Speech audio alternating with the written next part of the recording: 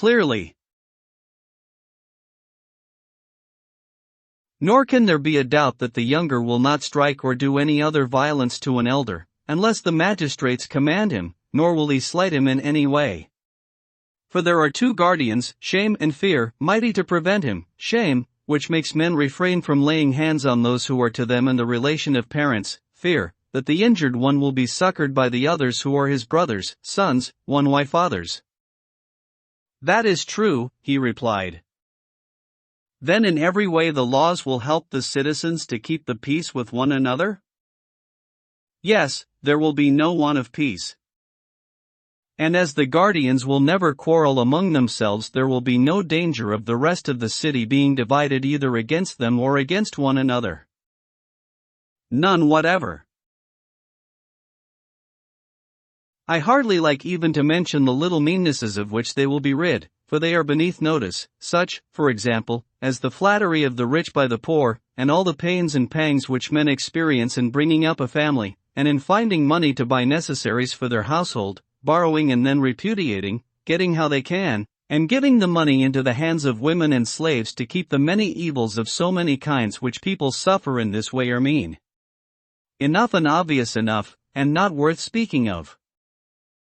Yes, he said, a man has no need of eyes in order to perceive that.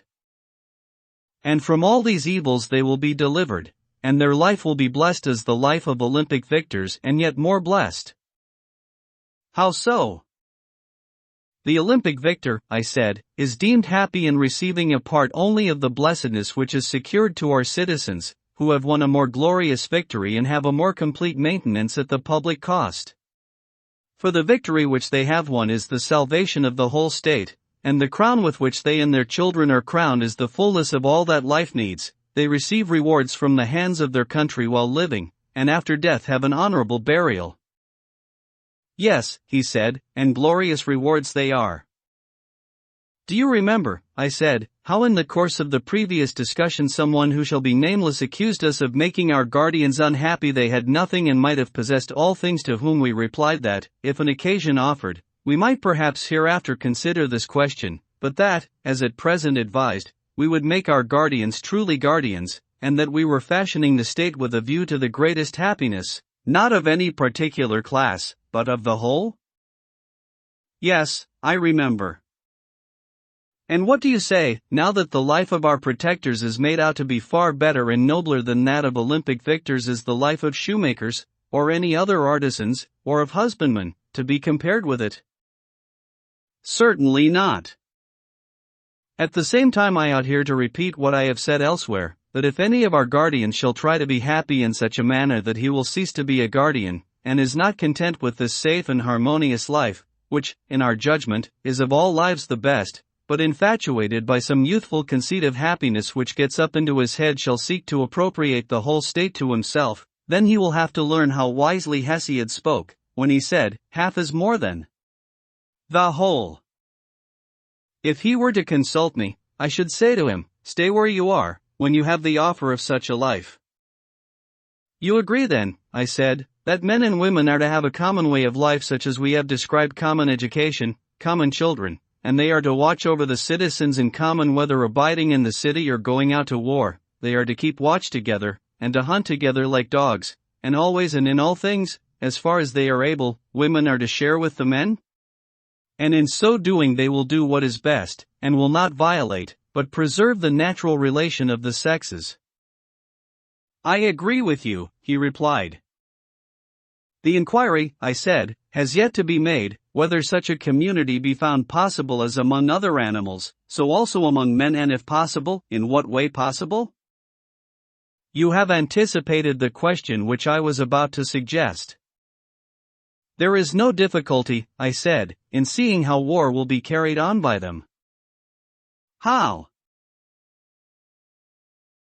Why, of course they will go on expeditions together, and will take with them any of their children who are strong enough, that, after the manner of the artisan's child, they may look on at the work which they will have to do when they are grown up, and besides looking on they will have to help and be of use in war, and to wait upon their fathers and mothers. Did you never observe in the arts how the potter's boys look on and help, long before they touch the wheel? Yes, I have.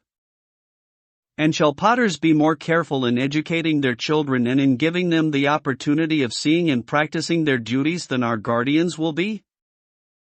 The idea is ridiculous, he said. There is also the effect on the parents, with whom, as with other animals, the presence of their young ones will be the greatest incentive to valor.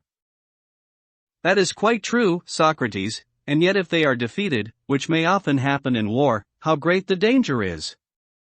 The children will be lost as well as their parents, and the state will never recover. True, I said, but would you never allow them to run any risk? I am far from saying that. Well, but if they are ever to run a risk, should they not do so on some occasion when, if they escape disaster, they will be the better for it? Clearly. Whether the future soldiers do or do not see war in the days of their youth is a very important matter, for the sake of which some risk may fairly be incurred. Yes, very important. This then must be our first step to make our children spectators of war, but we must also contrive that they shall be secured against danger, then all will be well. True.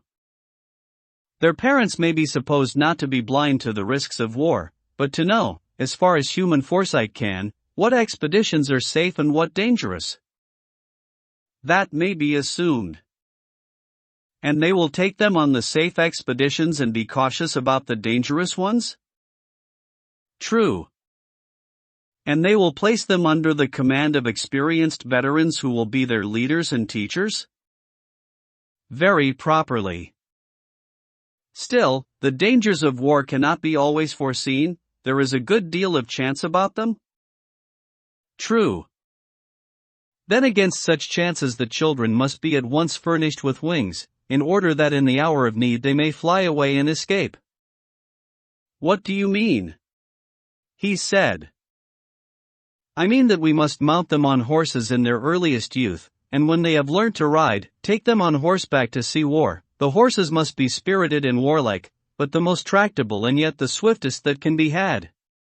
In this way they will get an excellent view of what is hereafter to be their own business, and if there is danger they have only to follow their elder leaders and escape. I believe that you are right, he said. Next, as to war, what are to be the relations of your soldiers to one another and to their enemies? I should be inclined to propose that the soldier who leaves his rank or throws away his arms, or is guilty of any other act of cowardice, should be degraded into the rank of a husbandman or artisan. What do you think? By all means, I should say. And he who allows himself to be taken prisoner may as well be made a present of to his enemies, he is their lawful prey, and let them do what they like with him. Certainly. But the hero who has distinguished himself, what shall be done to him? In the first place, he shall receive honor in the army from his youthful comrades, every one of them in succession shall crown him. What do you say? I approve. And what do you say to his receiving the right hand of fellowship? To that too, I agree. But you will hardly agree to my next proposal. What is your proposal? That he should kiss and be kissed by them. Most certainly, and I should be disposed to go further, and say, let no one whom he has a mind to kiss refuse to be kissed by him while the expedition lasts. So that if there be a lover in the army, whether his love be youth or maiden, he may be more eager to win the prize of valor. Capital, I said. That the brave man is to have more wives than others has been already determined, and he is to have first choices in such matters more than others, in order that he may have as many children as possible? Agreed. Again, there is another manner in which, according to Homer, brave youths should be honored, for he tells how Ajax, after he had distinguished himself in battle, was rewarded with long chins, which seems to be a compliment appropriate to a hero in the flower of his age, being not only a tribute of honor but also a very strengthening thing. Most true, he said. Then in this, I said, Homer shall be our teacher, and we too, at sacrifices and on the like occasions, will honor the brave according to the measure of their valor, whether men or women, with hymns and those other distinctions which we were mentioning, also with seats of precedence, and meats, and full cups, and in honoring them, we shall be at the same time training them. That, he replied, is excellent. Yes, I said, and when a man dies gloriously in war, shall we not say, in the first place, that he is of the golden race? To be sure. Nay, have we not the authority of Hesiod for affirming that when they are dead, they are holy angels upon the earth, authors of good, averters of evil, the guardians of speech-gifted men? Yes, and we accept his authority. We must learn of the god how we are to order the sepulture of divine and heroic personages, and what is to be their special distinction, and we must do as he bids. By all means. And in ages to come we will reverence them and kneel before their sepulchres as at the graves of heroes. And not only they but any who are deemed preeminently good, whether they die from age, or in any other way, shall be admitted to the same honors. That is very right, he said. Next, how shall our soldiers treat their enemies? What about this? In what respect do you mean? First of all, in regard to slavery? Do you think it right that Hellenes should enslave Hellenic states, or allow others to enslave them, if they can help? Should not their custom be to spare them, considering the danger which there is that the whole race may one day fall under the yoke of the barbarians? To spare them is infinitely better. Then no Hellene should be owned by them as a slave. That is a rule which they will observe and advise the other Hellenes to observe. Certainly, he said, they will in this way be united against the barbarians and will keep their hands off one another. Next, as to the slain, ought the conquerors, I said, to take anything but their armor? Does not the practice of despoiling an enemy afford an excuse for not facing the battle? Cowards skulk about the dead, pretending that they are fulfilling a duty, and many an army before now has been lost from this love of plunder. Very true. And is there not illiberality and avarice in robbing a corpse, and also a degree of meanness and womanishness in making an enemy of the dead body when the real enemy has flown away and left only his fighting gear behind him? Is not this rather like a dog who cannot get at his assailant, quarreling with the stones which strike him instead? Very like a dog, he said. Then we must abstain from spoiling the dead or hindering their burial? Yes, he replied, we most certainly must. Neither shall we offer up arms at the temples of the gods, least of all the arms of Hellenes, if we care to maintain good feeling with other Hellenes, and, indeed, we have reason to fear that the offering of spoils taken from kinsmen may be a pollution unless commanded by the god himself? Very true. Again, as to the devastation of Hellenic territory or the burning of houses, what is to be the practice? May I have the pleasure, he said, of hearing your opinion? Both should be forbidden, in my judgment. I would take the annual produce and no more. Shall I tell you why? Pray do.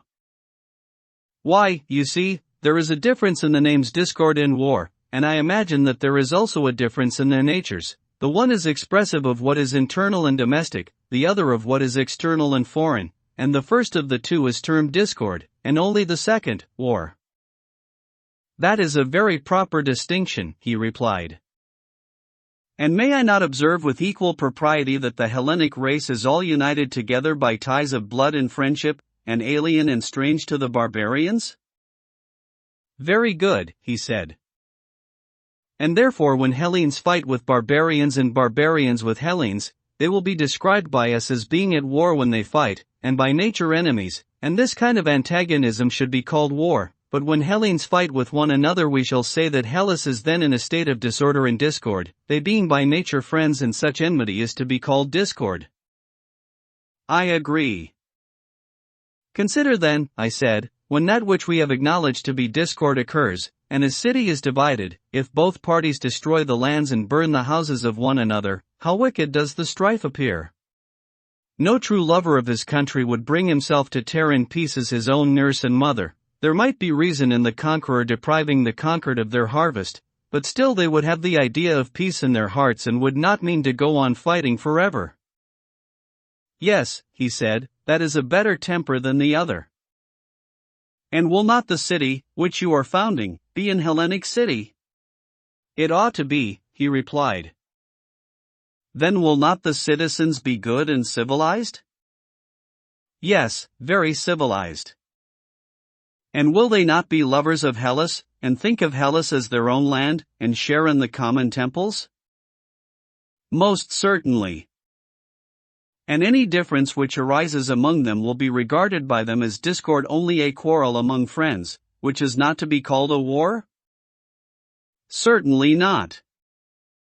Then they will quarrel as those who intend some day to be reconciled? Certainly. They will use friendly correction, but will not enslave or destroy their opponents. They will be correctors, not enemies? Just so. And as they are Hellenes themselves, they will not devastate Hellas, nor will they burn houses, not even suppose that the whole population of a city. Men, women, and children are equally their enemies, for they know that the guilt of war is always confined to a few persons and that the many are their friends. And for all these reasons they will be unwilling to waste their lands and raze their houses. Their enmity to them will only last until the many innocent sufferers have compelled the guilty few to give satisfaction. I agree, he said, that our citizens should thus deal with their Hellenic enemies, and with barbarians as the Hellenes now deal with one another. Then let us enact this law also for our guardians, that they are neither to devastate the lands of Hellenes nor to burn their houses. Agreed, and we may agree also in thinking that these, all our previous enactments, are very good. But still I must say, Socrates, that if you are allowed to go on in this way you will entirely forget the other question which at the commencement of this discussion you thrust aside: is such an order of things possible, and how, if at all? For I am quite ready to acknowledge that the plan which you propose, if only feasible, would do all sorts of good to the state.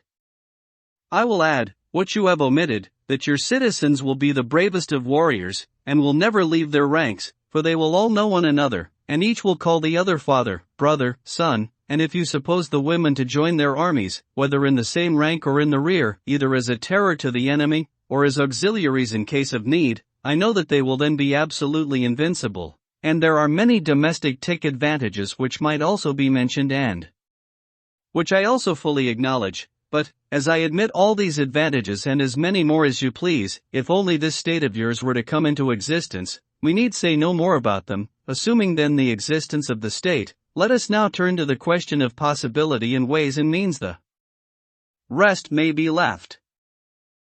If I loiter for a moment, you instantly make a raid upon me, I said, and have no mercy. I have hardly escaped the first and second waves, and you seem not to be aware that you are now bringing upon me the third, which is the greatest and heaviest.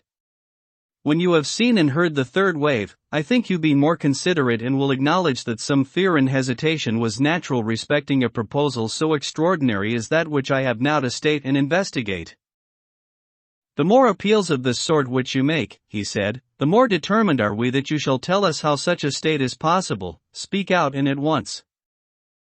Let me begin by reminding you that we found our way hither in the search after justice and injustice. True, he replied, but what of that? I was only going to ask whether, if we have discovered them, we are to require that the just man should in nothing fail of absolute justice, or may we be satisfied with an approximation and the attainment in him of a higher degree of justice than is to be found in other men? The approximation will be enough. We are inquiring into the nature of absolute justice and into the character of the perfectly just, and into injustice and the perfectly unjust, that we might have an ideal. We were to look at these in order that we might judge of our own happiness and unhappiness according to the standard which they exhibited and the degree in which we resembled them, but not with any view of showing that they could exist in fact. True, he said.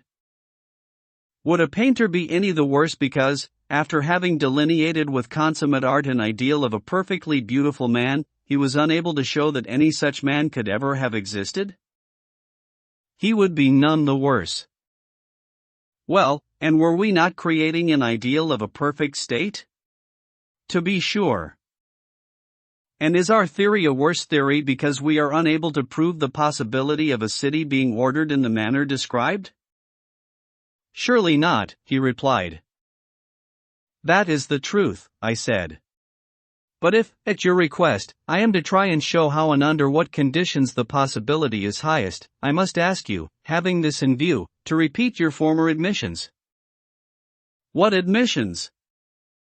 I want to know whether ideals are ever fully realized in language. Does not the word express more than the fact, and must not the actual, whatever a man may think, always, in the nature of things, fall short of the truth? What do you say?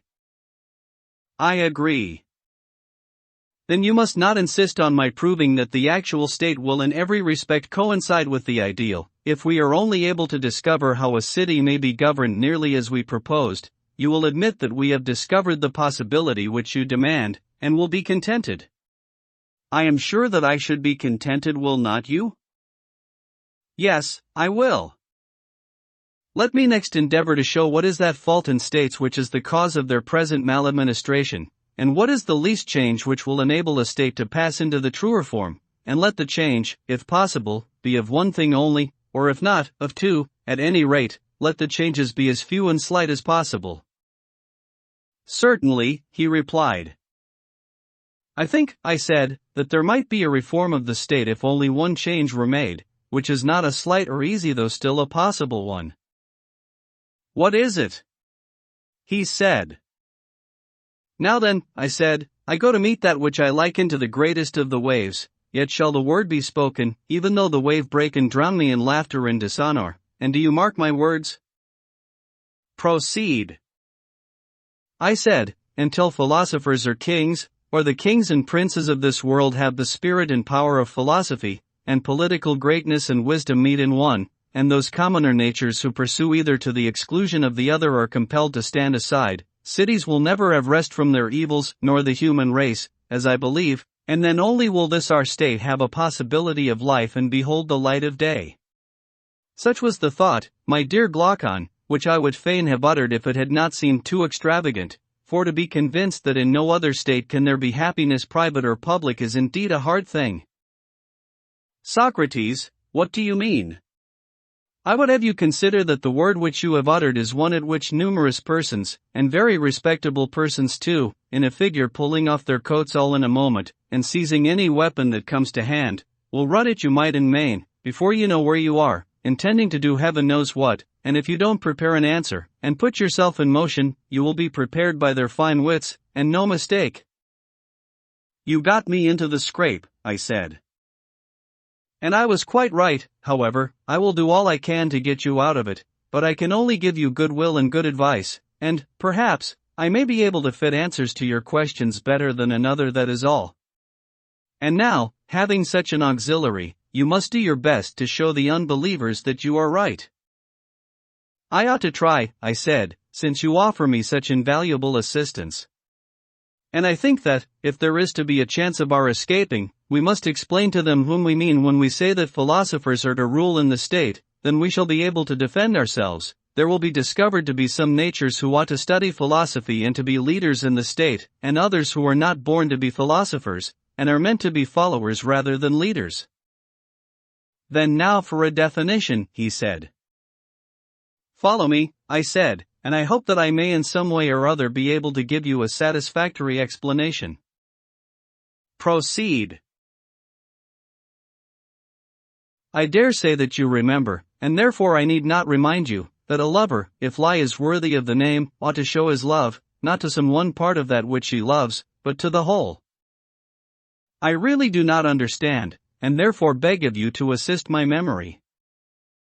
Another person, I said, might fairly reply as you do, but a man of pleasure like yourself ought to know that all who are in the flower of youth do somehow or other raise a pang or emotion in a lover's breast, and are thought by him to be worthy of his affectionate regards.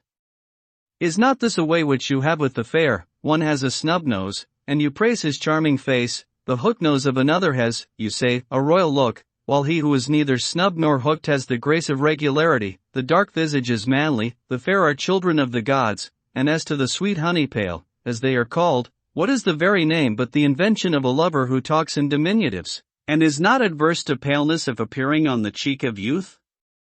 In a word, there is no excuse which you will not make, and nothing which you will not say, in order not to lose a single flower that blooms in the springtime of youth. If you make me an authority in matters of love, for the sake of the argument, I assent. And what do you say of lovers of wine? Do you not see them doing the same?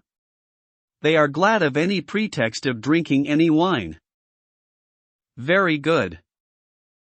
And the same is true of ambitious men. If they cannot command an army, they are willing to command a file, and if they cannot be honored by really great and important persons, they are glad to be honored by lesser and meaner people, but honor of some kind they must have. Exactly. Once more let me ask, does he who desires any class of goods, desire the whole class or a part only? The whole. And may we not say of the philosopher that he is a lover, not of a part of wisdom only, but of the whole? Yes, of the whole. And he who dislikes learnings, especially in youth, when he has no power of judging what is good and what is not, such an one we maintain not to be a philosopher or a lover of knowledge, just as he who refuses his food is not hungry, and may be said to have a bad appetite and not a good one. Very true, he said. Whereas he who has a taste for every sort of knowledge and who is curious to learn and is never satisfied, may be justly termed a philosopher? Am I not right? Glaucon said, if curiosity makes a philosopher, you will find many a strange being will have a title to the name. All the lovers of sights have a delight in learning, and must therefore be included. Musical amateurs, too, are a folk strangely out of place among philosophers, for they are the last persons in the world who would come to anything like a philosophical discussion, if they could help, while they run about at the Dionysiac festivals as if they had let out their ears to hear every chorus, whether the performance is in town or country that makes no difference, they are there. Now are we to maintain that all these and any who have similar tastes, as well as the professors of quite minor arts, are philosophers? Certainly not, I replied, they are only an imitation. He said, who then are the true philosophers? Those, I said, who are lovers of the vision of truth. That is also good, he said, but I should like to know what you mean. To another, I replied, I might have a difficulty in explaining, but I am sure that you will admit a proposition which I am about to make. What is the proposition? That since beauty is the opposite of ugliness, they are two? Certainly. And inasmuch as they are two, each of them is one? True again. And of just and unjust, good and evil, and of every other class, the same remark holds, taken singly, each of them one, but from the various combinations of them with actions and things and with one another, they are seen in all sorts of lights and appear many?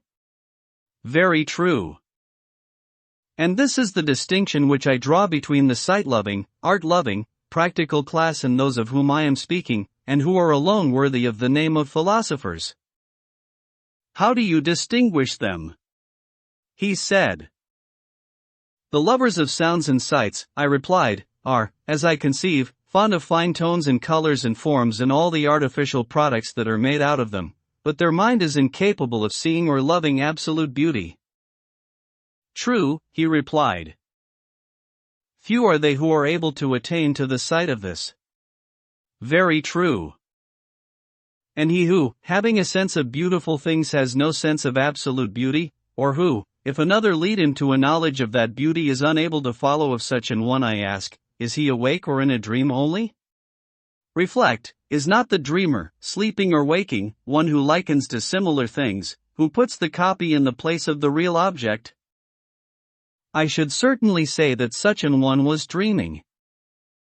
But take the case of the other, who recognizes the existence of absolute beauty and is able to distinguish the idea from the objects which participate in the idea, neither putting the objects in the place of the idea nor the idea in the place of the objects. Is he a dreamer, or is he awake? He is wide awake. And may we not say that the mind of the one who knows has knowledge, and that the mind of the other, who opines only, has opinion? Certainly. But suppose that the latter should quarrel with us and dispute our statement, can we administer any soothing cordial or advice to him, without revealing to him that there is sad disorder in his wits? We must certainly offer him some good advice, he replied. Come, then, and let us think of something to say to him. Shall we begin by assuring him that he is welcome to any knowledge which he may have, and that we are rejoiced at his having it? But we should like to ask him a question: does he who has knowledge know something or nothing? You must answer for him. I answer that he knows something. Something that is or is not? Something that is, for how can that which is not ever be known? And are we assured, after looking at the matter from many points of view, that absolute being is or may be absolutely known, but that the utterly non-existent is utterly unknown? Nothing can be more certain. Good. But if there be anything which is of such a nature as to be and not to be, that will have a place intermediate between pure being and the absolute negation of being? Yes, between them. And, as knowledge corresponded to being and ignorance of necessity to not being, for that intermediate between being and not being there has to be discovered a corresponding intermediate between ignorance and knowledge, if there be such? Certainly. Do we admit the existence of opinion? Undoubtedly. As being the same with knowledge, or another faculty? Another faculty. Then opinion and knowledge have to do with different kinds of matter corresponding to this difference of faculties? Yes. And knowledge is relative to being and knows being. But before I proceed further, I will make a division. What division? I will begin by placing faculties in a class by themselves. They are powers in us, and in all other things, by which we do as we do sight and hearing, for example, I should call faculties. Have I clearly explained the class which I mean? Yes, I quite understand. Then let me tell you my view about them. I do not see them, and therefore the distinctions of fire, color, and the like, which enable me to discern the differences of some things, do not apply to them. In speaking of a faculty, I think only of its sphere and its result, and that which has the same sphere and the same result I call the same faculty, but that which has another sphere and another result I call different. Would that be your way of speaking? Yes. And will you be so very good as to answer one more question? Would you say that knowledge is a faculty, or in what class would you place it? Certainly knowledge is a faculty, and the mightiest of all faculties. And is opinion also a faculty? Certainly, he said, for opinion is that with which we are able to form an opinion. And yet you were acknowledging a little while ago that knowledge is not the same as opinion? Why, yes, he said. How can any reasonable being ever identify that which is infallible with that which errs? An excellent answer, proving, I said, that we are quite conscious of a distinction between them. Yes. Then knowledge and opinion, having distinct powers, have also distinct spheres or subject matters? That is certain. Being is the sphere or subject matter of knowledge, and knowledge is to know the nature of being? Yes. And opinion is to have an opinion? Yes. And do we know what we opine? Or is the subject matter of opinion the same as the subject matter of knowledge? Nay, he replied, that has been already disproven, if difference in faculty implies difference in the sphere or subject matter, and if, as we were saying, opinion and knowledge are distinct faculties, then the sphere of knowledge and of opinion cannot be the same. Then if being is the subject matter of knowledge, something else must be the subject matter of opinion? Yes, something else.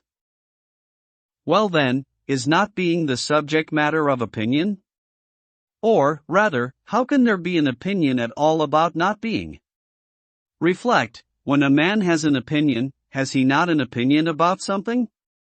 Can he have an opinion which is an opinion about nothing? Impossible. He who has an opinion about some one thing? Yes. And not being is not one thing but, properly speaking, nothing? True. Of not being, ignorance was assumed to be the necessary correlative of being, knowledge? True, he said.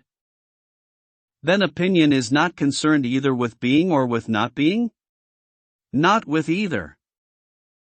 And can therefore neither be ignorance nor knowledge? That seems to be true. But is opinion to be sought without and beyond either of them, in a greater clearness than knowledge, or in a greater darkness than ignorance? In neither. Then I suppose that opinion appears to you to be darker than knowledge, but lighter than ignorance? Both, and in no small degree. And also to be within and between them? Yes.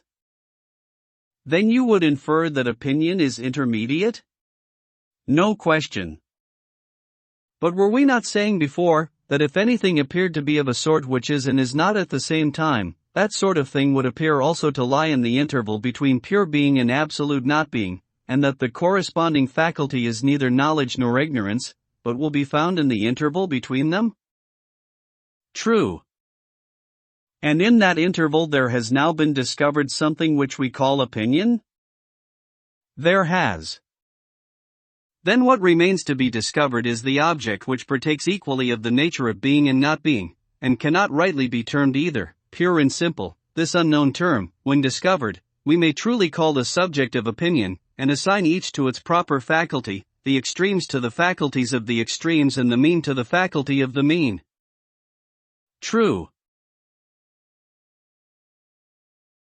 This being premised, I would ask the gentleman who is of opinion that there is no absolute or unchangeable idea of beauty, in whose opinion the beautiful is the manifoldy, I say, your lover of beautiful sights, who cannot bear to be told that the beautiful is one, and the just is one, or that anything is one, to him I would appeal, saying, will you be so very kind, sir, as to tell us whether, of all these beautiful things, there is one which will not be found ugly, or of the just, which will not be found unjust, or of the holy, which will not also be unholy? No, he replied, the beautiful will in some point of view be found ugly, and the same is true of the rest. And may not the many which are doubles be also halves, of doubles, that is, of one thing, and halves of another? Quite true. And things great and small, heavy and light, as they are termed, will not be denoted by these any more than by the opposite names? True, both these and the opposite names will always attach to all of them. And can any one of those many things which are called by particular names be said to be this rather than not to be this? He replied, they are like the punning riddles which are asked at feasts, or the children's puzzle about the eunuch aiming at the bat, with what he hit him, as they say in the puzzle, and upon what the bat was sitting. The individual objects of which I am speaking are also a riddle, and have a double sense, nor can you fix them in your mind, either as being or not being, or both, or neither. Then what will you do with them? I said. Can they have a better place than between being and not being? For they are clearly not in greater darkness or negation than not being, or more full of light and existence than being. That is quite true, he said. Thus then we seem to have discovered that the many ideas which the multitude entertain about the beautiful and about all other things are tossing about in some region which is halfway between pure being and pure not being? We have. Yes, and we had before agreed that anything of this kind which we might find was to be described as matter of opinion, and not as matter of knowledge, being the intermediate flux which is caught and detained by the intermediate faculty. Quite true.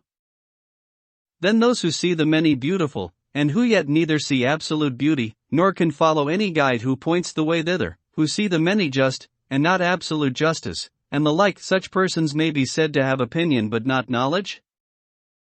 That is certain. But those who see the absolute and eternal and immutable may be said to know, and not to have opinion only? Neither can that be denied.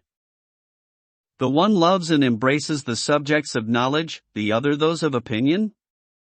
The latter are the same, as I dare say will remember, who listened to sweet sounds and gazed upon fair colors, but would not tolerate the existence of absolute beauty. Yes, I remember. Shall we then be guilty of any impropriety in calling them lovers of opinion rather than lovers of wisdom, and will they be very angry with us for thus describing them? I shall tell them not to be angry. No man should be angry at what is true. But those who love the truth in each thing are to be called lovers of wisdom and not lovers of opinion. Assuredly. Book 6. Socrates, Glaucon. And thus, Glaucon, after the argument has gone a weary way, the true and the false philosophers have at length appeared in view. I do not think, he said, that the way could have been shortened. I suppose not, I said, and yet I believe that we might have had a better view of both of them if the discussion could have been confined to this one subject and if there were not many other questions awaiting us, which he who desires to see in what respect the life of the just differs from that of the unjust must consider. And what is the next question? He asked. Surely, I said, the one which follows next in order. Inasmuch as philosophers only are able to grasp the eternal and unchangeable, and those who wander in the region of the many and variable are not philosophers, I must ask you which of the two classes should be the rulers of our state? And how can we rightly answer that question? Whichever of the two are best able to guard the laws and institutions of our state, let them be our guardians. Very good. Neither, I said, can there be any question that the guardian who is to keep anything should have eyes rather than no eyes? There can be no question of that. And are not those who are verily and indeed wanting in the knowledge of the true being of each thing, and who have in their souls no clear pattern, and are unable as with a painter's eye to look at the absolute truth and to that original to repair, and having perfect vision of the other world to order the laws about beauty, goodness, justice in this, if not already ordered, and to guard and preserve the order of them, are not such persons, I ask, simply blind? Truly, he replied, they are much in that condition. And shall they be our guardians when there are others who, besides being their equals in experience and falling short of them in no particular of virtue, also know the very truth of each thing? There can be no reason, he said, for rejecting those who have this greatest of all great qualities. They must always have the first place unless they fail in some other respect. Suppose then, I said, that we determine how far they can unite this and the other excellences. By all means. In the first place, as we began by observing, the nature of the philosopher has to be ascertained. We must come to an understanding about him, and, when we have done so, then, if I am not mistaken, we shall also acknowledge that such an union of qualities is possible, and that those in whom they are united, and those only, should be rulers in the state. What do you mean? Let us suppose that philosophical minds always love knowledge of a sort which shows them the eternal nature not varying from generation and corruption. Agreed. And further, I said, let us agree that they are lovers of all true being. There is no part whether greater or less, or more or less honorable, which they are willing to renounce, as we said before of the lover and the man of ambition. True. And if they are to be what we were describing, is there not another quality which they should also possess? What quality? Truthfulness. They will never intentionally receive into their mind falsehood, which is their detestation, and they will love the truth. Yes, that may be safely affirmed of them. Maybe, my friend, I replied, is not the word, say rather must be affirmed, for he whose nature is amorous of anything cannot help loving all that belongs or is akin to the object of his affections. Right, he said. And is there anything more akin to wisdom than truth? How can there be? Can the same nature be a lover of wisdom and a lover of falsehood? Never. The true lover of learning then must from his earliest youth, as far as in him lies, desire all truth? Assuredly. But then again, as we know by experience, he whose desires are strong in one direction will have them weaker in others. It will be like a stream which has been drawn off into another channel. True. He whose desires are drawn towards knowledge in every form will be absorbed in the pleasures of the soul, and will hardly feel bodily pleasure, if he be a true philosopher and not a sham one. That is most certain. Such an one is sure to be temperate and the reverse of covetous, for the motives which make another man desirous of having and spending have no place in his character. Very true.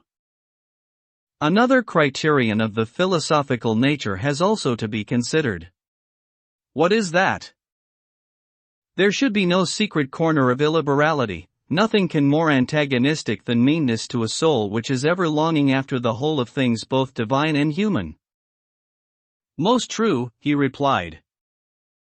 Then how can he who has magnificence of mind and is the spectator of all time and all existence, think much of human life? He cannot. Or can such an one account death fearful? No, indeed. Then the cowardly and mean nature has no part in true philosophy? Certainly not. Or again, can he who is harmoniously constituted, who is not covetous or mean, or a boaster, or a coward, can he, I say, ever be unjust or hard in his dealings? Impossible. Then you will soon observe whether a man is just and gentle, or rude and unsociable. These are the signs which distinguish even in youth the philosophical nature from the unphilosophical. True. There is another point which should be remarked. What point?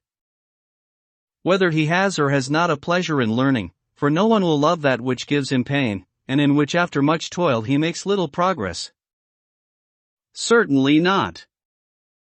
And again, if he is forgetful and retains nothing of what he learns, will he not be an empty vessel? That is certain. Laboring in vain, he must end in hating himself and his fruitless occupation? Yes. Then a soul which forgets cannot be ranked among genuine philosophic natures. We must insist that the philosopher should have a good memory? Certainly. And once more, the inharmonious and unseemly nature can only tend to disproportion? Undoubtedly. And do you consider truth to be akin to proportion or to disproportion? To proportion. Then, besides other qualities, we must try to find a naturally well-proportioned and gracious mind, which will move spontaneously towards the true being of everything. Certainly.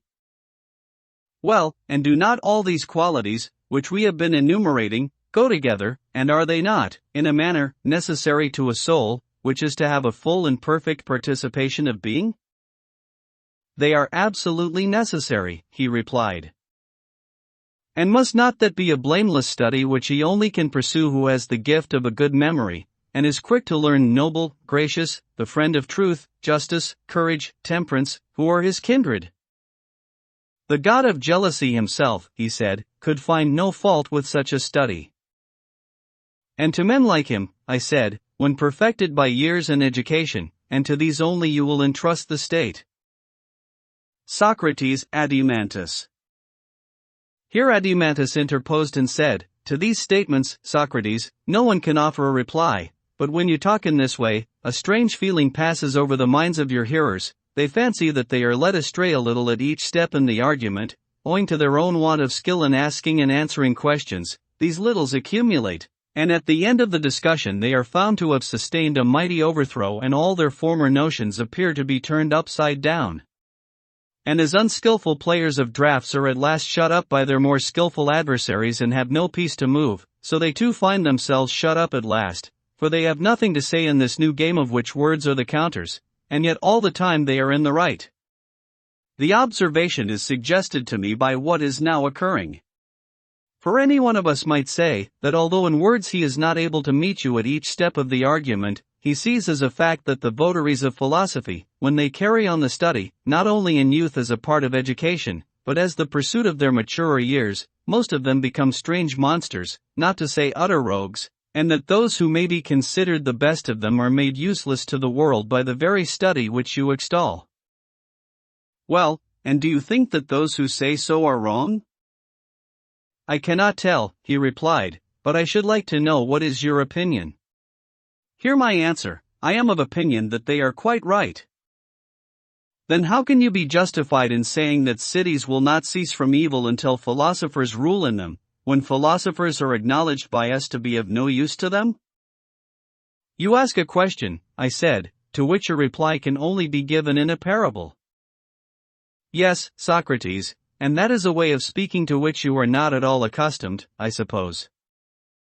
I perceive, I said, that you are vastly amused at having plunged me into such a hopeless discussion, but now hear the parable, and then you will be still more amused at the meagerness of my imagination, for the manner in which the best men are treated in their own states is so grievous that no single thing on earth is comparable to it, and therefore, if I am to plead their cause, I must have recourse to fiction, and put together a figure made up of many things, like the fabulous unions of goats and stags which are found in pictures. Imagine then a fleet or a ship in which there is a captain who is taller and stronger than any of the crew, but he is a little deaf and has a similar infirmity in sight, and his knowledge of navigation is not much better. The sailors are quarreling with one another about the steering. Everyone is of opinion that he has a right to steer, though he has never learned the art of navigation and cannot tell who taught him or when he learned, and will further assert that it cannot be taught, and they are ready to cut in pieces anyone who says the contrary. They throng about the captain, begging and praying him to commit the helm to them, and if at any time they do not prevail, but others are preferred to them, they kill the others or throw them overboard, and having first chained up the noble captain's senses with drink or some narcotic drug, they mutiny, and take possession of the ship and make free with the stores. Thus, eating and drinking, they proceed on their voyage in such a manner as might be expected of them. Him who is their partisan and cleverly aids them in their plot for getting the ship out of the captain's hands into their own, whether by force or persuasion, they compliment with the name of sailor, pilot, able seaman, and abuse the other sort of man, whom they call a good for nothing, but that the true pilot must pay attention to the year and seasons and sky and stars and winds, and whatever else belongs to his art, if he intends to be really qualified for the command of a ship, and that he must and will be the steerer, whether other people like or not. The possibility of this union of authority with the steerer's art has never seriously entered into their thoughts or been made part of their calling. Now in vessels which are in a state of mutiny and by sailors who are mutineers, how will the true pilot be regarded? Will he not be called by them a prater, a stargazer, a good for nothing? Of course, said Adeimantus. Then you will hardly need, I said, to hear the interpretation of the figure, which describes the true philosopher in his relation to the state, for you understand already. Certainly. Then suppose you now take this parable to the gentleman who was surprised at finding that philosophers have no honor in their cities. Explain it to him and try to convince him that their having honor would be far more extraordinary. I will. Say to him, that, in deeming the best votaries of philosophy to be useless to the rest of the world, he is right, but also tell him to attribute their uselessness to the fault of those who will not use them, and not to themselves. The pilot should not humbly beg the sailors to be commanded by him. That is not the order of nature, neither are the wise to go to the doors of the rich. The ingenious author of this saying told a lie, but the truth is, that, when a man is ill, whether he be rich or poor, to the physician he must go, and he who wants to be governed, to him who is able to govern. The ruler who is good for anything ought not to beg his subjects to be ruled by him. Although the present governors of mankind are of a different stamp, they may be justly compared to the mutinous sailors, and the true helmsmen to those who are called by them good for nothings and stargazers. Precisely so, he said. For these reasons, and among men like these, philosophy, the noblest pursuit of all, is not likely to be much esteemed by those of the opposite faction. Not that the greatest and most lasting injury is done to her by her opponents, but by her own professing followers, the same of whom you suppose the accuser to say, that the greater number of them are arrant rogues, and the best are useless, in which opinion I agreed. Yes. And the reason why the good are useless has now been explained? True. Then shall we proceed to show that the corruption of the majority is also unavoidable, and that this is not to be laid to the charge of philosophy any more than the other? By all means. And let us ask and answer in turn, first going back to the description of the gentle and noble nature. Truth, as you will remember, was his leader, whom he followed always and in all things. Failing in this, he was an impostor, and had no part or lot in true philosophy. Yes, that was said. Well, and is not this one quality, to mention no others, greatly at variance with present notions of him? Certainly, he said.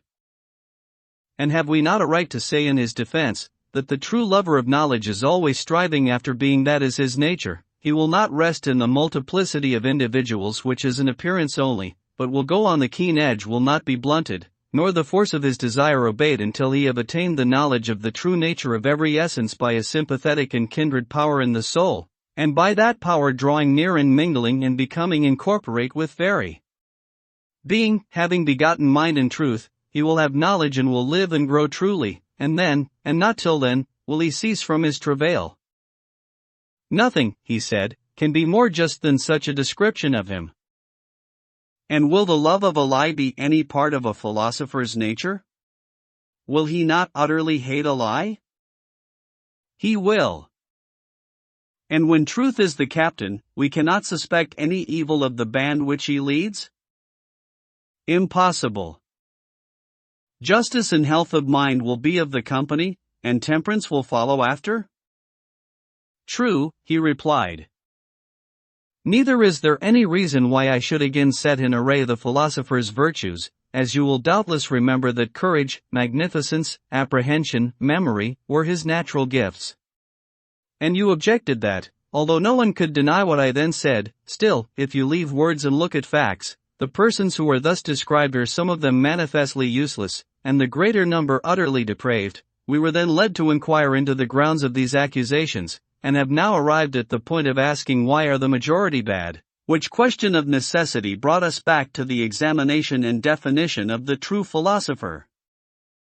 Exactly. And we have next to consider the corruptions of the philosophic nature, why so many are spoiled and so few escape spoiling. I am speaking of those who were said to be useless but not wicked, and, when we have done with them, we will speak of the imitators of philosophy. What manner of men are they who aspire after a profession which is above them and of which they are unworthy, and then, by their manifold inconsistencies, bring upon philosophy, and upon all philosophers, that universal reprobation of which we speak? What are these corruptions? He said. I will see if I can explain them to you. Everyone will admit that a nature having in perfection all the qualities which we required in a philosopher, is a rare plant which is seldom seen among men. Rare indeed. And what numberless and powerful causes tend to destroy these rare natures? What causes? In the first place there are their own virtues, their courage, temperance, and the rest of them, every one of which praiseworthy qualities, and this is a most singular circumstance, destroys and distracts from philosophy the soul which is the possessor of them. That is very singular, he replied. Then there are all the ordinary goods of life: beauty, wealth, strength, rank, and great connections in the state. You understand the sort of things these also have a corrupting and distracting effect. I understand, but I should like to know more precisely what you mean about them. Grasp the truth as a whole, I said, and in the right way, you will then have no difficulty in apprehending the preceding remarks, and they will no longer appear strange to you. And how am I to do so? He asked.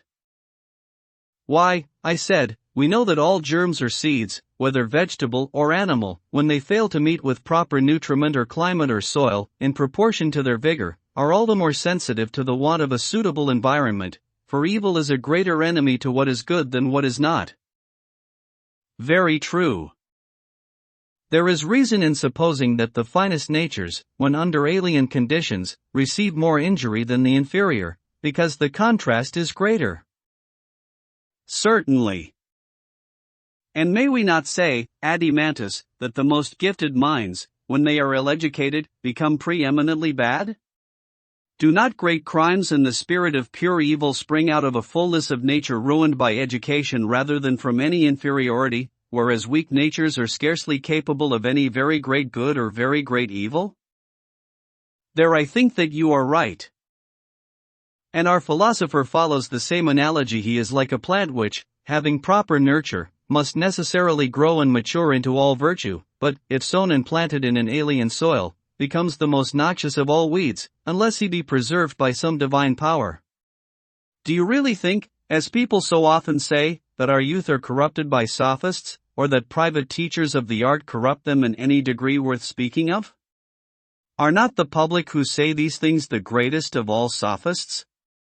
And do they not educate to perfection young and old, men and women alike, and fashion them after their own hearts? When is this accomplished? He said. When they meet together, and the world sits down at an assembly, or in a court of law, or a theater, or a camp, or in any other popular resort, and there is a great uproar, and they praise some things which are being said or done, and blame other things, equally exaggerating both, shouting and clapping their hands, and the echo of the rocks in the place in which they are assembled redoubles the sound of the praise or blame. At such a time will not a young man's heart, as they say, leap within him? Will any private training enable him to stand firm against the overwhelming flood of popular opinion? Or will he be carried away by the stream? Will he not have the notions of good and evil which the public in general have? He will do as they do, and as they are, such will he be? Yes, Socrates, necessity will compel him. And yet, I said, there is a still greater necessity, which has not been mentioned. What is that? The gentle force of attainder or confiscation or death which, as you are aware, these new sophists and educators who are the public, apply when their words are powerless. Indeed they do, and in right good earnest. Now what opinion of any other sophist, or of any private person, can be expected to overcome in such an unequal contest? None, he replied. No, indeed, I said, even to make the attempt is a great piece of folly. There neither is, nor has been, nor is ever likely to be, any different type of character which has had no other training in virtue but that which is supplied by public opinion. I speak, my friend, of human virtue only. What is more than human, as the proverb says, is not included, for I would not have you ignorant that, in the present evil state of governments, whatever is saved and comes to good is saved by the power of God, as we may truly say. I quite assent, he replied. Then let me crave your assent also to a further observation. What are you going to say? Why, that all those mercenary individuals, whom the many call sophists and whom they deem to be their adversaries, do, in fact, teach nothing but the opinion of the many, that is to say, the opinions of their assemblies, and this is their wisdom. I might compare them to a man who should study the tempers and desires of a mighty strong beast who is fed by him. He would learn how to approach and handle him, also at what times and from what causes he is dangerous or the reverse, and what is the meaning of his several cries, and by what sounds, when another utters them, he is soothed or infuriated, and you may suppose further, that when, by continually attending upon him, he has become perfect in all this, he calls his knowledge wisdom, and makes of it a system or art, which he proceeds to teach, although he has no real notion of what he means by the principles or passions of which he is speaking, but calls this honorable and that dishonorable, or good or evil, or just or unjust, all in accordance with the tastes and tempers of the great brute. Good he pronounces to be that in which the beast delights, and evil to be that which he dislikes, and he can give no other account of them except that the just and noble are the necessary, having never himself seen, and having no power of explaining to others the nature of either, or the difference between them, which is immense. By heaven, would not such an one be a rare educator? Indeed, he would. And in what way does he who thinks that wisdom is the discernment of the tempers and tastes of the motley multitude, whether in painting or music, or, finally, in politics, differ from him whom I have been describing? For when a man consorts with the many, and exhibits to them his poem or other work of art with a service which he has done the state, making them his judges when he is not obliged, the so-called necessity of Diomede will oblige him to produce whatever they praise. And yet the reasons are utterly ludicrous which they give in confirmation of their own notions about the honorable and good. Did you ever hear any of them which were not? No, nor am I likely to hear. You recognize the truth of what I have been saying? Then let me ask you to consider further whether the world will ever be induced to believe in the existence of absolute beauty rather than of the many beautiful, or of the absolute in each kind rather than of the many in each kind? Certainly not. Then the world cannot possibly be a philosopher? Impossible. And therefore philosophers must inevitably fall under the censure of the world? They must. And of individuals who consort with the mob and seek to please them? That is evident. Then, do you see any way in which the philosopher can be preserved in his calling to the end? And remember what we were saying of him, that he was to have quickness and memory and courage and magnificence. These were admitted by us to be the true philosopher's gifts. Yes. Will not such an one from his early childhood be in all things first among all, especially if his bodily endowments are like his mental ones? Certainly, he said. And his friends and fellow citizens will want to use him as he gets older for their own purposes? No question. Falling at his feet, they will make requests to him and do him honor and flatter him, because they want to get into their hands now the power which he will one day possess. That often happens, he said. And what will a man such as he be likely to do under such circumstances, especially if he be a citizen of a great city, rich and noble, and a tall proper youth?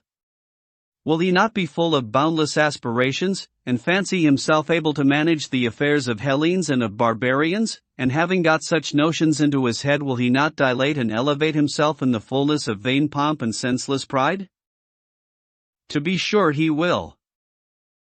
Now, when he is in this state of mind, if someone gently comes to him and tells him that he is a fool and must get understanding, which can only be got by slaving for it, do you think that, under such adverse circumstances, he will be easily induced to listen?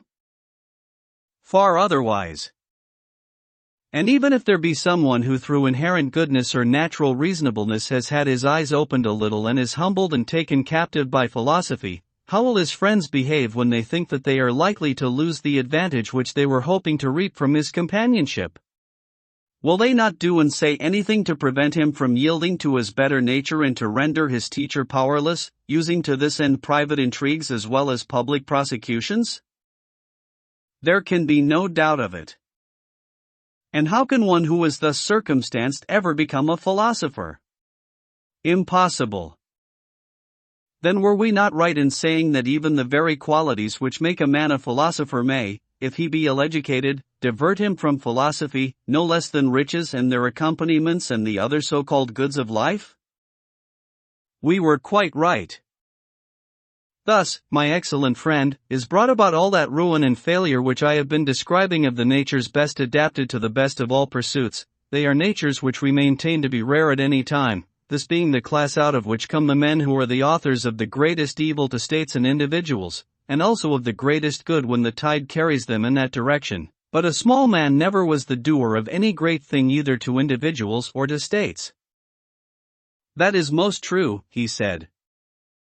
And so philosophy is left desolate, with her marriage rite incomplete, for her own have fallen away and forsaken her, and while they are leading a false and unbecoming life, other unworthy persons, seeing that she has no kinsmen to be her protectors, enter in and dishonor her, and fasten upon her the reproaches which, as you say, her reprovers utter, who affirm of her votaries that some are good for nothing, and that the greater number deserve the severest punishment. That is certainly what people say. Yes, and what else would you expect, I said, when you think of the puny creatures who, seeing this land open to them, a land well stocked with fair names and showy titles like prisoners running out of prison into a sanctuary, take a leap out of their trades into philosophy, those who do so being probably the cleverest hands at their own miserable crafts? For, although philosophy be in this evil case, still there remains a dignity about her which is not to be found in the arts. And many are thus attracted by her whose natures are imperfect and whose souls are maimed and disfigured by their meannesses, as their bodies are by their trades and crafts. Is not this unavoidable? Yes.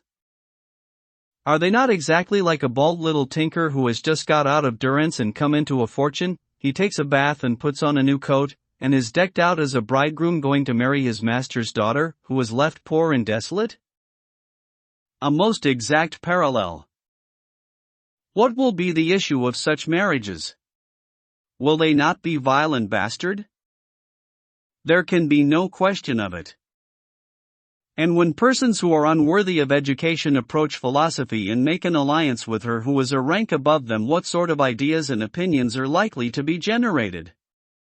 Will they not be sophisms captivating to the ear, having nothing in them genuine, or worthy of or akin to true wisdom? No doubt, he said.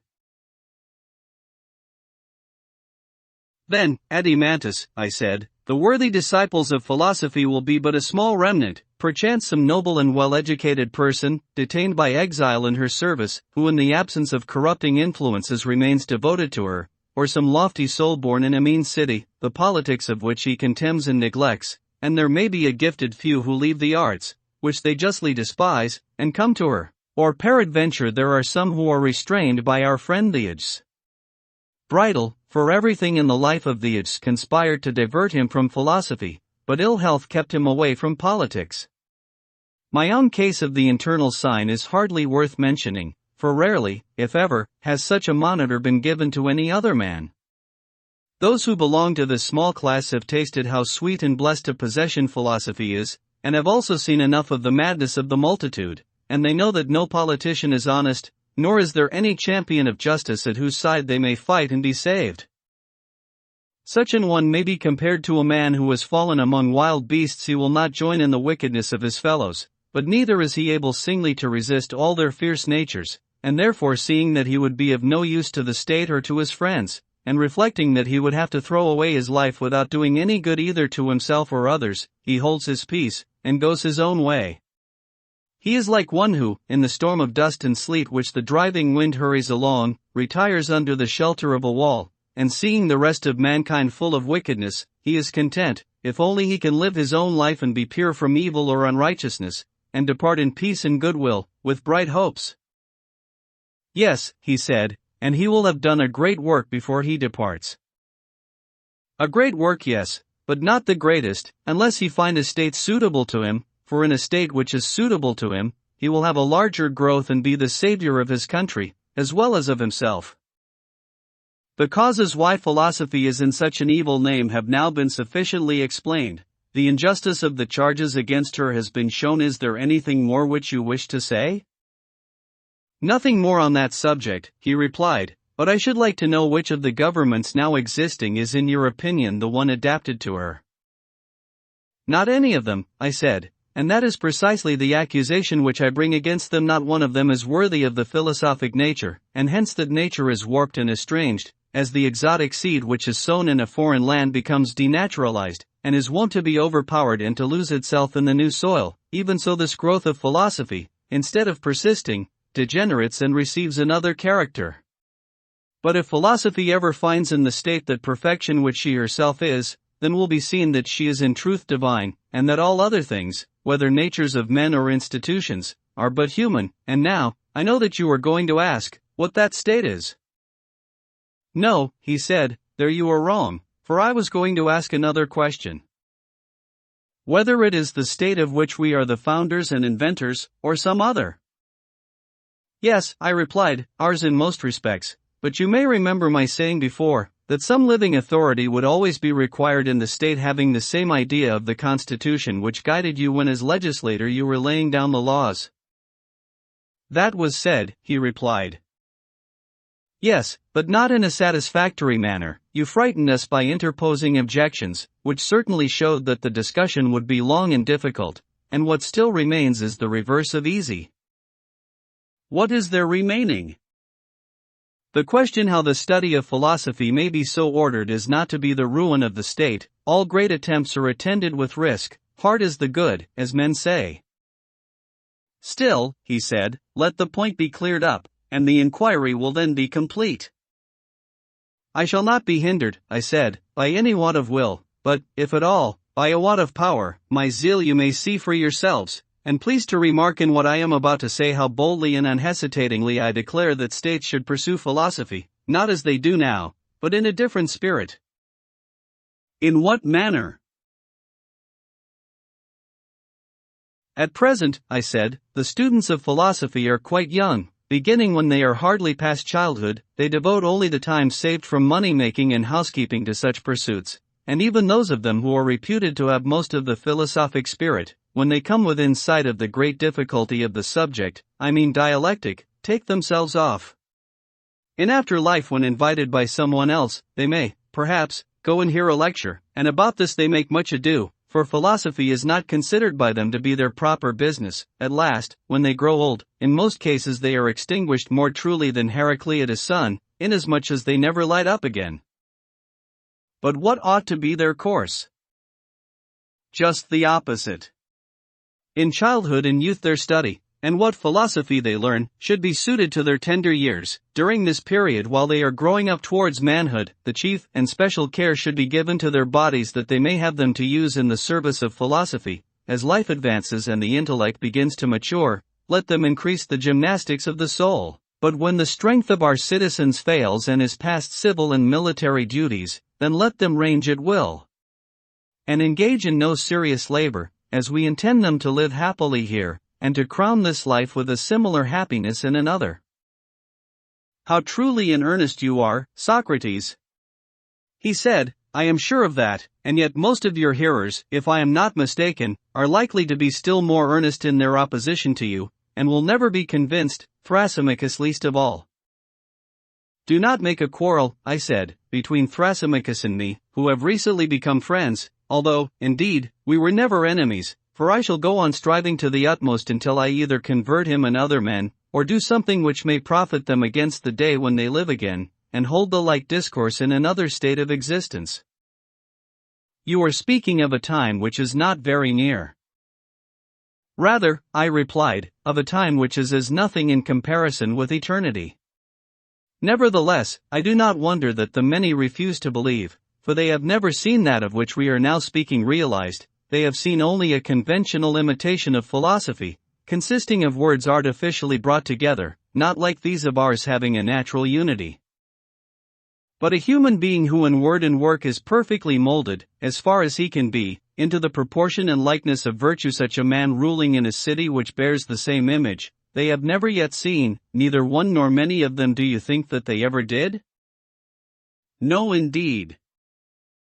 No, my friend, and they have seldom, if ever, heard free and noble sentiments, such as men utter when they are earnestly and by every means in their power seeking after truth for the sake of knowledge, while they look coldly on the subtleties of controversy, of which the end is opinion and strife, whether they meet with them in the courts of law or in society. They are strangers, he said, to the words of which you speak.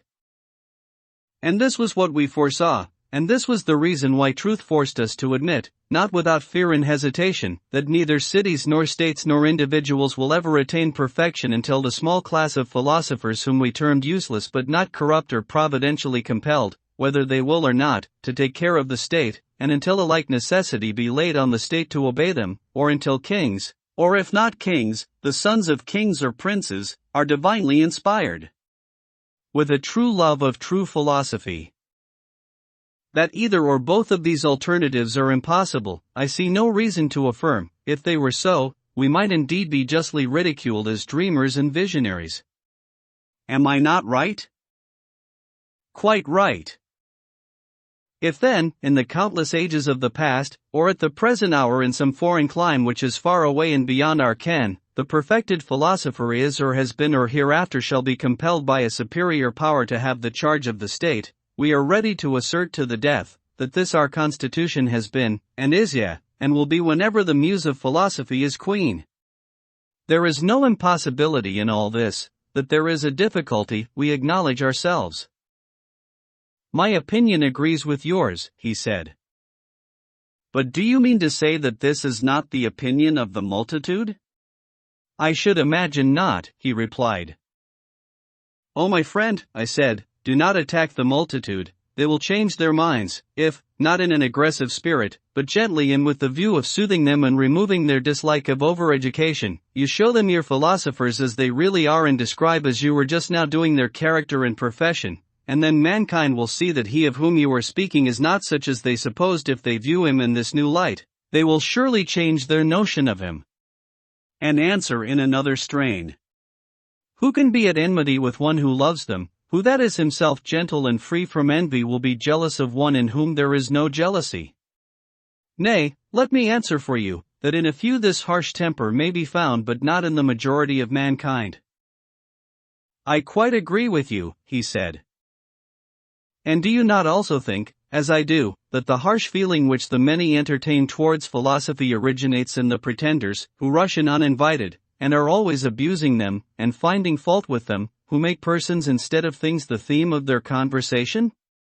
And nothing can be more unbecoming in philosophers than this. It is most unbecoming.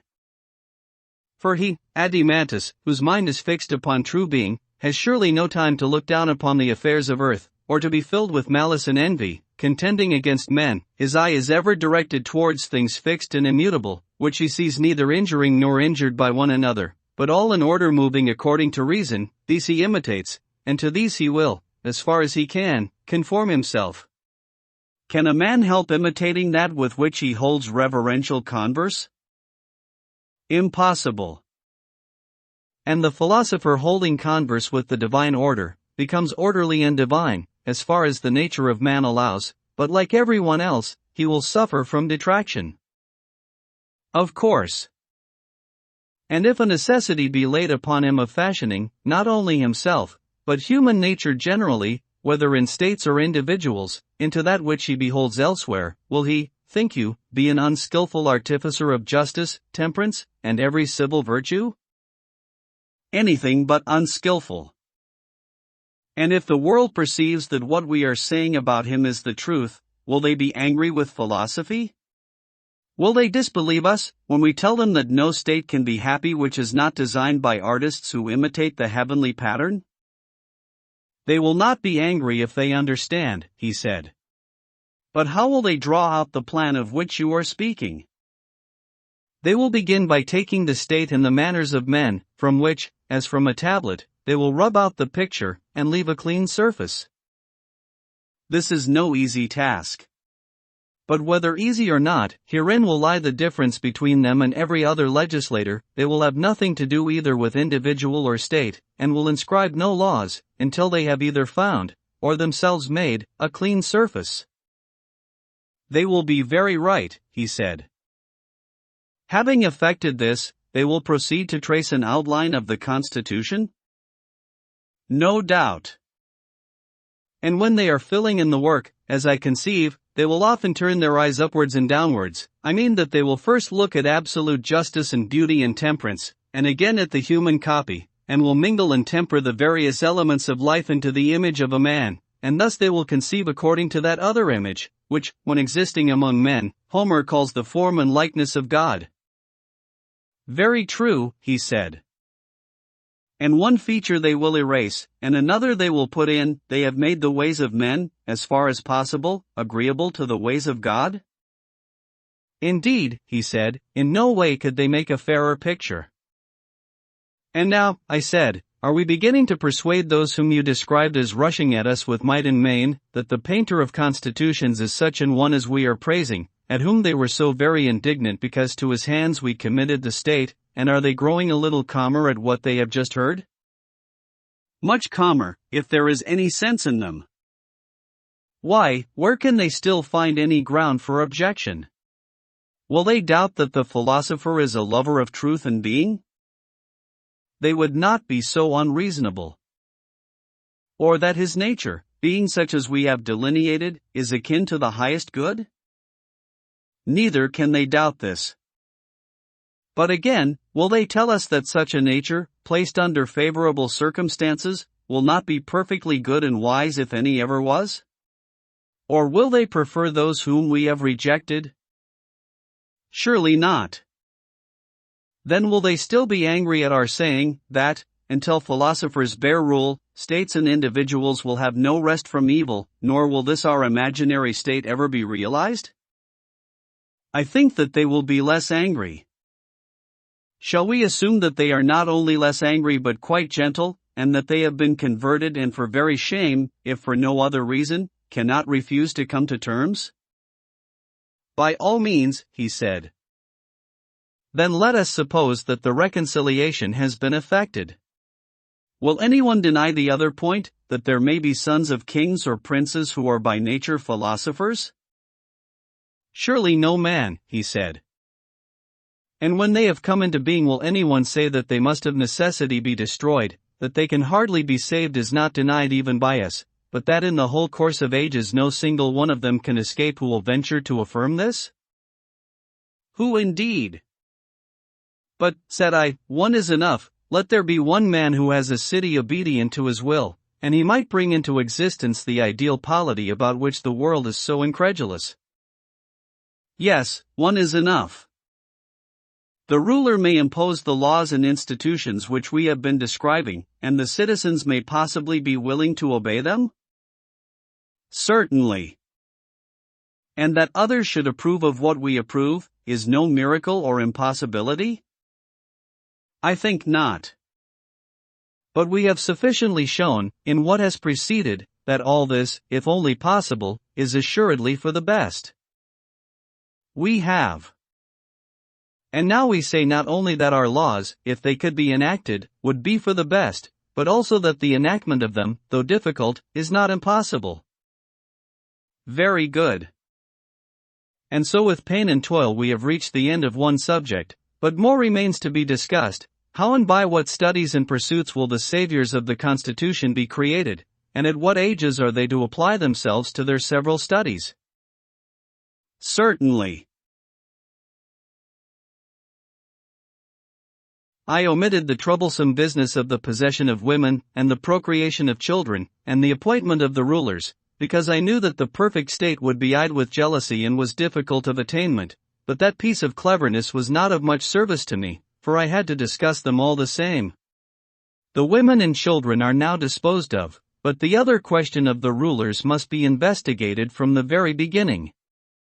We were saying, as you will remember, that they were to be lovers of their country, tried by the test of pleasures and pains, and neither in hardships, nor in dangers, nor at any other critical moment were to lose their patriotism. He was to be rejected who failed, but he who always came forth pure, like gold tried in the refiner's fire, was to be made a ruler, and to receive honors and rewards in life and after death.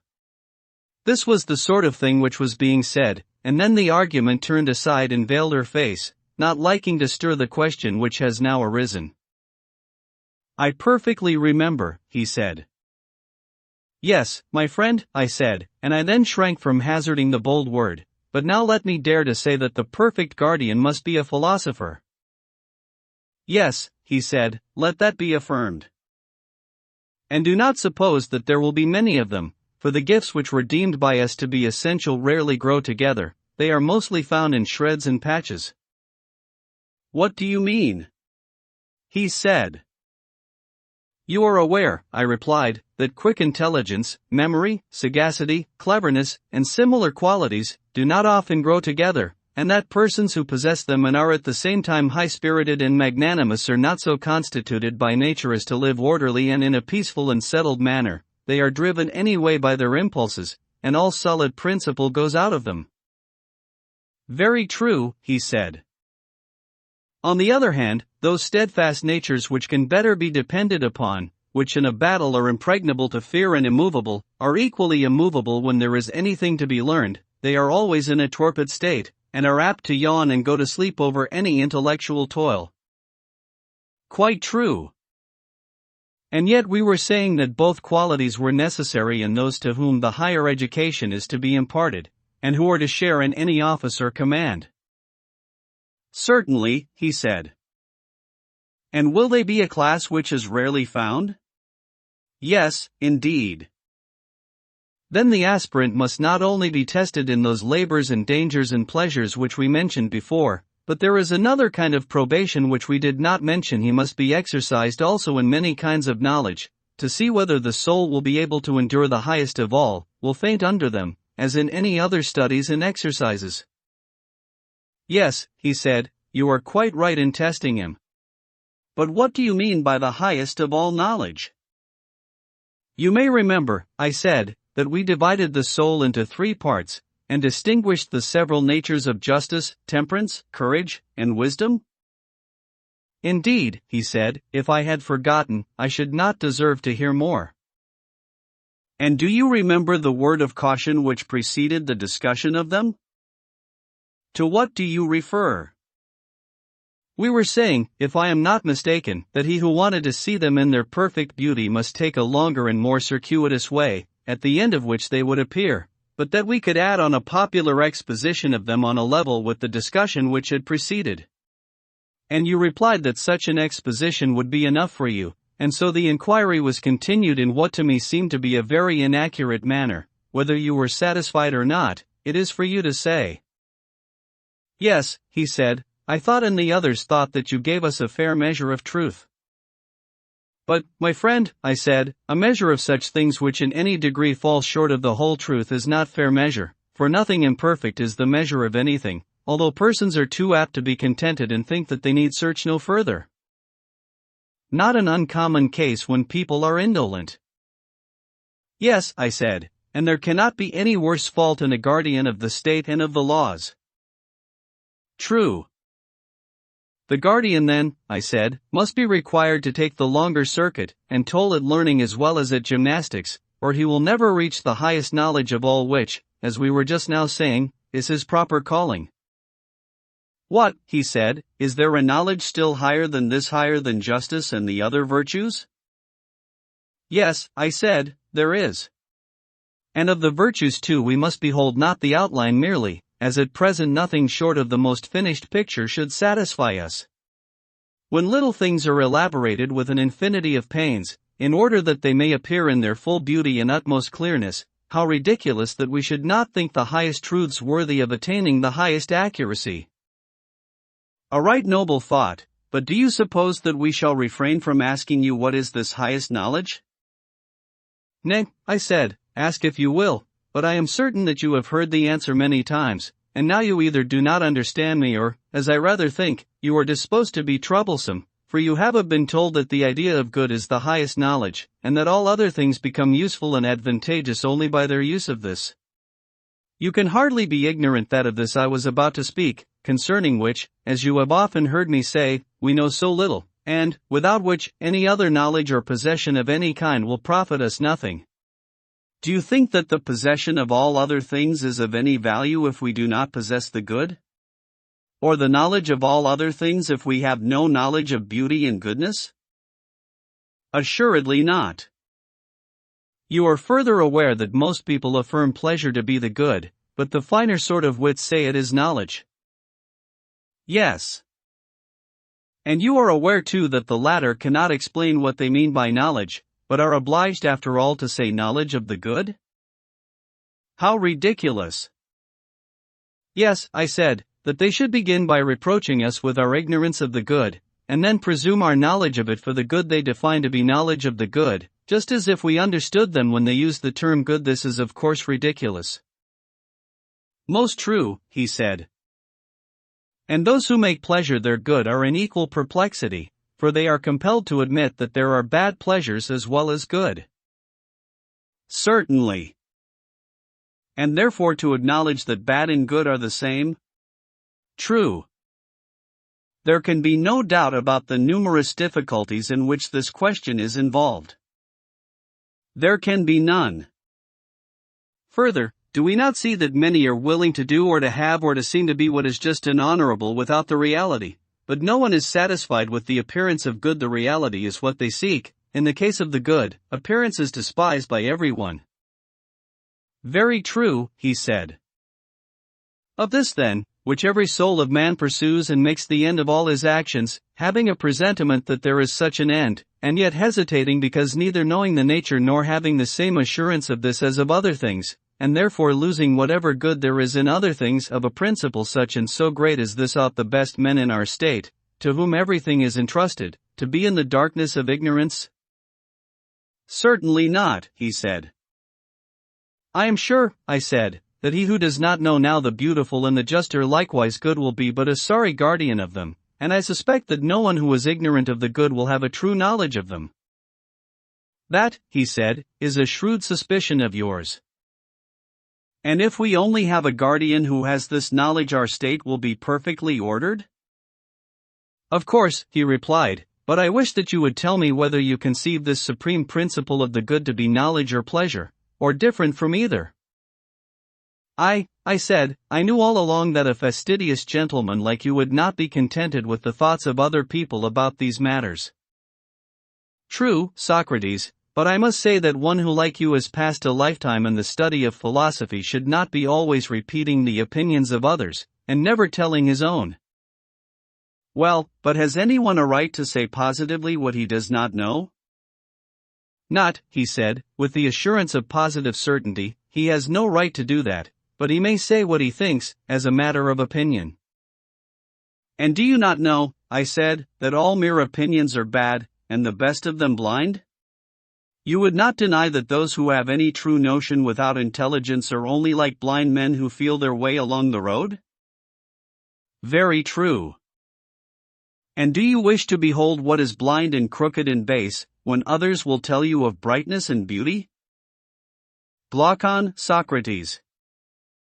Still, I must implore you, Socrates, said Glaucon, not to turn away just as you are reaching the goal. If you will only give such an explanation of the good as you have already given of justice and temperance and the other virtues, we shall be satisfied.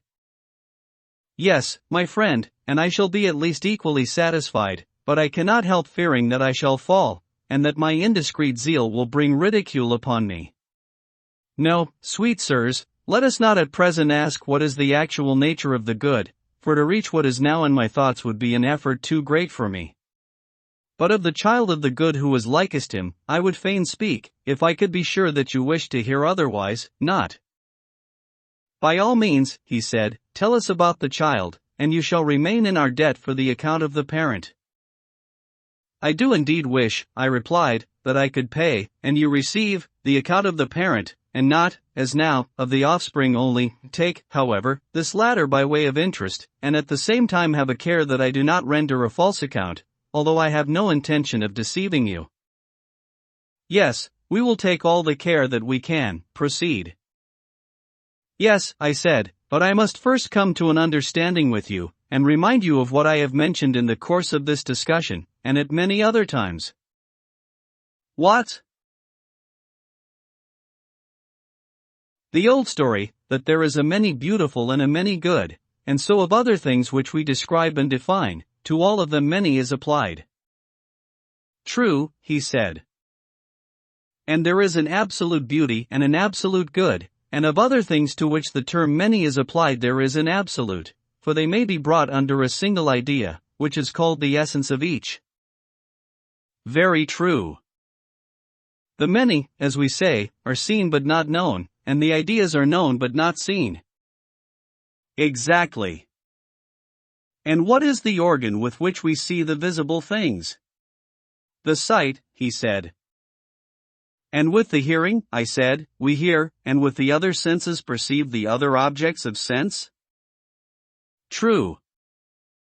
But have you remarked that sight is by far the most costly and complex piece of workmanship which the artificer of the senses ever contrived?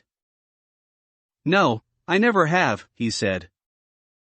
Then reflect. Has the ear or voice need of any third or additional nature in order that the one may be able to hear and the other to be heard? Nothing of the sort. No, indeed, I replied, and the same is true of most, if not all, the other senses. You would not say that any of them requires such an addition? Certainly not. But you see that without the addition of some other nature there is no seeing or being seen? How do you mean? Sight being, as I conceive, in the eyes, and he who has eyes wanting to see, color being also present in them, still unless there be a third nature specially adapted to the purpose, the owner of the eyes will see nothing and the colors will be invisible. Of what nature are you speaking? Of that which you term light, I replied. True, he said. Noble, then, is the bond which links together sight and visibility, and great beyond other bonds by no small difference of nature, for light is their bond, and light is no ignoble thing? Nay, he said, the reverse of ignoble. And which, I said, of the gods in heaven would you say was the lord of this element? Whose is that light which makes the eye to see perfectly and the visible to appear? You mean the sun, as you and all mankind say. May not the relation of sight to this deity be described as follows? How? Neither sight nor the eye in which sight resides is the sun? No. Yet of all the organs of sense the eye is the most like the sun? By far the most like. And the power which the eye possesses is a sort of effluence which is dispensed from the sun. Exactly. Then the sun is not sight, but the author of sight who is recognized by sight. True, he said. And this is he whom I call the child of the good, whom the good begat in his own likeness, to be in the visible world, in relation to sight and the things of sight, what the good is in the intellectual world in relation to mind and the things of mind. Will you be a little more explicit? He said. Why, I said, that the eyes, when a person directs them towards objects on which the light of day is no longer shining, but the moon and stars only, see dimly, and are nearly blind, they seem to have no clearness of vision in them? Very true. But when they are directed towards objects on which the sun shines, they see clearly and there is sight in them? Certainly. And the soul is like the eye, when resting upon that on which truth and being shine, the soul perceives and understands and is radiant with intelligence, but when turned towards the twilight of becoming and perishing, then she has opinion only, and goes blinking about, and is first of one opinion and then of another, and seems to have no intelligence? Just so. Now, that which imparts truth to the known and the power of knowing to the knower is what I would have you term the idea of good, and this you will deem to be the cause of science, and of truth in so far as the latter becomes the subject of knowledge, beautiful too, as are both truth and knowledge. You will be right in esteeming this other nature as more beautiful than either, and, as in the previous instance, light and sight may be truly said to be like the sun, and yet not to be the sun, so. In this other sphere, science and truth may be deemed to be like the good, but not the good has a place of honor yet higher. What a wonder of beauty that must be, he said, which is the author of science and truth, and yet surpasses them in beauty, for you surely cannot mean to say that pleasure is the good. God forbid, I replied, but may I ask you to consider the image in another point of view? In what point of view? You would say, would you not, that the sun is only the author of visibility in all visible things, but of generation and nourishment and growth, though he himself is not generation? Certainly. In like manner the good may be said to be not only the author of knowledge to all things known, but of their being in essence, and yet the good is not essence, but far exceeds essence in dignity and power. Glaucon said, with a ludicrous earnestness, by the light of heaven, how amazing! Yes, I said, and the exaggeration may be set down to you, for you made me utter my fancies. And pray continue to utter them. At any rate let us hear if there is anything more to be said about the similitude of the sun. Yes, I said, there is a great deal more. Then omit nothing, however slight. I will do my best, I said, but I should think that a great deal will have to be omitted. You have to imagine, then, that there are two ruling powers, and that one of them is set over the intellectual world, the other over the visible. I do not say heaven, lest you should fancy that I am playing upon the name, auranas, oritas. May I suppose that you have this distinction of the visible and intelligible fixed in your mind? I have. Now take a line which has been cut into two unequal parts, and divide each of them again in the same proportion, and suppose the two main divisions to answer, one to the visible and the other to the intelligible, and then compare the subdivisions in respect of their clearness and want of clearness, and you will find that the first section in the sphere of the visible consists of images. And by images I mean, in the first place, shadows, and in the second place, reflections in water and in solid, smooth and polished bodies and the like. Do you understand? Yes, I understand. Imagine, now, the other section, of which this is only the resemblance, to include the animals which we see, and everything that grows or is made. Very good. Would you not admit that both the sections of this division have different degrees of truth, and that the copy is to the original as the sphere of opinion is to the sphere of knowledge? Most undoubtedly. Next proceed to consider the manner in which the sphere of the intellectual is to be divided. In what manner?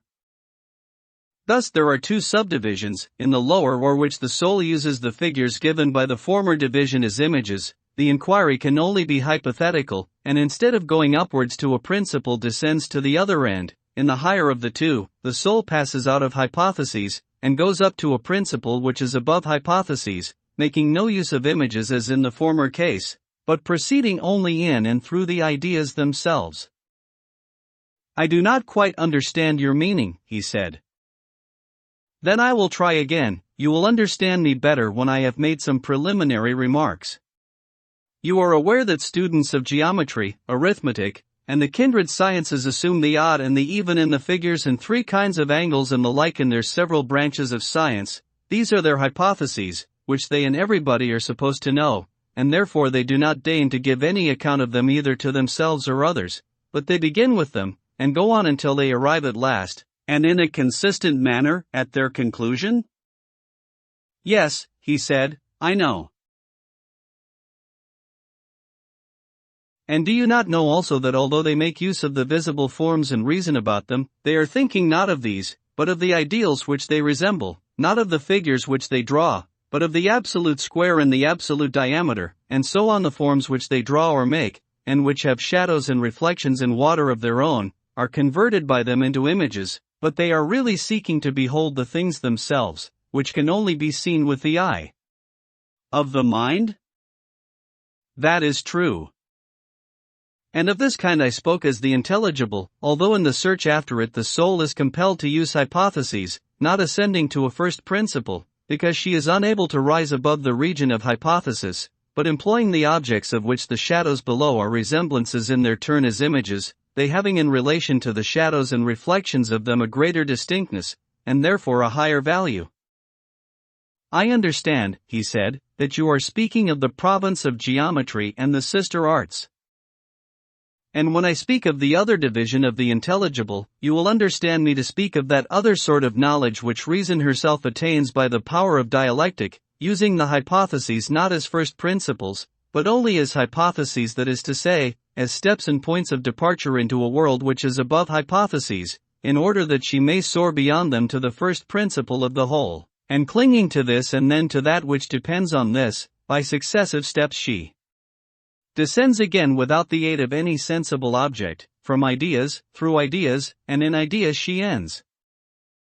I understand you, he replied, not perfectly, for you seem to me to be describing a task which is really tremendous, but, at any rate, I understand you to say that knowledge and being, which the science of dialectic contemplates, are clearer than the notions of the arts, as they are termed, which proceed from hypotheses only. These are also contemplated by the understanding, and not by the senses, yet, because they start from hypotheses and do not ascend to a principle, those who contemplate them appear to you not to exercise the higher reason upon them, although when a first principle is added to them they are cognizable by the higher reason. And the habit which is concerned with geometry and the cognate sciences I suppose that you would term understanding and not reason, as being intermediate between opinion and reason. You have quite conceived my meaning, I said, and now, corresponding to these four divisions, let there be four faculties in the soul: reason answering to the highest, understanding to the second, faith, or conviction, to the third, and perception of shadows to the last, and let there be a scale of them, and let us suppose that the several faculties have clearness in the same degree that their objects have truth. I understand, he replied, and give my assent, and accept your arrangement. Book 7. Socrates, Glaucon. And now, I said, let me show in a figure how far our nature is enlightened or unenlightened. Behold. Human beings living in an underground den, which has a mouth open towards the light and reaching all along the den. Here they have been from their childhood, and have their legs and necks chained so that they cannot move, and can only see before them, being prevented by the chains from turning round their heads. Above and behind them a fire is blazing at a distance, and between the fire and the prisoners there is a raised way, and you will see, if you look, a low wall built along the way, like the screen which marionette players have in front of them, over which they show the puppets. I see.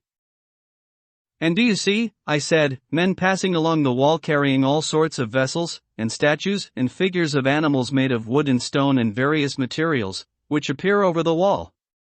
Some of them are talking, others silent. You have shown me a strange image, and they are strange prisoners. Like ourselves, I replied, and they see only their own shadows, or the shadows of one another, which the fire throws on the opposite wall of the cave. True, he said, how could they see anything but the shadows if they were never allowed to move their heads?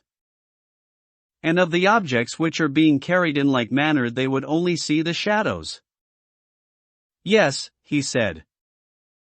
And if they were able to converse with one another, would they not suppose that they were naming what was actually before them?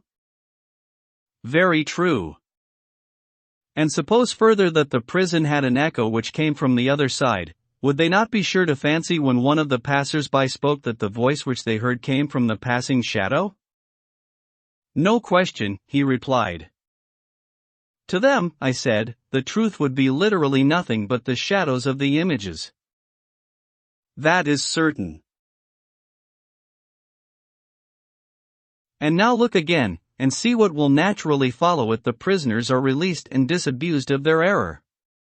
At first, when any of them is liberated and compelled suddenly to stand up and turn his neck round and walk and look towards the light, he will suffer sharp pains, the glare will distress him, and he will be unable to see the realities of which in his former state he had seen the shadows, and then conceive someone saying to him, that what he saw before was an illusion, but that now, when he is approaching nearer to being and his eye is turned towards more real existence, he has a clearer vision. What will be his reply?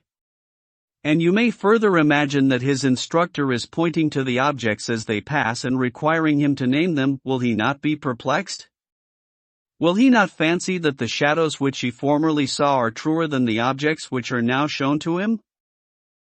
Far truer. And if he is compelled to look straight at the light, will he not have a pain in his eyes which will make him turn away to take in the objects of vision which he can see, and which he will conceive to be in reality clearer than the things which are now being shown to him? True, he now. And suppose once more, that he is reluctantly dragged up a steep and rugged ascent, and held fast until he's forced into the presence of the sun himself, is he not likely to be pained and irritated? When he approaches the light his eyes will be dazzled, and he will not be able to see anything at all of what are now called realities. Not all in a moment, he said. He will require to grow accustomed to the sight of the upper world. And first he will see the shadows best, next the reflections of men and other objects in the water, and then the objects themselves. Then he will gaze upon the light of the moon and the stars and the spangled heaven, and he will see the sky and the stars by night better than the sun or the light of the sun by day? Certainly. Last of he will be able to see the sun, and not mere reflections of him in the water, but he will see him in his own proper place, and not in another, and he will contemplate him as he is. Certainly. He will then proceed to argue that this is he who gives the season and the years, and is the guardian of all that is in the visible world, and in a certain way the cause of all things which he and his fellows have been accustomed to behold?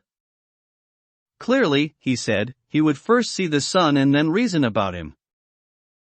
And when he remembered his old habitation, and the wisdom of the den and his fellow prisoners, do you not suppose that he would felicitate himself on the change, and pity them?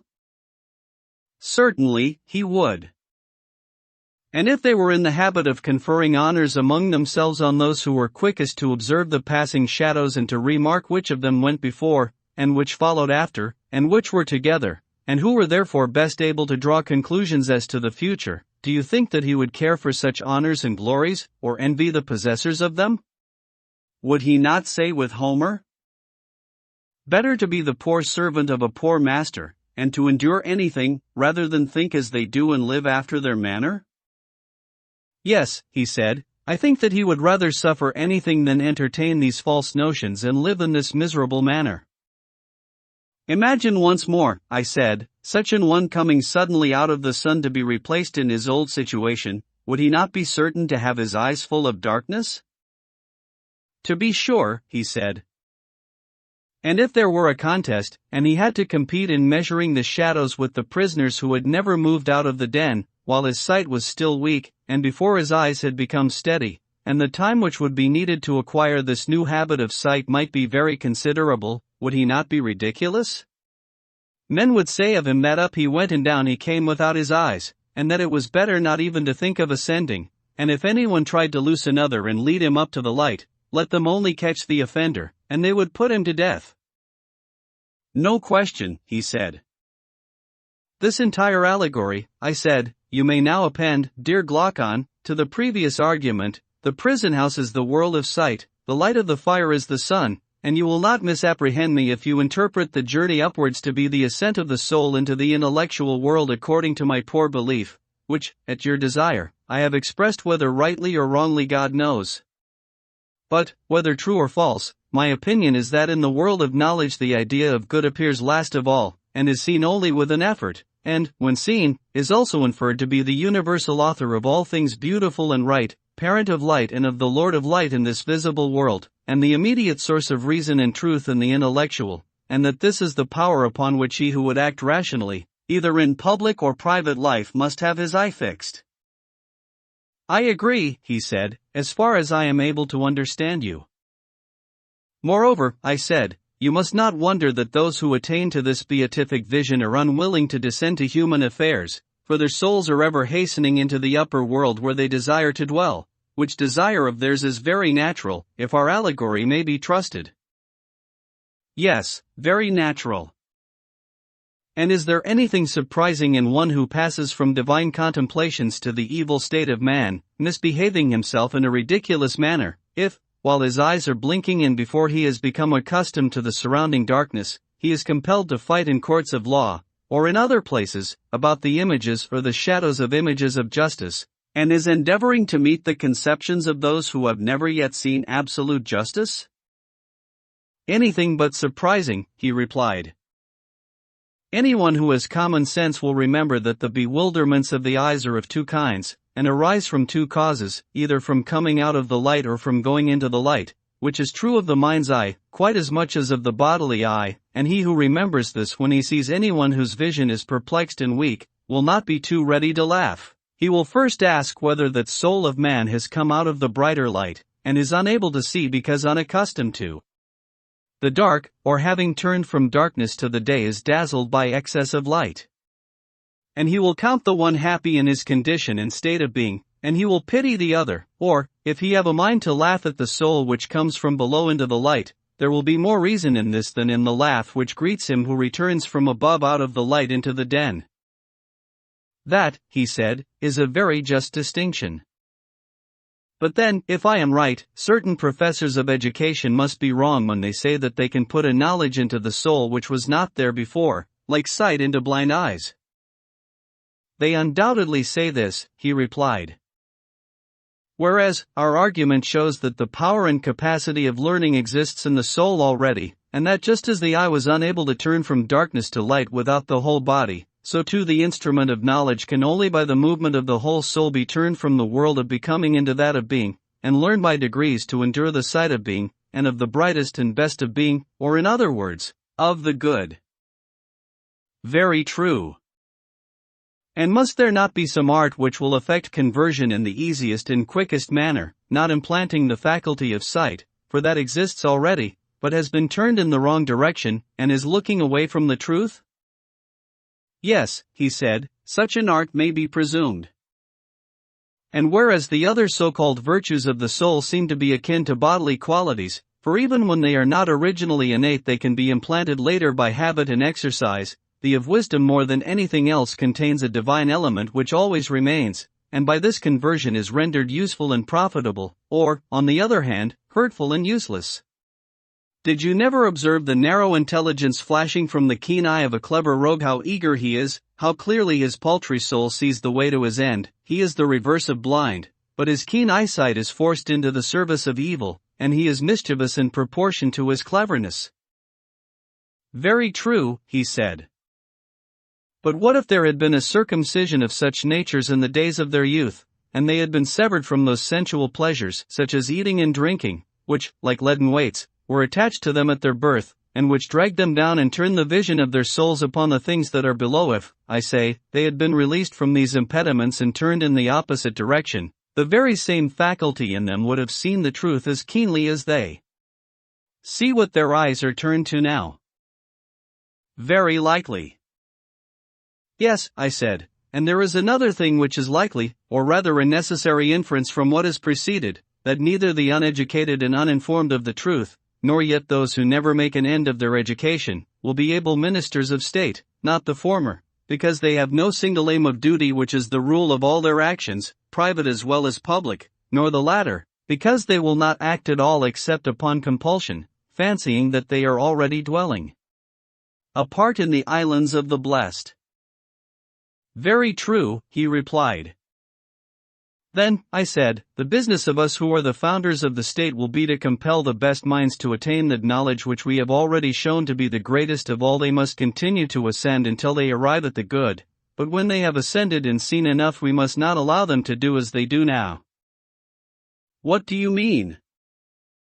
I mean that they remain in the upper world, but this must not be allowed. They must be made to descend again among the prisoners in the den, and partake of their labors and honors, whether they are worth having or not.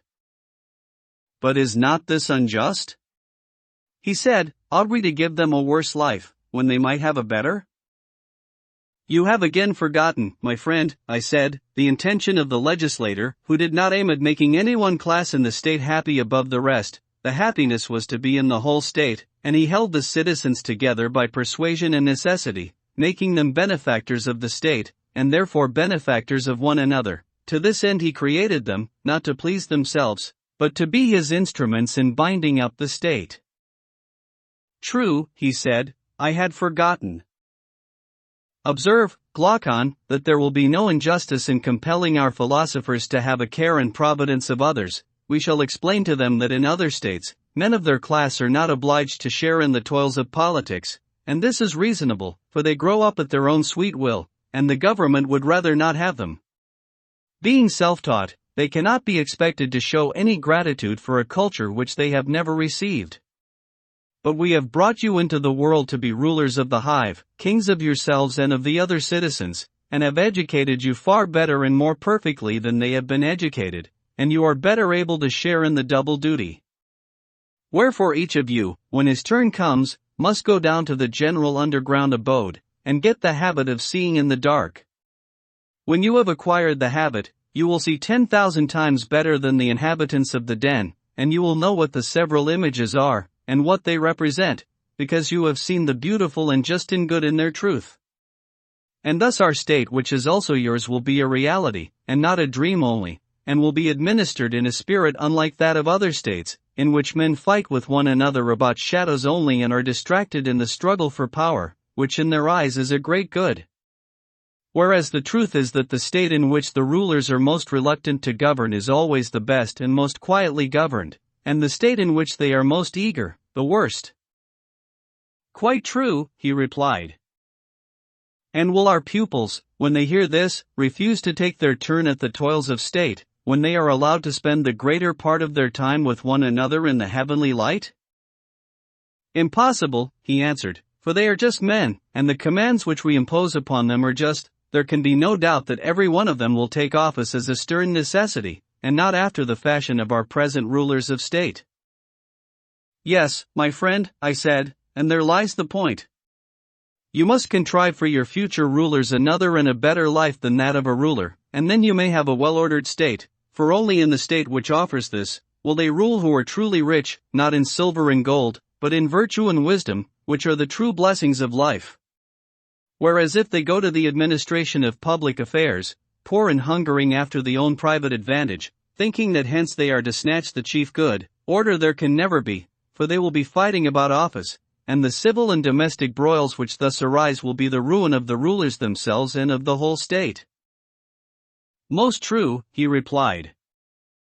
And the only life which looks down upon the life of political ambition is that of true philosophy. Do you know of any other? Indeed, I do not, he said. And those who govern ought not to be lovers of the task? For, if they are, there will be rival lovers, and they will fight. No question. Who then are those whom we shall compel to be guardians? Surely they will be the men who are wisest about affairs of state, and by whom the state is best administered, and who at the same time have other honors and another and a better life than that of politics? They are the men, and I will choose them, he replied. And now shall we consider in what way such guardians will be produced, and how they are to be brought from darkness to light, as some are said to have ascended from the world below to the gods? By all means, he replied. The process, I said, is not the turning over of an oyster shell, but the turning round of a soul passing from a day which is little better than night to the true day of being, that is, the ascent from below, which we affirm to be true philosophy? Quite so. And should we not inquire what sort of knowledge has the power of effecting such a change? Certainly. What sort of knowledge is there which would draw the soul from becoming to being? And another consideration has just occurred to me. You will remember that our young men are to be warrior athletes. Yes, that was said. Then this new kind of knowledge must have an additional quality? What quality? Usefulness in war. Yes, if possible. There were two parts in our former scheme of education, were there not? Just so. There was gymnastic, which presided over the growth and decay of the body, and may therefore be regarded as having to do with generation and corruption? True. Then that is not the knowledge which we are seeking to discover? No. But what do you say of music, which also entered to a certain extent into our former scheme? Music, he said, as you will remember, was the counterpart of gymnastic, and trained the guardians by the influences of habit, by harmony making them harmonious, by rhythm rhythmical, but not giving them science, and the words, whether fabulous or possibly true, had kindred elements of rhythm and harmony in them. But in music there was nothing which tended to that good which you are now seeking. You are most accurate, I said, in your recollection. In music there certainly was nothing of the kind. But what branch of knowledge is there, my dear Glaucon, which is of the desired nature, since all the useful arts were reckoned mean by us? Undoubtedly, and yet if music and gymnastic are excluded, and the arts are also excluded, what remains? Well, I said, there may be nothing left of our special subjects, and then we shall have to take something which is not special, but of universal application. What may that be? A something which all arts and sciences and intelligences use in common, and which everyone first has to learn among the elements of education. What is that? The little matter of distinguishing 1, 2, and 3 in a word, number and calculation. Do not all arts and sciences necessarily partake of them? Yes. Then the art of war partakes of them? To the sure. Then Palamedes, whenever he appears in tragedy, proves Agamemnon ridiculously unfit to be a general. Did you never remark how he declares that he had invented number, and had numbered the ships and set in array the ranks of the army at Troy, which implies that they had never been numbered before, and Agamemnon must be supposed literally to have been incapable of counting his own feet. How could he if he was ignorant of number? And if that is true, what sort of general must he have been? I should say a very strange one, if this was as you say. Can we deny that a warrior should have a knowledge of arithmetic? Certainly he should, if he is to have the smallest understanding of military tactics, or indeed, I should rather say, if he is to be a man at all. I should like to know whether you have the same notion which I have of this study? What is your notion? It appears to me to be a study of the kind which we are seeking, and which leads naturally to reflection, but never to have been rightly used, for the true use of it is simply to draw the soul towards being. Will you explain your meaning? He said. I will try, I said, and I wish you would share the inquiry with me, and say yes or no when I attempt to distinguish in my own mind what branches of knowledge have this attracting power, in order that we may have clearer proof that arithmetic is, as I suspect, one of them. Explain, he said. I mean to say that objects of sense are of two kinds. Some of them do not invite thought because the sense is an adequate judge of them, while in the case of other objects sense is so untrustworthy that further inquiry is imperatively demanded. You are clearly referring, he said, to the manner in which the senses are imposed upon by distance, and by painting in light and shade. No, I said, that is not at all my meaning. Then what is your meaning? When speaking of uninviting objects, I mean those which do not pass from one sensation to the opposite. Inviting objects are those which do, in this latter case the sense coming upon the object, whether at a distance or near, gives no more vivid idea of anything in particular than of its opposite. An illustration will make my meaning clearer. Here are 3 fingers, a little finger, a second finger, and a middle finger. Very good. You may suppose that they are seen quite close, and here comes the point. What is it? Each of them equally appears a finger, whether seen in the middle or at the extremity, whether white or black, or thick or thin, it makes no difference. A finger is a finger all the same. In these cases a man is not compelled to ask of thought the question, what is a finger? For the sight never intimates to the mind that a finger is other than a finger. True. And therefore, I said, as we might expect, there is nothing here which invites or excites intelligence. There is not, he said. But is this equally true of the greatness and smallness of the fingers? Can sight adequately perceive them? And is no difference made by the circumstance that one of the fingers is in the middle and another at the extremity? And in like manner does the touch adequately perceive the qualities of thickness or thinness, or softness or hardness? And so of the other senses, do they give perfect intimations of such matters? Is not their mode of operation on this wise? The sense which is concerned with the quality of hardness is necessarily concerned also with the quality of softness, and only intimates to the soul that the same thing is felt to be both hard and soft? You are quite right, he said. And must not the soul be perplexed at this intimation which the sense gives of a hard which is also soft? What, again, is the meaning of light and heavy, if that which is light is also heavy, and that which is heavy, light? Yes, he said, these intimations which the soul receives are very curious and require to be explained. Yes, I said, and in these perplexities the soul naturally summons to her aid calculation and intelligence, that she may see whether the several objects announced to her are one or two. True. And if they turn out to be two, is not each of them one and different? Certainly. And if each is one, and both are two, she will conceive the two as in a state of division, for if there were undivided they could only be conceived of as one? True. The eye certainly did see both small and great, but only in a confused manner, they were not distinguished. Yes. Whereas the thinking mind, intending to light up the chaos, was compelled to reverse the process, and look at small and great as separate and not confused. Very true. Was not this the beginning of the inquiry, what is great, and what is small? Exactly so. And thus arose the distinction of the visible and the intelligible. Most true.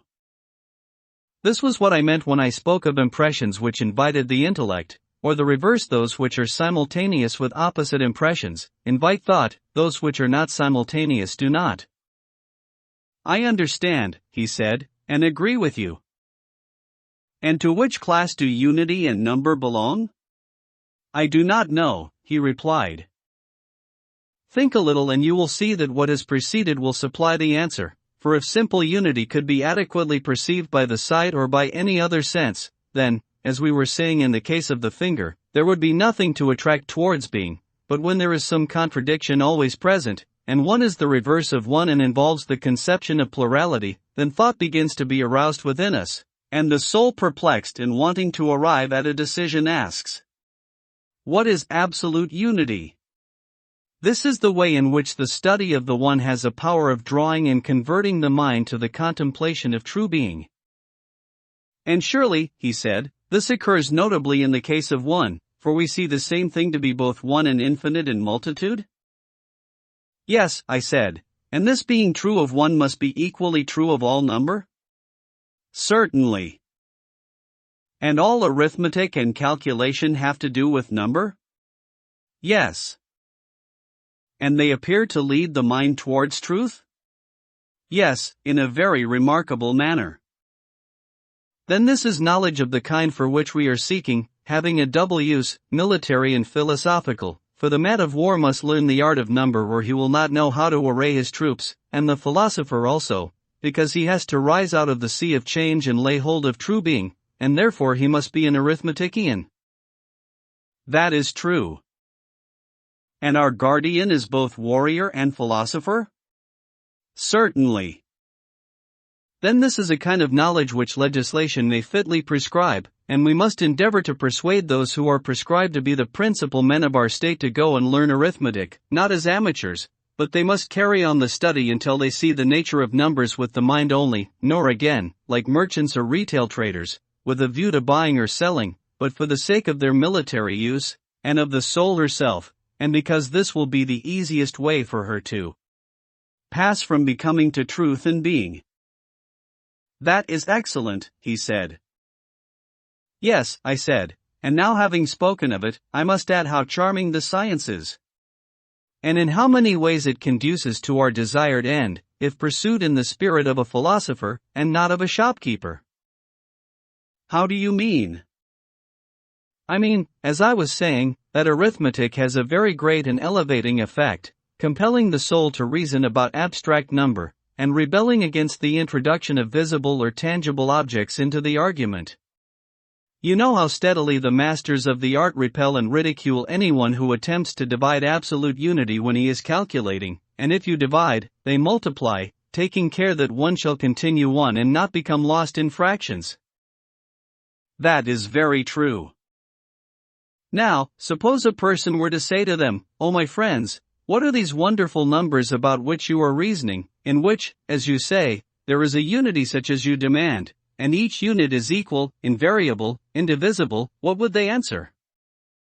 They would answer, as I should conceive, that they were speaking of those numbers which can only be realized in thought. Then you see that this knowledge may be truly called necessary, necessitating as it clearly does the use of the pure intelligence and the attainment of pure truth? Yes, that is a marked characteristic of it. And have you further observed, that those who have a natural talent for calculation are generally quick at every other kind of knowledge, and even the dull if they have had an arithmetical training, although they may derive no other advantage from it, always become much quicker than they would otherwise have been? Very true, he said. And indeed, you will not easily find a more difficult study, and not many as difficult. You will not. And, for all these reasons, arithmetic is a kind of knowledge in which the best natures should be trained, and which must not be given up. I agree. Let this then be made one of our subjects of education. And next, shall we inquire whether the kindred science also concerns us? You mean geometry? Exactly so. Clearly, he said, we are concerned with that part of geometry which relates to war, for in pitching a camp, or taking up a position, or closing, or extending the lines of an army, or any other military maneuver, whether in actual battle or on a march, it will make all the difference whether a general is or is not a geometrician. Yes, I said, but for that purpose a very little of either geometry or calculation will be enough. The question relates rather to the greater and more advanced part of geometry, whether that tends in any degree to make more easy the vision of the idea of good, and thither, as I was saying, all things tend which compel the soul to turn her gaze towards that place, where is the full perfection of being, which she ought, by all means, to behold. True, he said. Then if geometry compels us to view being, it concerns us; if becoming only, it does not concern us? Yes, that is what we assert. Yet anybody who has the least acquaintance with geometry will not deny that such a conception of the science is in flat contradiction to the ordinary language of geometricians. How so? They have in view practice only, and are always speaking in a narrow and ridiculous manner, of squaring and extending and applying and the like. They confuse the necessities of geometry with those of daily life, whereas knowledge is the real object of the whole science. Certainly, he said. Then must not a further admission be made? What admission? That the knowledge at which geometry aims is knowledge of the eternal, and not of aught perishing and transient. That, he replied, may be readily allowed, and is true. Then, my noble friend, geometry will draw the soul towards truth, and create the spirit of philosophy, and raise up that which is now unhappily allowed to fall down. Nothing will be more likely to have such an effect. Then nothing should be more sternly laid down than that the inhabitants of your fair city should by all means learn geometry. Moreover, the science has indirect effects, which are not small. Of what kind? He said. There are the military advantages of which you spoke, I said, and in all departments of knowledge, as experience proves, anyone who has studied geometry is infinitely quicker of apprehension than one who has not. Yes, indeed, he said, there is an infinite difference between them. Then shall we propose this as a second branch of knowledge which our youth will study? Let us do so, he replied. And suppose we make astronomy the third, what do you say? I am strongly inclined to it, he said. The observation of the seasons and of months and years is as essential to the general as it is to the farmer or sailor.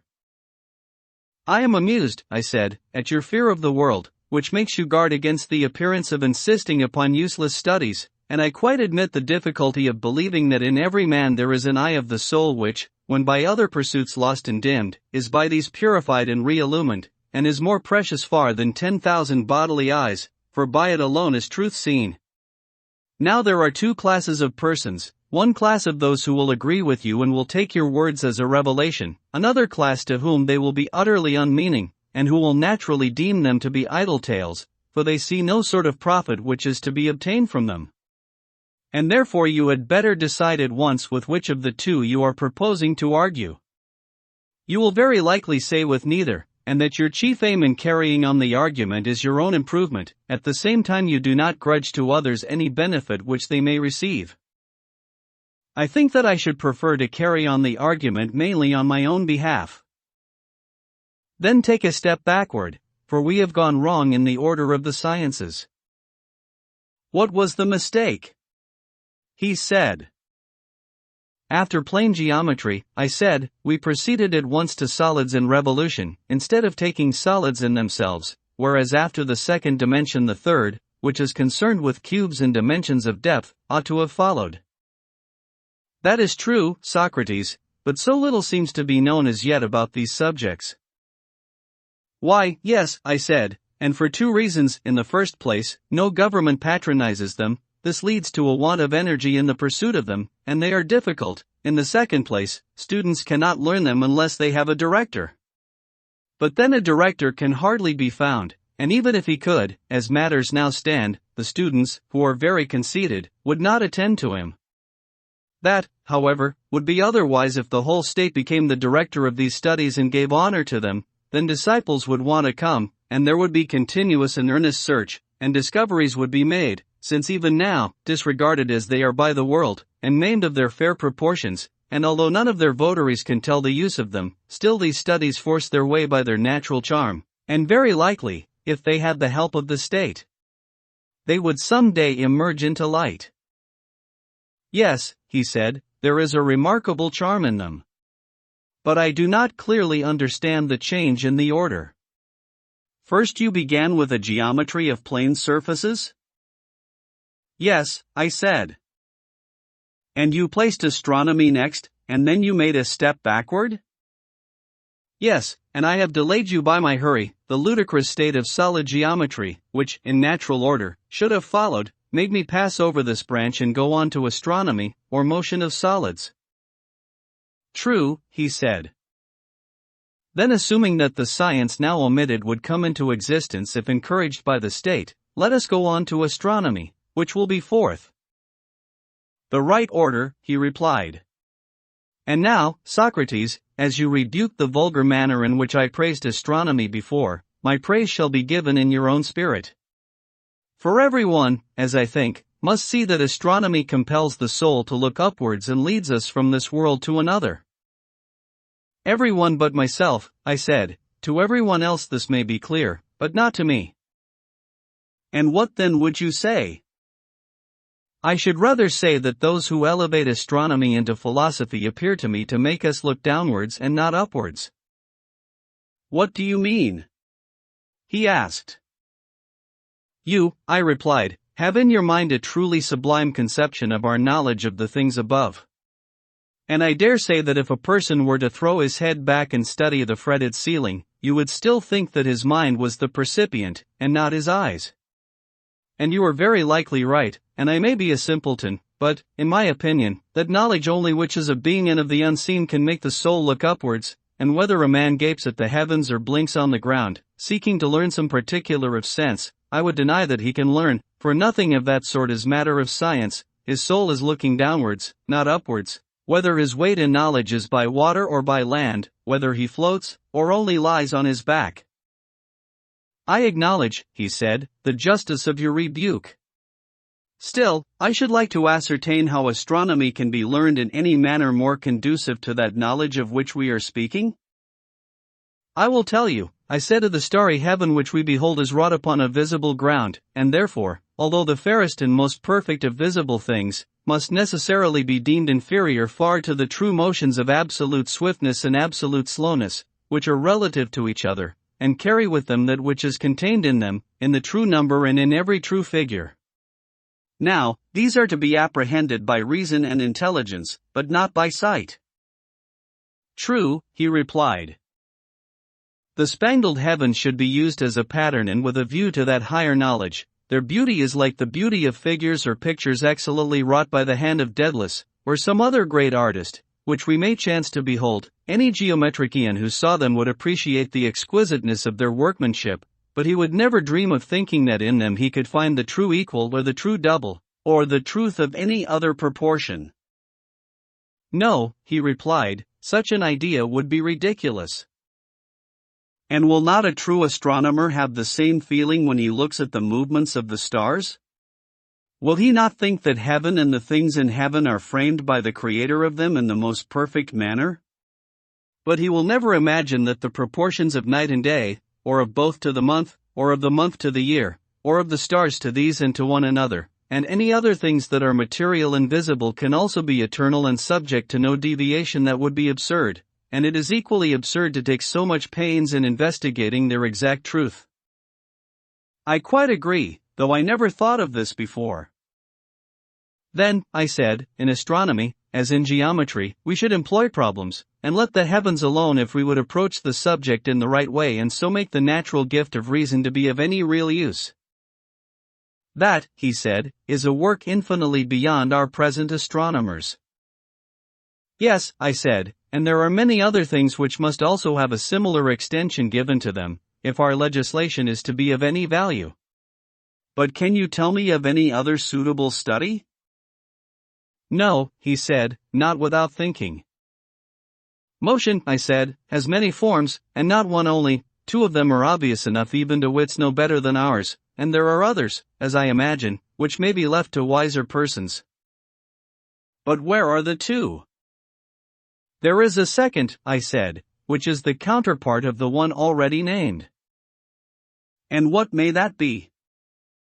The second, I said, would seem relatively to the ears to be what the first is to the eyes, for I conceive that as the eyes are designed to look up at the stars, so are the ears to hear harmonious motions, and these are sister sciences as the Pythagoreans say, and we, Glaucon, agree with them? Yes, he replied. But this, I said, is a laborious study, and therefore we had better go and learn of them, and they will tell us whether there are any other applications of these sciences. At the same time, we must not lose sight of our own higher object. What is that? There is a perfection which all knowledge ought to reach, and which our pupils ought also to attain, and not to fall short of, as I was saying that they did in astronomy. For in the science of harmony, as you probably know, the same thing happens. The teachers of harmony compare the sounds and consonances which are heard only, and their labor, like that of the astronomers, is in vain. Yes, I haven't, he said, and 'tis as good as a play to hear them talking about their condensed notes, as they call them. They put their ears close alongside of the strings like persons catching a sound from their neighbor's wall. One set of them declaring that they distinguish an intermediate note and have found the least interval which should be the unit of measurement, the others insisting that the two sounds have passed into the same either party setting their ears before their understanding. You mean, I said, those gentlemen who tease and torture the strings and rack them on the pegs of the instrument, might carry on the metaphor and speak after their manner of the blows which the plectrum gives, and make accusations against the strings, both of backwardness and forwardness to sound, but this would be tedious, and therefore I will only say that these are not the men, and that I am referring to the Pythagoreans, of whom I was just now proposing to inquire about harmony. For they too are in error, like the astronomers. They investigate the numbers of the harmonies which are heard, but they never attain to problems, that is to say, they never reach the natural harmonies of number, or reflect why some numbers are harmonious and others not. That, he said, is a thing of more than mortal knowledge. A thing, I replied, which I would rather call useful, that is, if sought after with a view to the beautiful and good, but if pursued in any other spirit, useless. Very true, he said.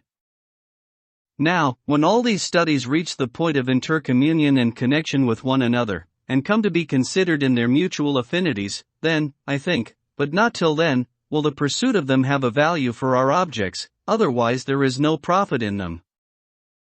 I suspect so, but you are speaking, Socrates, of a vast work. What do you mean? I said, the prelude or what? Do you not know that all this is but the prelude to the actual strain which we have to learn? For you surely would not regard the skilled mathematician as a dialectician? Assuredly not, he said. I have hardly ever known a mathematician who was capable of reasoning. But do you imagine that men who are unable to give and take a reason will have the knowledge which we require of them? Neither can this be supposed. And so, Glaucon, I said, we have at last arrived at the hymn of dialectic.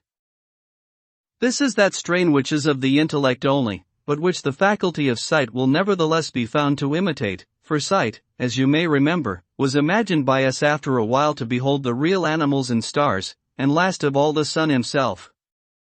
And so with dialectic, when a person starts on the discovery of the absolute by the light of reason only, and without any assistance of sense, and perseveres until by pure intelligence he arrives at the perception of the absolute good, he at last finds himself at the end of the intellectual world, as in the case of sight at the end of the visible. Exactly, he said. Then this is the progress which you call dialectic. True. But the release of the prisoners from chains, and their translation from the shadows to the images and to the light, and the ascent from the underground den to the sun, while in his presence they are vainly trying to look on animals and plants in the light of the sun, but are able to perceive even with their weak eyes the images in the water, which are divine, and are the shadows of true existence, not shadows of images cast by a light of fire, which compared with the sun is only an image.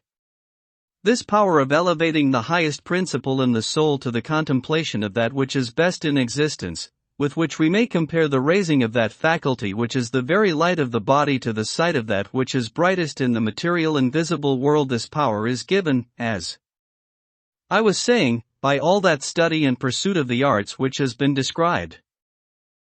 I agree in what you are saying, he replied, which may be hard to believe, yet, from another point of view, is harder still to deny. This, however, is not a theme to be treated of in passing only, but will have to be discussed again and again. And so, whether our conclusion be true or false, let us assume all this, and proceed at once from the prelude or preamble to the chief strain, and describe that in like manner. Say, then, what is the nature and what are the divisions of dialectic, and what are the paths which lead thither, for these paths will also lead to our final rest.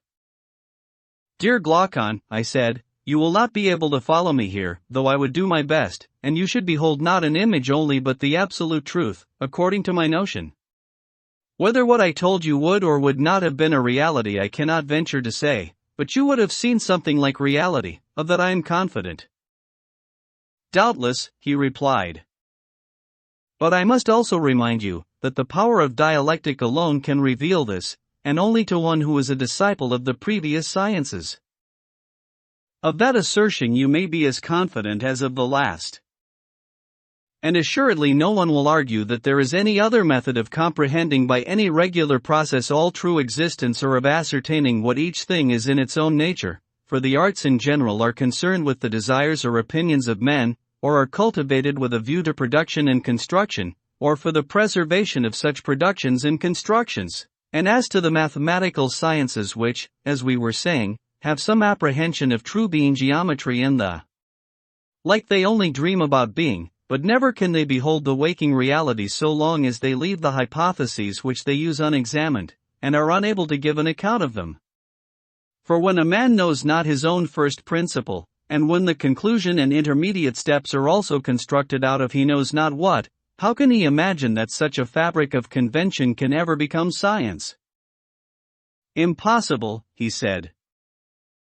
Then dialectic, and dialectic alone, goes directly to the first principle and is the only science which does away with hypotheses in order to make her ground secure. The eye of the soul, which is literally buried in an outlandish slough, is by her gentle aid lifted upwards, and she uses as handmaids and helpers in the work of conversion, the sciences which we have been discussing.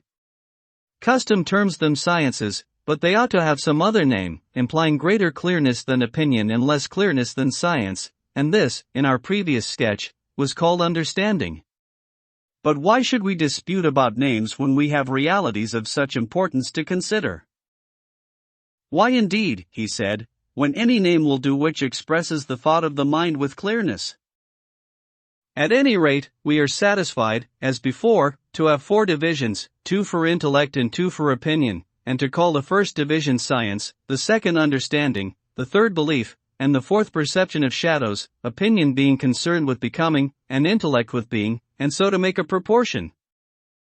As being is to becoming, so is pure intellect to opinion, and as intellect is to opinion, so is science to belief, and understanding to the perception of shadows.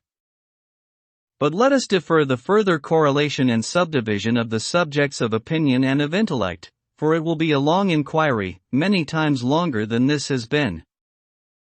As far as I understand, he said, I agree.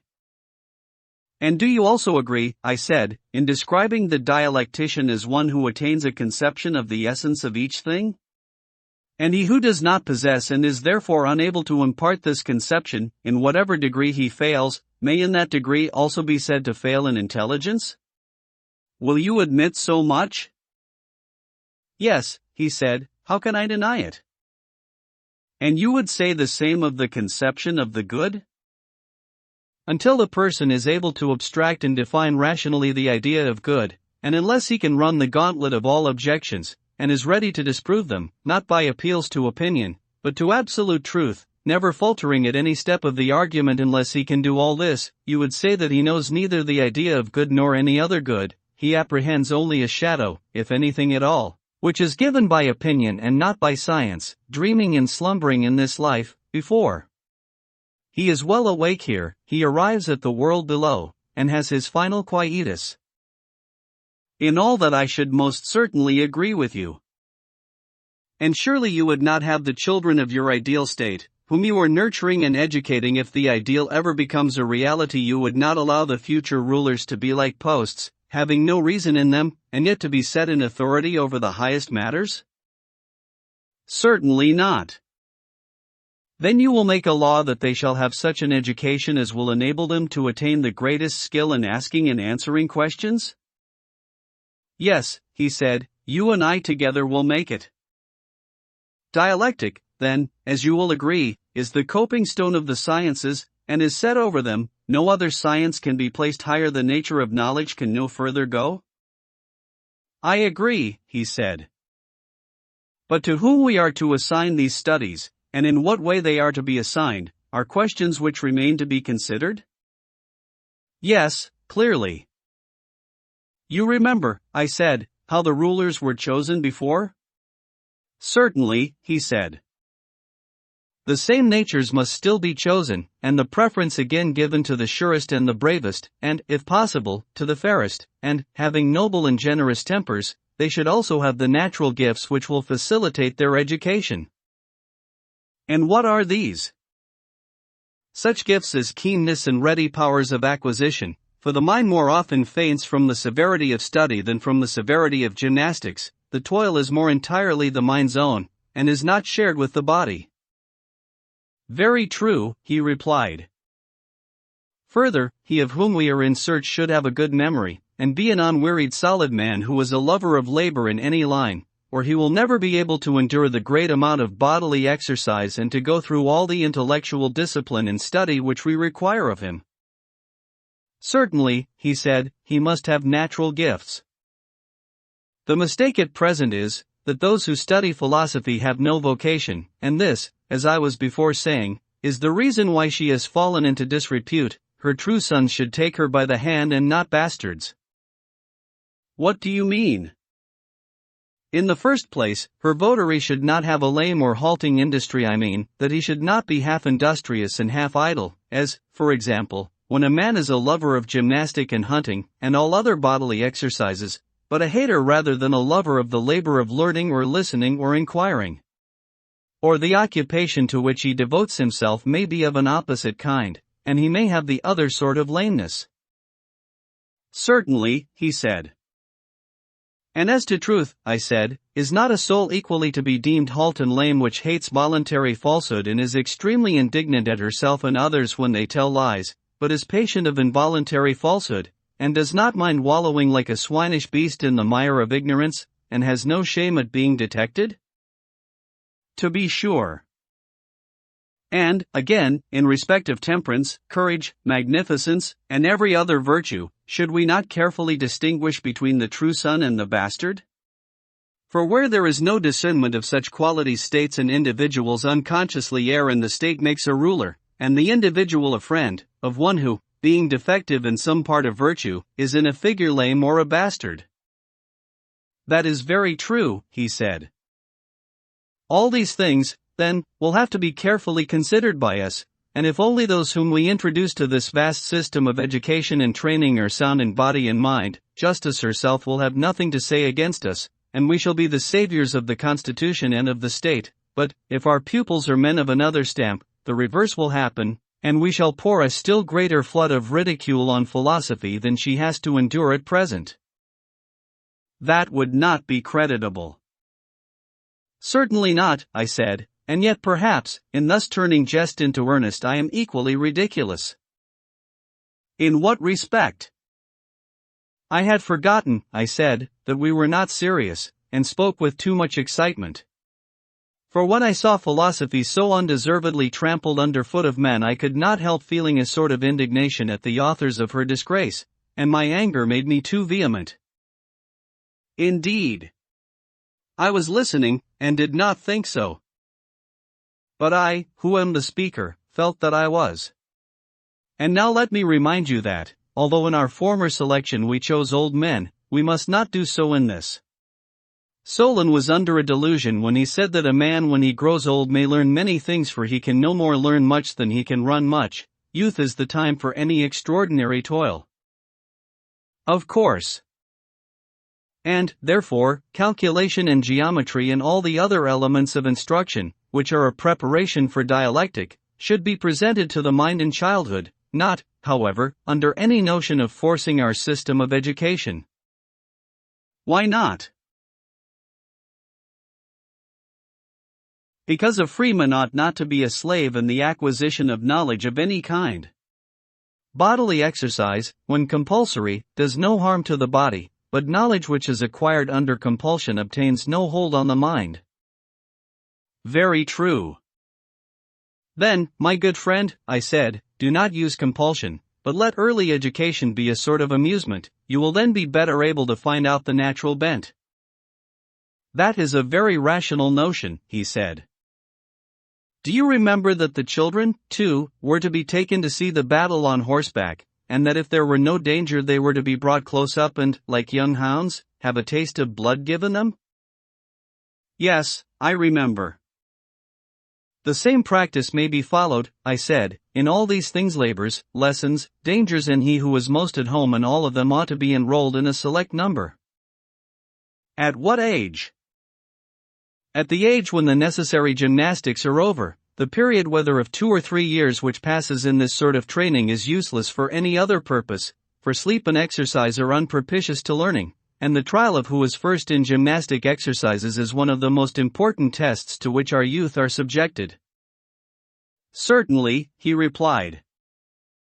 After that time those who are selected from the class of 20 years old will be promoted to higher honor, and the sciences which they learned without any order in their early education will now be brought together, and they will be able to see the natural relationship of them to one another into true being. Yes, he said, that is the only kind of knowledge which takes lasting root. Yes, I said, and the capacity for such knowledge is the great criterion of dialectical talent. The comprehensive mind is always the dialectical. I agree with you, he said.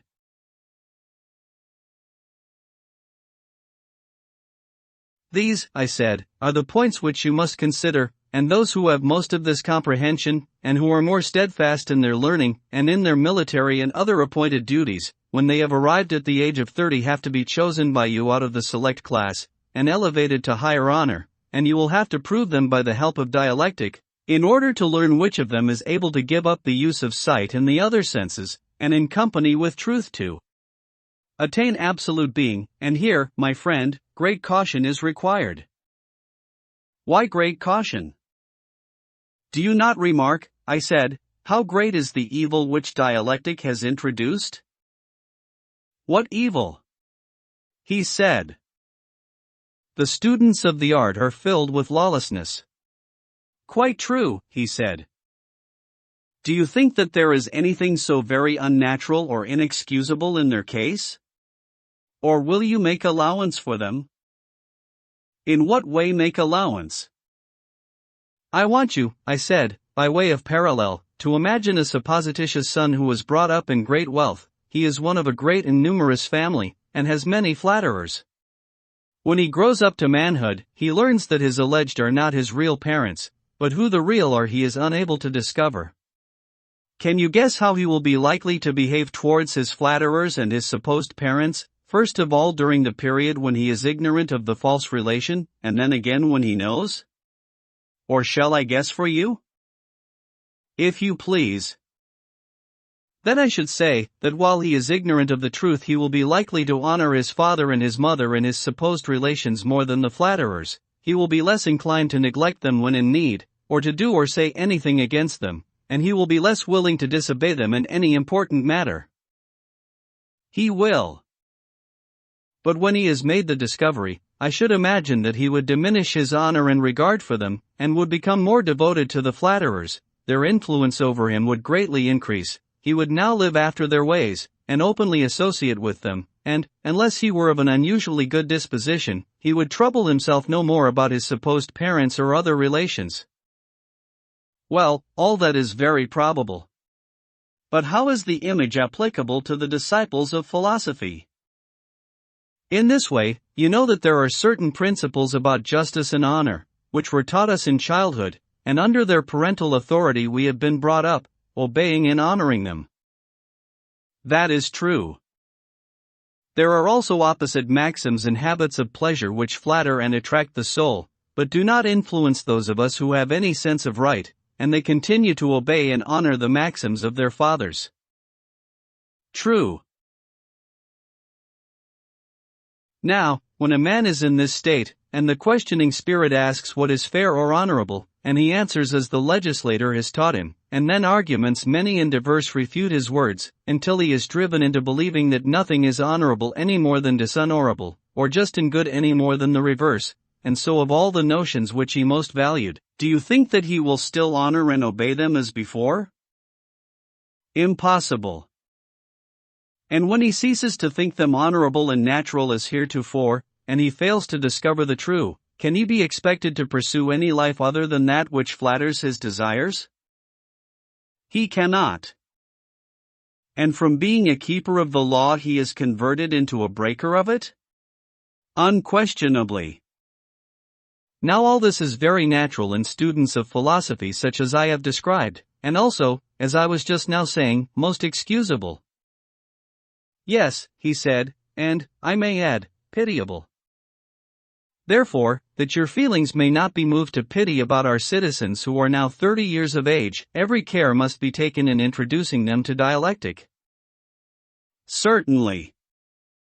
There is a danger lest they should taste the dear delight too early, for youngsters, as you may have observed, when they first get the taste in their mouths, argue for amusement, and are always contradicting and refuting others in imitation of those who refute them, like puppy dogs, they rejoice in pulling and tearing at all who come near them. Yes, he said, there is nothing which they like better. And when they have made many conquests and received defeats at the hands of many, they violently and speedily get into a way of not believing anything which they believed before, and hence, not only they, but philosophy and all that relates to it is apt to have a bad name with the rest of the world. Too true, he said. But when a man begins to get older, he will no longer be guilty of such insanity, he will imitate the dialectician who was seeking for truth, and not the eristic, who is contradicting for the sake of amusement, and the greater moderation of his character will increase instead of diminishing the honor of the pursuit. Very true, he said. And did we not make special provision for this, when we said that the disciples of philosophy were to be orderly and steadfast, not, as now, any chance aspirant or intruder? Very true. Suppose, I said, the study of philosophy to take the place of gymnastics and to be continued diligently and earnestly and exclusively for twice the number of years which were passed in bodily exercise, will that be enough? Would you say 6 or 4 years? He asked. Say 5 years, I replied. At the end of the time they must be sent down again into the den and compelled to hold any military or other office which young men are qualified to hold. In this way they will get their experience of life, and there will be an opportunity of trying whether, when they are drawn all manner of ways by temptation, they will stand firm or flinch. And how long is this stage of their lives to last?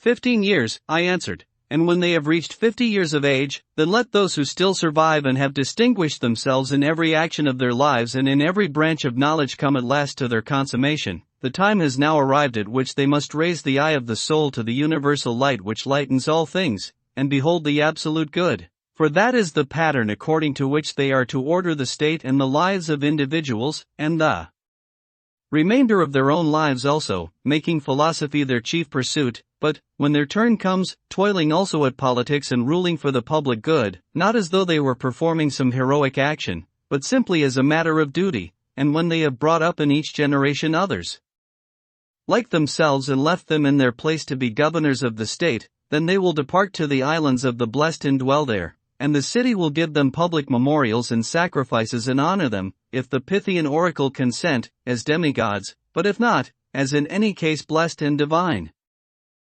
You are a sculptor, Socrates, and have made statues of our governors faultless in beauty. Yes, I said, Glaucon, and of our governesses too. For you must not suppose that what I have been saying applies to men only and not to women as far as their natures can go. There you are right, he said, since we have made them to share in all things like the men. Well, I said, and you would agree, would you not, that what has been said about the state and the government is not a mere dream, and although difficult not impossible, but only possible in the way which has been supposed, that is to say, when the true philosopher kings are born in a state, one or more of them, despising the honors of this present world which they deem mean and worthless, esteeming above all things right and the honor that springs from right, and regarding justice as the greatest and most necessary of all things, whose ministers they are, and whose principles will be exalted by them when they set in order their own city.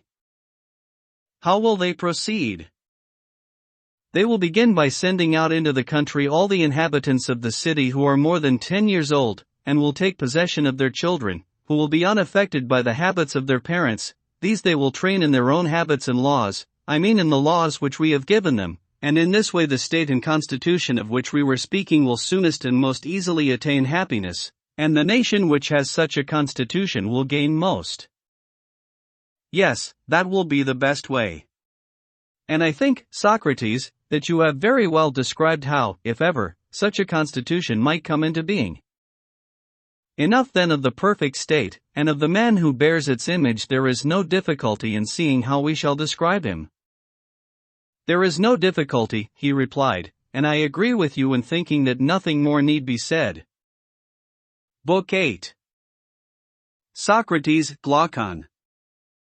And so, Glaucon, we have arrived at the conclusion that in the perfect state wives and children are to be in common, and that all education and the pursuits of war and peace are also to be common, and the best philosophers and the bravest warriors are to be their kings? That, replied Glaucon, has been acknowledged. Yes, I said, and we have further acknowledged that the governors, when appointed themselves, will take their soldiers and place them in houses such as we were describing, which are common to all, and contain nothing private or individual, and about their property, you remember what we agreed? Yes, I remember that no one was to have any of the ordinary possessions of mankind. They were to be warrior athletes and guardians, receiving from the other citizens, in lieu of annual payment, only their maintenance, and they were to take care of themselves and of the whole state. True, I said, and now that this division of our task is concluded, let us find the point at which we digressed, that we may return into the old path. There is no difficulty in returning. You implied, then as now, that you had finished the description of the state. You said that such a state was good, and that the man was good who answered to it, although, as now appears, you had more excellent things to relate both of state and man. And you said further, that if this was the true form, then the others were false, and of the false forms, you said, as I remember, that there were 4 principal ones, and that their defects, and the defects of the individuals corresponding to them, were worth examining. When we had seen all the individuals, and finally agreed as to who was the best and who was the worst of them, we were to consider whether the best was not also the happiest, and the worst the most miserable. I asked you what were the 4 forms of government of which you spoke, and then Polemarch and Adimantus put in their word, and you began again, and have found your way to the point at which we have now arrived. Your recollection, I said, is most exact. Then, like a wrestler, he replied, you must put yourself again in the same position, and let me ask the same questions, and do you give me the same answer which you were about to give me then? Yes, if I can, I will, I said. I shall particularly wish to hear what were the 4 constitutions of which you were speaking. That question, I said, is easily answered. The 4 governments of which I spoke, so far as they have distinct names, are, first, those of Crete and Sparta, which are generally applauded. What is termed oligarchy comes next. This is not equally approved, and is a form of government which teems with evils. Thirdly, democracy, which naturally follows oligarchy, although very different, and lastly comes tyranny, great and famous, which differs from them all, and is the 4th and worst disorder of a state. I do not know, do you? Of any other constitution which can be said to have a distinct character. There are lordships and principalities which are bought and sold, and some other intermediate forms of government. But these are nondescripts and may be found equally among Hellenes and among barbarians. Yes, he replied, we certainly hear of many curious forms of government which exist among them. Do you know, I said, that governments vary as the dispositions of men vary, and that there must be as many of the one as there are of the other?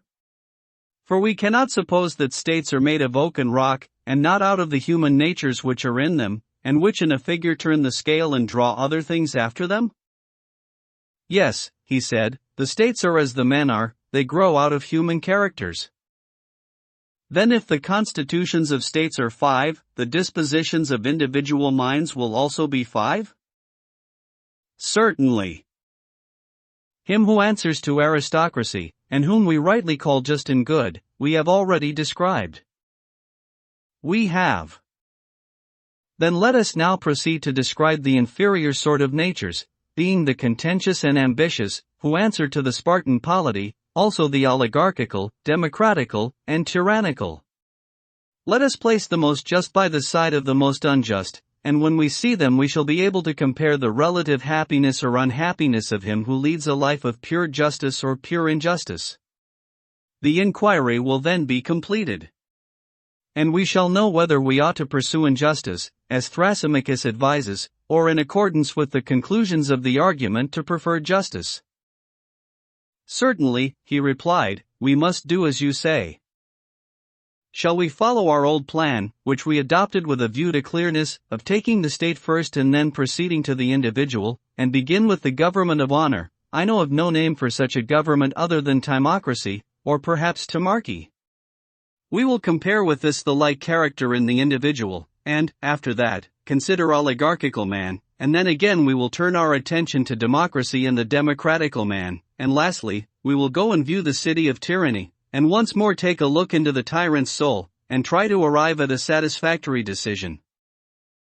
That way of viewing and judging of the matter will be very suitable. First, then, I said, let us inquire how timocracy, the government of honor, arises out of aristocracy, the government of the best. Clearly, all political changes originate in divisions of the actual governing power. A government which is united, however small, cannot be moved. Very true, he said.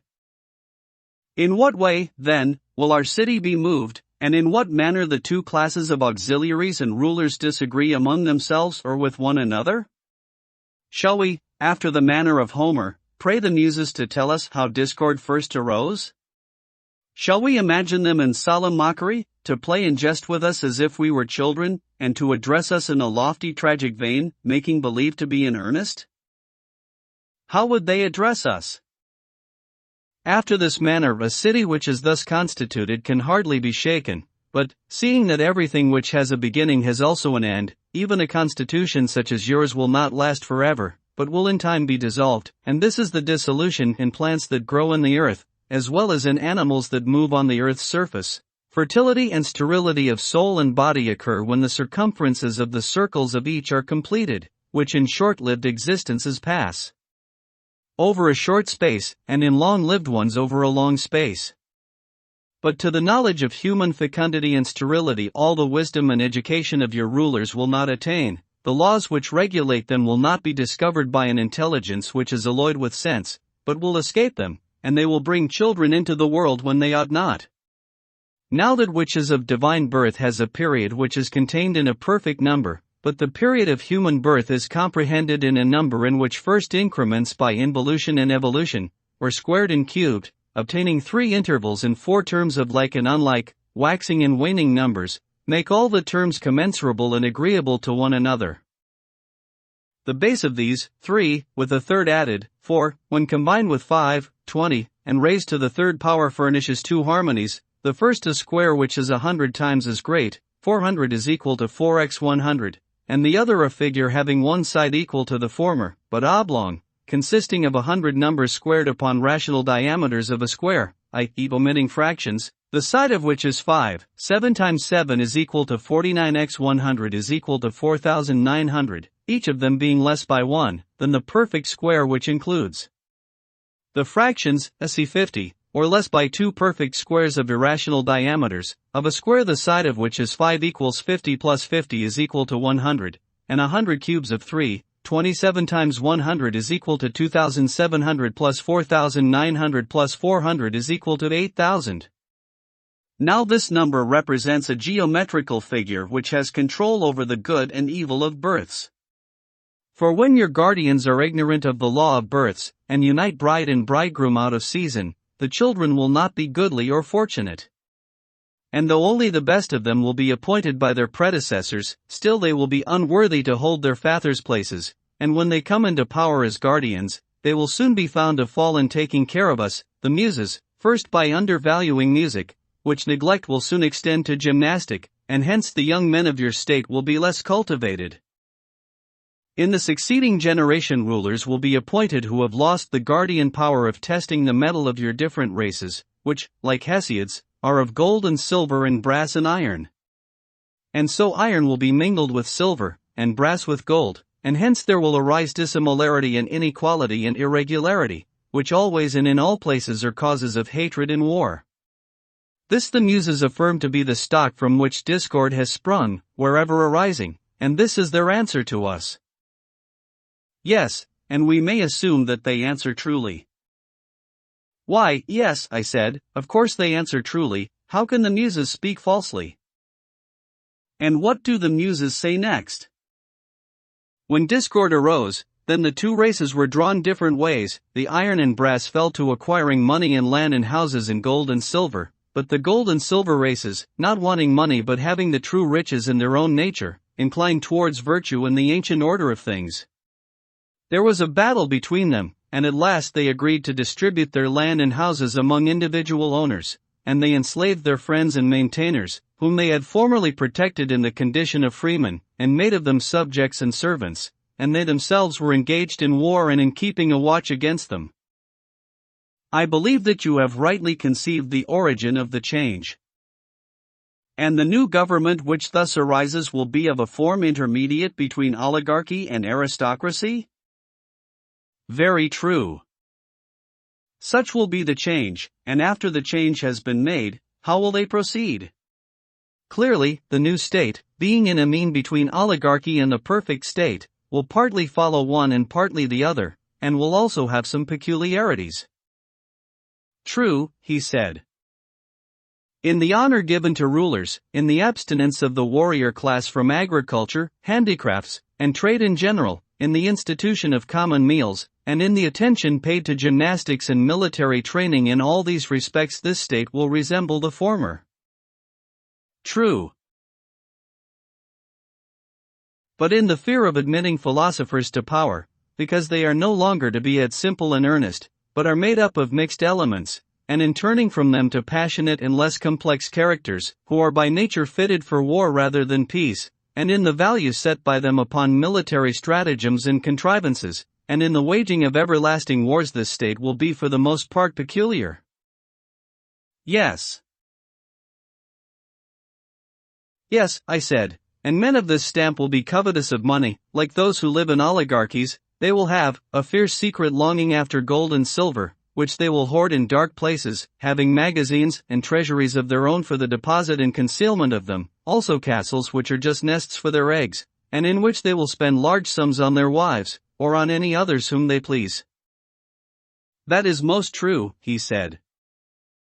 And they are miserly because they have no means of openly acquiring the money which they prize. They will spend that which is another man's on the gratification of their desires, stealing their pleasures and running away like children from the law, their father. They have been schooled not by gentle influences but by force, for they have neglected her who is the true muse, the companion of reason and philosophy, and have honored gymnastic more than music. Undoubtedly, he said, the form of government which you describe is a mixture of good and evil. Why, there is a mixture, I said, but one thing, and one thing only, is predominantly seen: the spirit of contention and ambition, and these are due to the prevalence of the passionate or spirited element. Assuredly, he said. Such is the origin and such the character of this state, which has been described in outline only. The more perfect execution was not required, for a sketch is enough to show the type of the most perfectly just and most perfectly unjust, and to go through all the states and all the characters of men, omitting none of them, would be an interminable labor. Very true, he replied. Now what man answers to this form of government? How did he come into being, and what is he like? Socrates. Adeimantus. I think, said Adeimantus, that in the spirit of contention which characterizes him, he is not unlike our friend Glaucon. Perhaps, I said, he may be like him in that one point, but there are other respects in which he is very different. In what respects? He should have more of self-assertion and be less cultivated, and yet a friend of culture, and he should be a good listener, but no speaker. Such a person is apt to be rough with slaves, unlike the educated man, who is too proud for that, and he will also be courteous to freemen, and remarkably obedient to authority. He is a lover of power and a lover of honor, claiming to be a ruler, not because he is eloquent, or on any ground of that sort, but because he is a soldier and has performed feats of arms. He is also a lover of gymnastic exercises and of the chase. Yes, that is the type of character which answers to timocracy. Such an one will despise riches only when he is young, but as he gets older he will be more and more attracted to them, because he has a piece of the avaricious nature in him, and is not single-minded towards virtue, having lost his best guardian. Who was that? Said Adeimantus. Philosophy, I said, tempered with music, who comes and takes her abode in a man, and is the only savior of his virtue throughout life. Good, he said. Such, I said, is the timocratical youth, and he is like the timocratical state.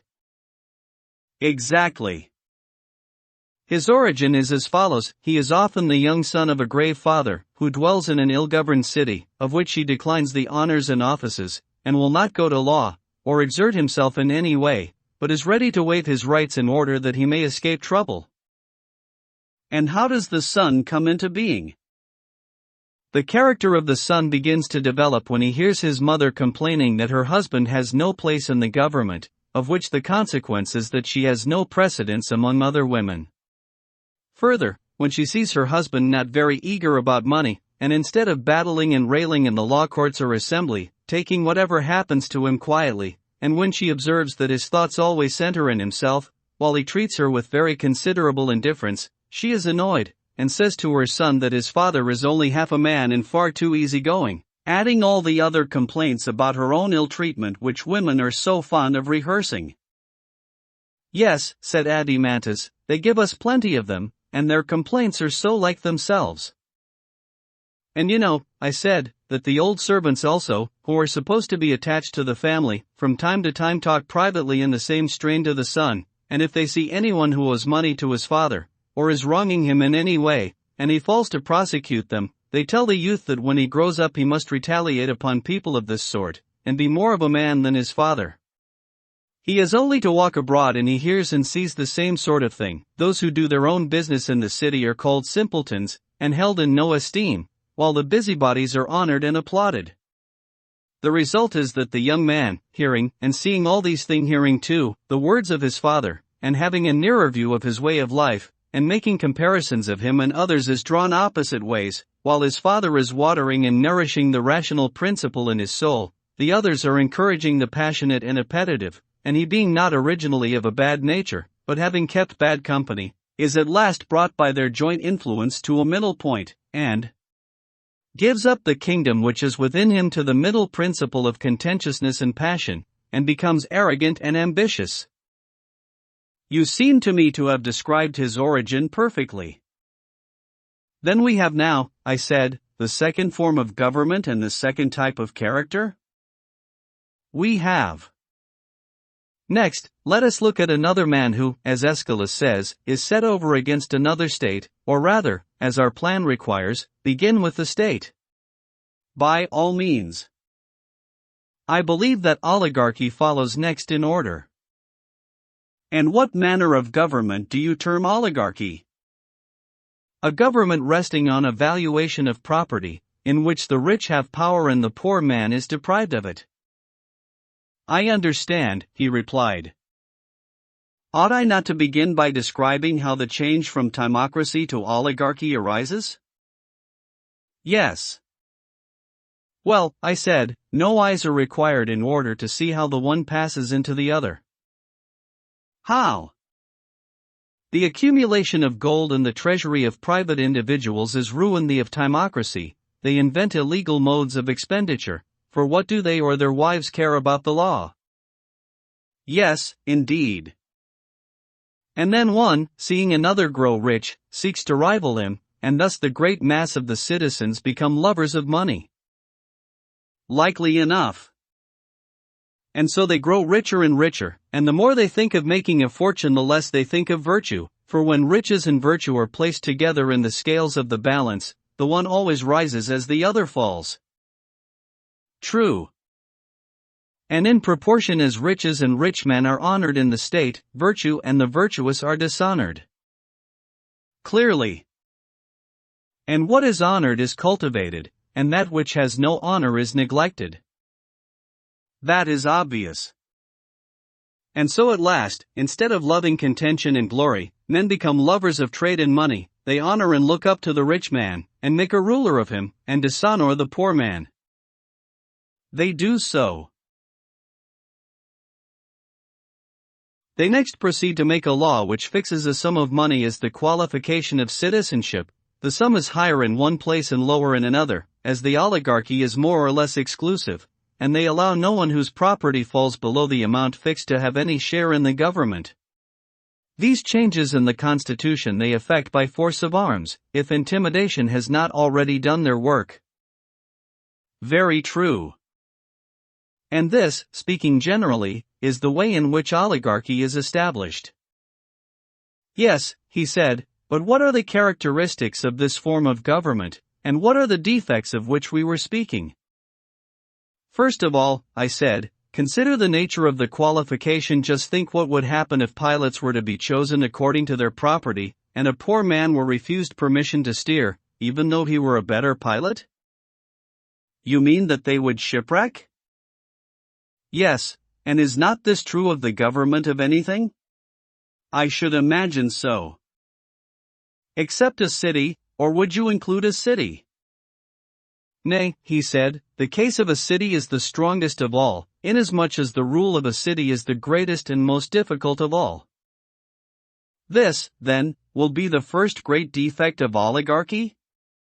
Clearly. And here is another defect which is quite as bad. What defect? The inevitable division. Such a state is not one, but two states, the one of poor, the other of rich men, and they are living on the same spot and always conspiring against one another. That, surely, is at least as bad. Another discreditable feature is, that, for a like reason, they are incapable of carrying on any war. Either they arm the multitude, and then they are more afraid of them than of the enemy, or, if they do not call them out in the hour of battle, they are oligarchs indeed, few to fight as they are few to rule. And at the same time their fondness for money makes them unwilling to pay taxes. How discreditable! And, as we said before, under such a constitution the same persons have too many callings. They are husbandmen, tradesmen, warriors, all in one. Does that look well? Anything but well. There is another evil which is, perhaps, the greatest of all, and to which this state first begins to be liable. What evil? A man may sell all that he has, and another may acquire his property, yet after the sale he may dwell in the city of which he is no longer a part, being neither trader, nor artisan, nor horseman, nor hoplite, but only a poor, helpless creature. Yes, that is an evil which also first begins in this state. The evil is certainly not prevented there, for oligarchies have both the extremes of great wealth and utter poverty. True. But think again, in his wealthy days, while he was spending his money, was a man of this sort a whit more good to the state for the purposes of citizenship? Or did he only seem to be a member of the ruling body, although in truth he was neither ruler nor subject, but just a spendthrift? As you say, he seemed to be a ruler, but was only a spendthrift. May we not say that this is the drone in the house who is like the drone in the honeycomb, and that the one is the plague of the city as the other is of the hive? Just so, Socrates. And God has made the flying drones, Adimantus, all without stings, whereas of the walking drones he has made some without stings but others have dreadful stings. Of the stingless class are those who in their old age end as paupers. Of the stingers come all the criminal class, as they are termed. Most true, he said. Clearly then, whenever you see paupers in a state, somewhere in that neighborhood there are hidden away thieves, and cut purses, and robbers of temples, and all sorts of malefactors. Clearly. Well, I said, And in oligarchical states do you not find paupers? Yes, he said, nearly everybody is a pauper who is not a ruler. And may we be so bold as to affirm that there are also many criminals to be found in them, rogues who have stings, and whom the authorities are careful to restrain by force? Certainly, we may be so bold. The existence of such persons is to be attributed to want of education, ill training, and an evil constitution of the state? True. Such, then, is the form and such are the evils of oligarchy, and there may be many other evils. Very likely. Then oligarchy, or the form of government in which the rulers are elected for their wealth, may now be dismissed. Let us next proceed to consider the nature and origin of the individual who answers to this state. By all means. Does not the timocratical man change into the oligarchical on this wise? How? A time arrives when the representative of timocracy has a son. At first he begins by emulating his father and walking in his footsteps, but presently he sees him of a sudden foundering against the state as upon a sunken reef, and he and all that he has is lost. He may have been a general or some other high officer who was brought to trial under a prejudice raised by informers, and either put to death, or exiled, or deprived of the privileges of a citizen, and all his property taken from him. Nothing more likely. And the son has seen and known all this. He is a ruined man, and his fear has taught him to knock ambition and passion head foremost from his bosom's throne. Humbled by poverty, he takes to money-making, and by mean and miserly savings and hard work gets a fortune together. Is not such an one likely to seat the concupiscent and covetous element on the vacant throne, and to suffer it to play the great king within him, girt with tiara and chain and scimitar? Most true, he replied.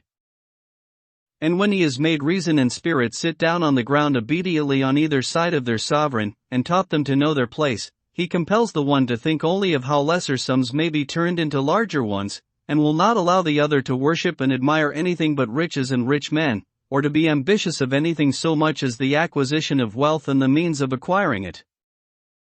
Of all changes, he said, there is none so speedy or so sure as the conversion of the ambitious youth into the avaricious one.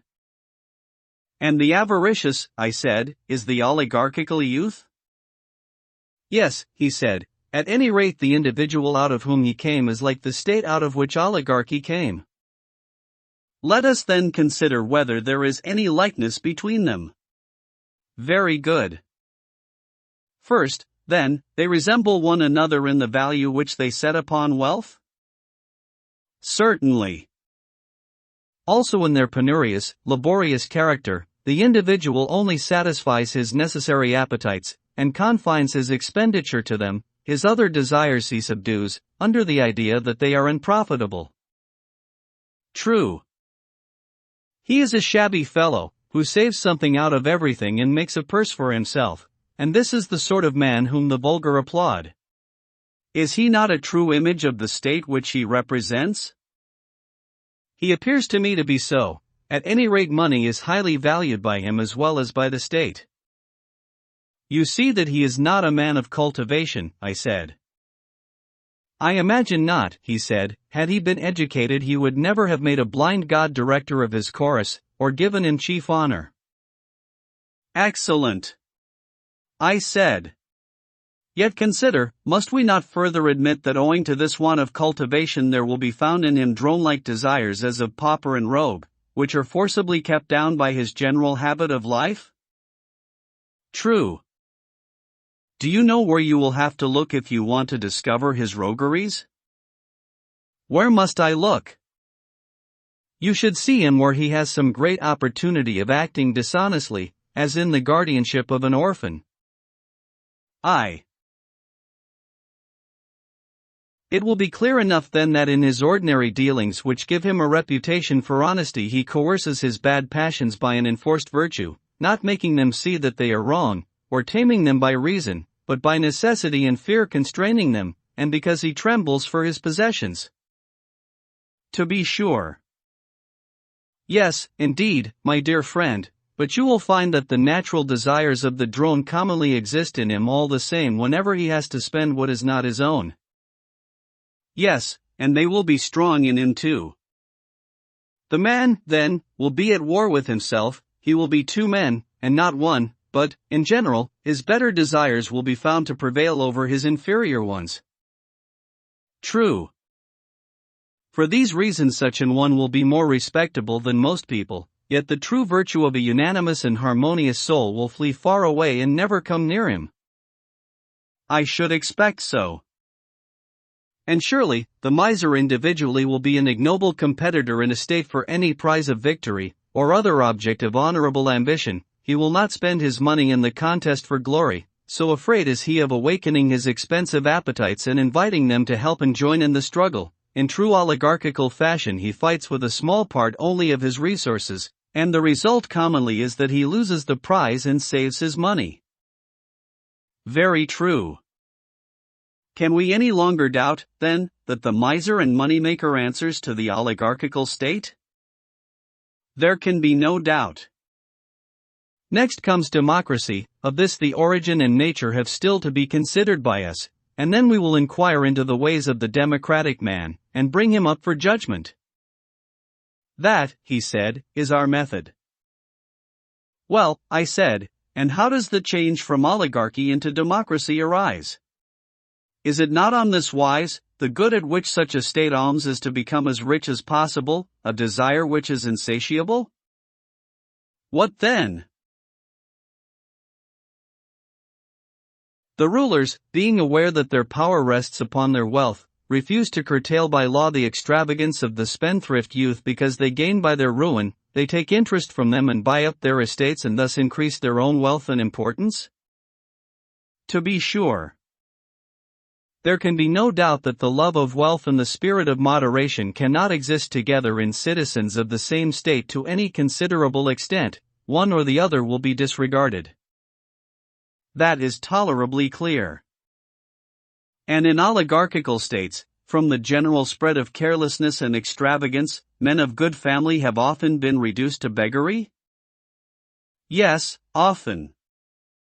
And still they remain in the city. There they are, ready to sting and fully armed, and some of them owe money, some have forfeited their citizenship, a third class are in both predicaments, and they hate and conspire against those who have got their property, and against everybody else, and are eager for revolution. That is true.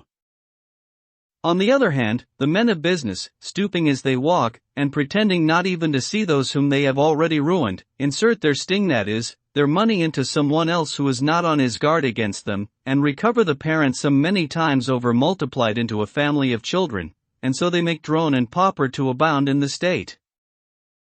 Yes, he said, there are plenty of them, that is certain. The evil blazes up like a fire, and they will not extinguish it, either by restricting a man's use of his own property, or by another remedy. What other?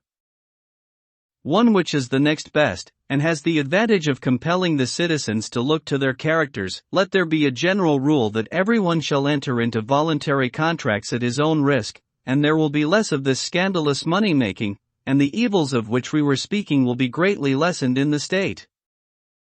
Yes, they will be greatly lessened. At present the governors, induced by the motives which I have named, treat their subjects badly, while they and their adherents, especially the young men of the governing class, are habituated to lead a life of luxury and idleness both of body and mind. They do nothing, and are incapable of resisting either pleasure or pain. Very true. They themselves care only for making money, and are as indifferent as the pauper to the cultivation of virtue. Yes, quite as indifferent. Such is the state of affairs which prevails among them.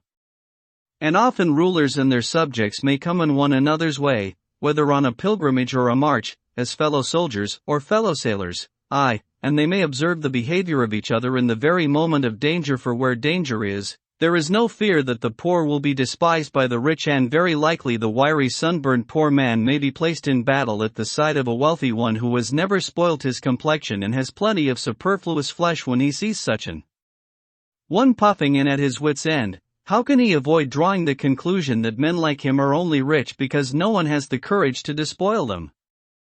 And when they meet in private, will not people be saying to one another, our warriors are not good for much? Yes, he said, I am quite aware that this is their way of talking.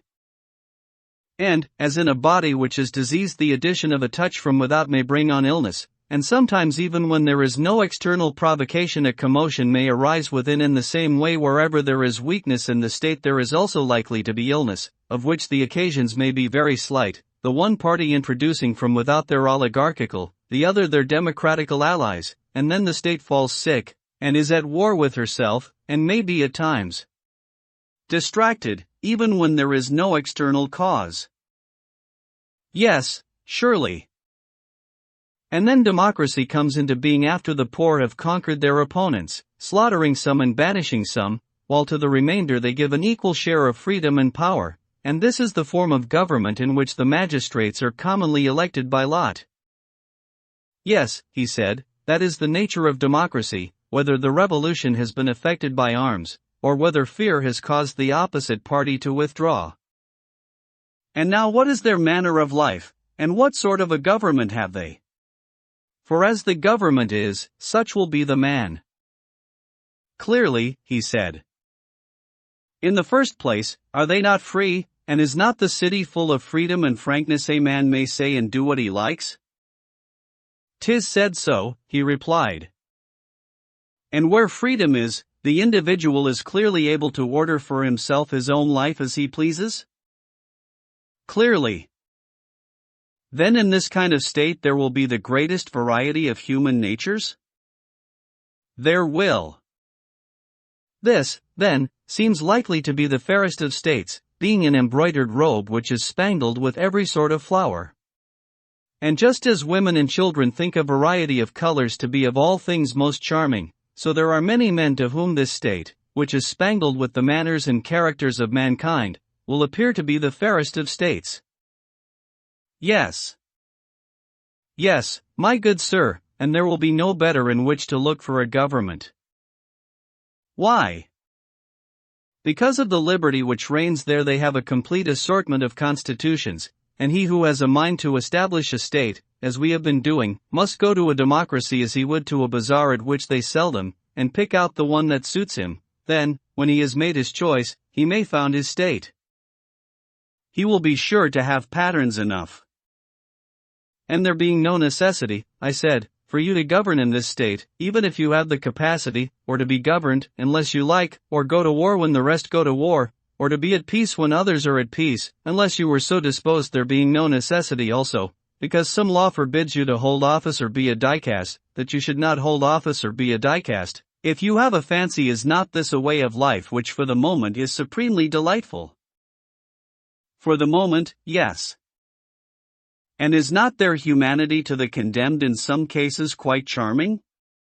Have you not observed how, in a democracy, many persons, although they have been sentenced to death or exile, just stay where they are and walk about the world the gentleman parades like a hero, and nobody sees or cares? Yes, he replied, many and many a one.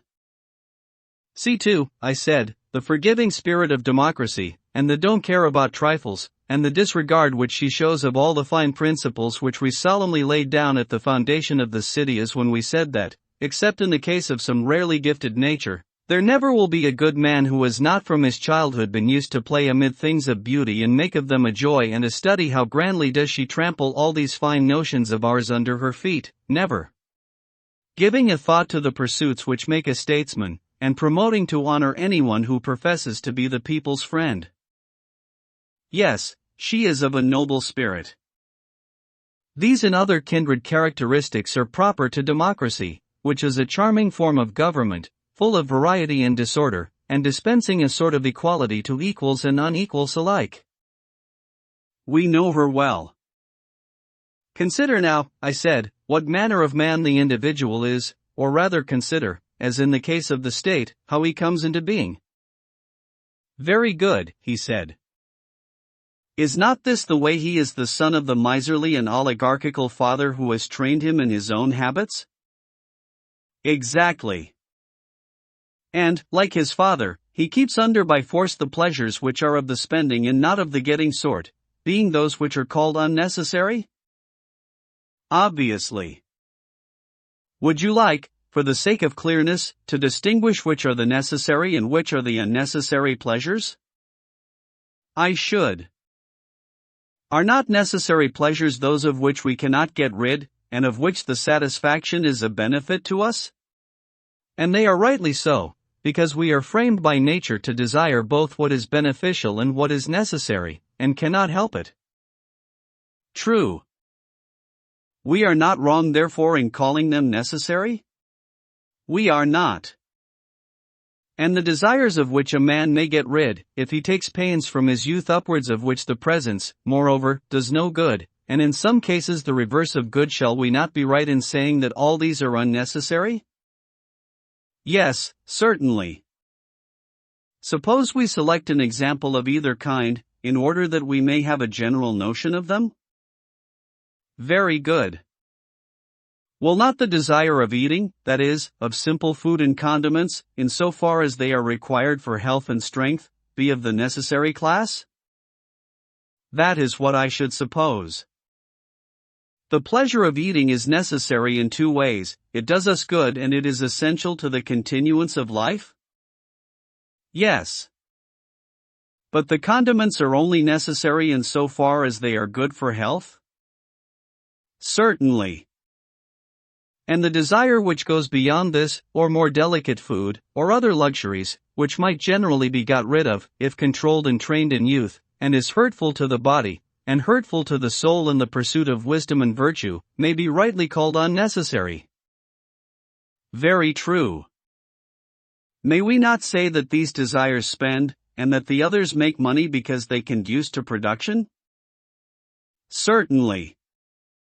And of the pleasures of love, and all other pleasures, the same holds good? True. And the drone of whom we spoke was he who was surfeited in pleasures and desires of this sort, and was the slave of the unnecessary desires, whereas he who was subject to the necessary only was miserly and oligarchical? Very true.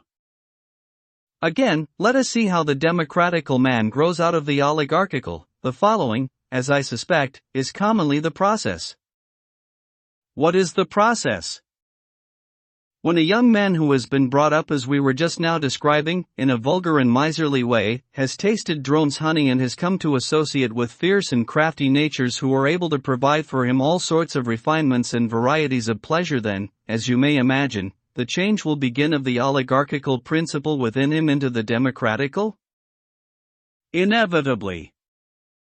And as in the city like was helping like, and the change was effected by an alliance from without assisting one division of the citizens, so too the young man is changed by a class of desires coming from without to assist the desires within him, that which is and alike again helping that which is akin and alike? Certainly. And if there be any ally which aids the oligarchical principle within him, whether the influence of a father or of kindred, advising or rebuking him, then there arises in his soul a faction and an opposite faction, and he goes to war with himself. It must be so. And there are times when the democratical principle gives way to the oligarchical, and some of his desires die, and others are banished, a spirit of reverence enters into the young man's soul and order is restored. Yes, he said, that sometimes happens. And then, again, after the old desires have been driven out, fresh ones spring up, which are akin to them, and because he, their father, does not know how to educate them, wax fierce and numerous. Yes, he said, that is apt to be the way. They draw him to his old associates, and holding secret intercourse with them, breed and multiply in him. Very true. At length they seize upon the citadel of the young man's soul, which they perceive to be void of all accomplishments and fair pursuits and true words, which make their abode in the minds of men who are dear to the gods, and are their best guardians and sentinels. None better. False and boastful conceits and phrases mount upwards and take their place. They are certain to do so. And so the young man returns into the country of the lotus eaters, and takes up his dwelling there in the face of all men, and if any help be sent by his friends to the oligarchical part of him, the aforesaid vain conceits shut the gate of the king's fastness, and they will neither allow the embassy itself to enter, private. If private advisers offer the fatherly counsel of the aged, will they listen to them or receive them? There is a battle and they gain the day, and then modesty, which they call silliness, is ignominiously thrust into exile by them, and temperance, which they nickname unmanliness, is trampled in the mire and cast forth. They persuade men that moderation and orderly expenditure are vulgarity and meanness, and so, by the help of a rabble of evil appetites, they drive them beyond the border. Yes, with a will. And when they have emptied and swept clean the soul of him who is now in their power and who is being initiated by them in great mysteries, the next thing is to bring back to their house insolence and anarchy and waste and impudence in bright array, having garlands on their heads, and a great company with them, hymning their praises and calling them by sweet names. Insolence they term breeding, and anarchy liberty, and waste magnificence, and impudence courage. And so the young man passes out of his original nature, which was trained in the school of necessity, into the freedom and libertinism of useless and unnecessary pleasures. Yes, he said, the change in him is visible enough. After this he lives on, spending his money and labor and time on unnecessary pleasures quite as much as on necessary ones. But if he be fortunate, and is not too much disordered in his wits, when years have elapsed, and the heyday of passion is over, supposing that he then readmits into the city some part of the exiled virtues, and does not wholly give himself up to their successors, in that case he balances his pleasures and lives in a sort of equilibrium, putting the government of himself into the hands of the one which comes first and wins the turn, and when he has had enough of that, then into the hands of another. He despises none of them but encourages them all equally. Very true, he said. Neither does he receive or let pass into the fortress any true word of advice. If anyone says to him that some pleasures are the satisfactions of good and noble desires, and others of evil desires, and that he ought to use and honor some and chastise and master the others, whenever this is repeated to him he shakes his head and says that they are all alike, and that one is as good as another. Yes, he said, that is the way with him. Yes, I said, he lives from day to day indulging the appetite of the hour, and sometimes he is lapped in drink and strains of the flute, then he becomes a water drinker, and tries to get thin, then he takes a turn at gymnastics, sometimes idling and neglecting everything, then once more living the life of a philosopher. Often he is busy with politics, and starts to his feet and says and does whatever comes into his head, and, if he is emulous of anyone who was a warrior, off he is in that direction, or of men of business, once more in that. His life has neither law nor order, and this distracted existence he terms joy and bliss and freedom, and so he goes on. Yes, he replied, he is all liberty and equality. Yes, I said, his life is motley and manifold and an epitome of the lives of many. He answers to the state which we described as fair and spangled. And many a man and many a woman will take him for their pattern, and many a constitution and many an example of manners is contained in him. Just so. Let him then be set over against democracy, he may truly be called the democratic man. Let that be his place, he said. Last of all comes the most beautiful of all, man and state alike, tyranny and the tyrant. These we have now to consider. Quite true, he said.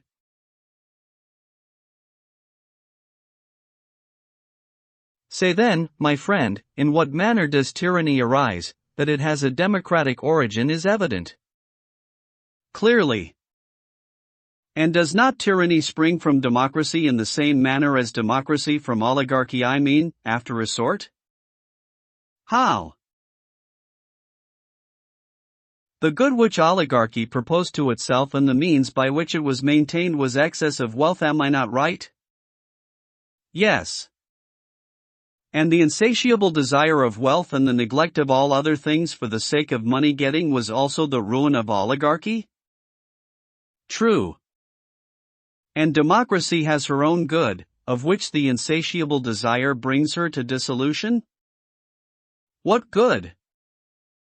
Freedom, I replied, which, as they tell you in a democracy, is the glory of the state, and that therefore in a democracy alone will the freeman of nature deign to dwell. Yes, the saying is in everybody's mouth. I was going to observe that the insatiable desire of this and the neglect of other things introduces the change in democracy, which occasions a demand for tyranny. How so?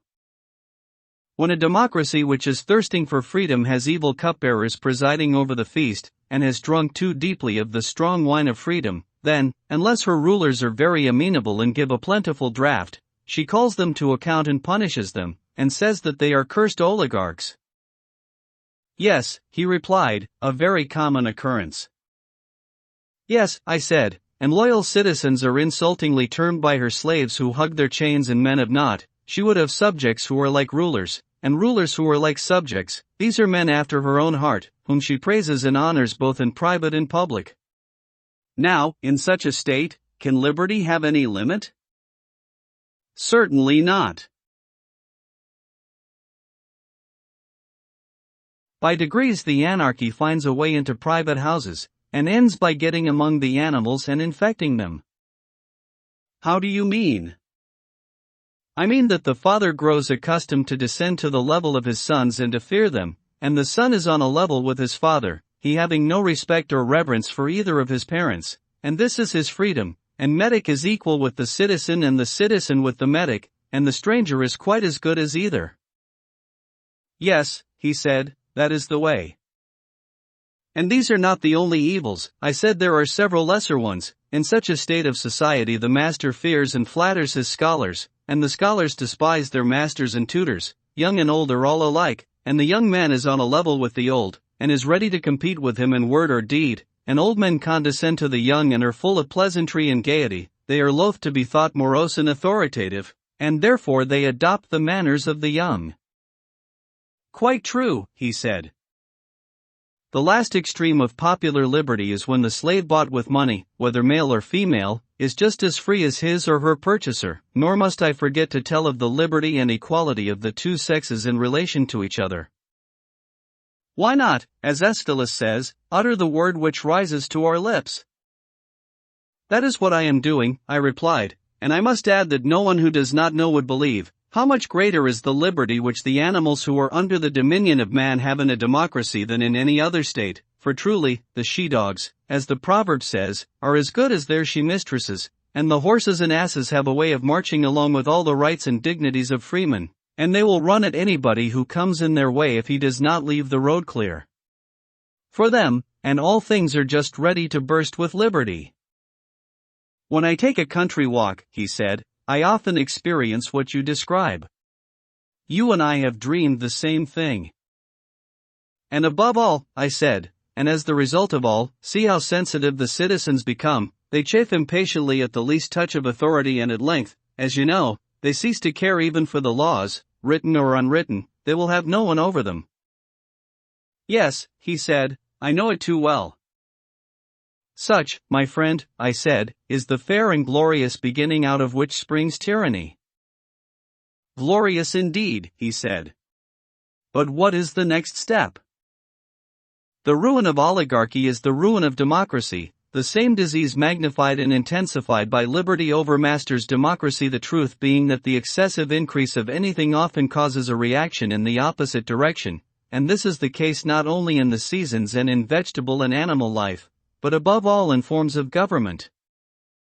True. The excess of liberty, whether in states or individuals, seems only to pass into excess of slavery. Yes, the natural order. And so tyranny naturally arises out of democracy, and the most aggravated form of tyranny and slavery out of the most extreme form of liberty? As we might expect. That, however, was not, as I believe, your question. You rather desired to know what is that disorder which is generated alike in oligarchy and democracy, and is the ruin of both? Just so, he replied. Well, I said, I meant to refer to the class of idle spendthrifts, of whom the more courageous are the leaders and the more timid the followers, the same whom we were comparing to drones, some stingless, and others having stings. A very just comparison. These two classes are the plagues of every city in which they are generated, being what phlegm and bile are to the body. And the good physician and lawgiver of the state ought, like the wise bee master, to keep them at a distance and prevent, if possible, their ever coming in, and if they have anyhow found a way in, then he should have them and their cells cut out as speedily as possible. Yes, by all means, he said. Then, in order that we may see clearly what we are doing, let us imagine democracy to be divided, as indeed it is, into 3 classes, for in the first place freedom creates rather more drones in the democratic than there were in the oligarchical state. That is true. And in the democracy they are certainly more intensified. How so? Because in the oligarchical state they are disqualified and driven from office, and therefore they cannot train or gather strength, whereas in a democracy they are almost the entire ruling power, and while the keener sort speak and act, the rest keep buzzing about the bema and do not suffer a word to be said on the other side. Hence in democracies almost everything is managed by the drones. Very true, he said. Then there is another class which is always being severed from the mass. What is that? They are the orderly class, which in a nation of traders sure to be the richest. Naturally so. They are the most squeezable persons and yield the largest amount of honey to the drones. Why, he said, there is little to be squeezed out of people who have little. And this is called the wealthy class, and the drones feed upon them. That is pretty much the case, he said. The people are a third class, consisting of those who work with their own hands. They are not politicians, and have not much to live upon. This, when assembled, is the largest and most powerful class in a democracy. True, he said, but then the multitude is seldom willing to congregate unless they get a little honey. And do they not share? I said. Do not their leaders deprive the rich of their estates and distribute them among the people, at the same time taking care to reserve the larger part for themselves? Why, yes, he said, to that extent the people do share. And the persons whose property is taken from them are compelled to defend themselves before the people as they best can. What else can they do? And then, although they may have no desire of change, the others charge them with plotting against the people and being friends of oligarchy? True. And the end is that when they see the people, not of their own accord, but through ignorance, and because they are deceived by informers, seeking to do them wrong, then at last they are forced to become oligarchs in reality. They do not wish to be, but the sting of the drones torments them and breeds revolution in them. That is exactly the truth. Then come impeachments and judgments and trials of one another. True. The people have always some champion whom they set over them and nurse into greatness. Yes, that is their way. This and no other is the root from which a tyrant springs. When he first appears above ground he is a protector. Yes, that is quite clear. How then does a protector begin to change into a tyrant? Clearly when he does what the man is said to do in the tale of the Arcadian temple of Lycaean Zeus. What tale? The tale is that he who has tasted the entrails of a single human victim minced up with the entrails of other victims is destined to become a wolf. Did you never hear it? Oh, yes. And the protector of the people is like him, having a mob entirely at his disposal. He is not restrained from shedding the blood of kinsmen. By the favorite method of false accusation he brings them into court and murders them, making the life of man to disappear. And with unholy tongue and lips tasting the blood of his fellow citizen, some he kills and others he banishes, at the same time hinting at the abolition of debts and partition of lands. And after this, what will be his destiny? Must he not either perish at the hands of his enemies, or from being a man become a wolf, that is, a tyrant? Inevitably. This, I said, is he who begins to make a party against the rich? The same. After a while he is driven out, but comes back, in spite of his enemies, a tyrant full grown. That is clear. And if they are unable to expel him, or to get him condemned to death by a public accusation, they conspire to assassinate him. Yes, he said, that is their usual way. Then comes the famous request for a bodyguard, which is the device of all those who have got thus far in their tyrannical career. Let not the people's friend, as they say, be lost to them. Exactly. The people readily assent. All their fears are for him, they have none for themselves. Very true. And when a man who is wealthy and is also accused of being an enemy of the people sees this, then, my friend, as the oracle said to Croesus, by pebbly Hermus shore he flees and rests not, and is not ashamed to be a coward. And quite right too, said he, for if he were, he would never be ashamed again. But if he is caught, he dies. Of course. And he, the protector of whom we spoke, is to be seen, not larding the plain with his bulk, but himself the overthrower of many, standing up in the chariot of state with the reins in his hand, no longer protector, but tyrant absolute. No doubt, he said. And now let us consider the happiness of the man, and also of the state in which a creature like him is generated. Yes, he said, let us consider that. At first, in the early days of his power, he is full of smiles, and he salutes everyone whom he meets, he to be called a tyrant, who is making promises in public and also in private, liberating debtors, and distributing land to the people and his followers, and wanting to be so kind and good to everyone. Of course, he said. But when he has disposed of foreign enemies by conquest or treaty, and there is nothing to fear from them, then he is always stirring up some war or other, in order that the people may require a leader. To be sure. Has he not also another object, which is that they may be impoverished by payment of taxes, and thus compelled to devote themselves to their daily wants and therefore less likely to conspire against him? Clearly. And if any of them are suspected by him of having notions of freedom, and of resistance to his authority, he will have a good pretext for destroying them by placing them at the mercy of the enemy, and for all these reasons the tyrant must be always getting up a war. He must. Now he begins to grow unpopular. A necessary result. Then some of those who joined in setting him up, and who are in power, speak their minds to him and to one another, and the more courageous of them cast in his teeth what is being done. Yes, that may be expected. And the tyrant, if he means to rule, must get rid of them. He cannot stop while he has a friend or an enemy who is good for anything. He cannot. And therefore he must look about him and see who is valiant, who is high-minded, who is wise, who is wealthy, happy man. He is the enemy of them all, and must seek occasion against them whether he will or no, until he has made a purgation of the state. Yes, he said, and a rare purgation. Yes, I said, not the sort of purgation which the physicians make of the body, for they take away the worse and leave the better part, but he does the reverse. If he is to rule, I suppose that he cannot help himself. What a blessed alternative, I said, to be compelled to dwell only with the many bad, and to be by them hated, or not to live at all.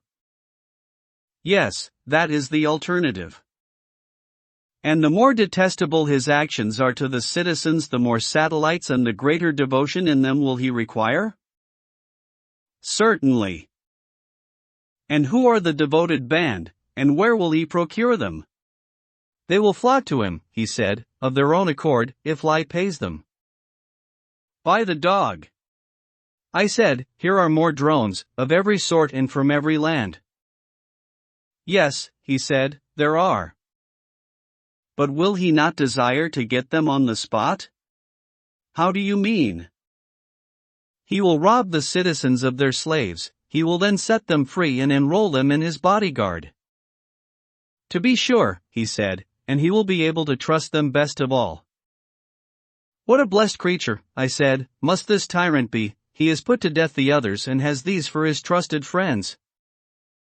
Yes, he said, they are quite of his sort.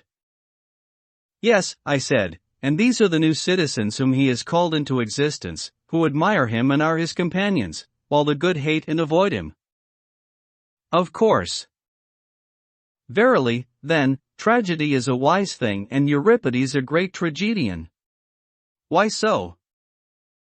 Why, because he is the author of the pregnant saying, tyrants are wise by living with the wise, and he clearly meant to say that they are the wise whom the tyrant makes his companions. Yes, he said, and he also praises tyranny as godlike, and many other things of the same kind are said by him and by the other poets.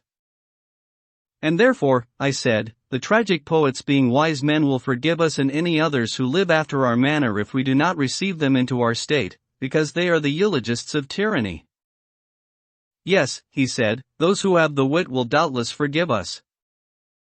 But they will continue to go to other cities and attract mobs, and hire voices fair and loud and persuasive, and draw the cities over to tyrannies and democracies. Very true. Moreover, they are paid for this and receive honor, the greatest honor, as might be expected, from tyrants, and the next greatest from democracies, but the higher they ascend our constitution hill, the more their reputation fails, and seems unable from shortness of breath to proceed further. True.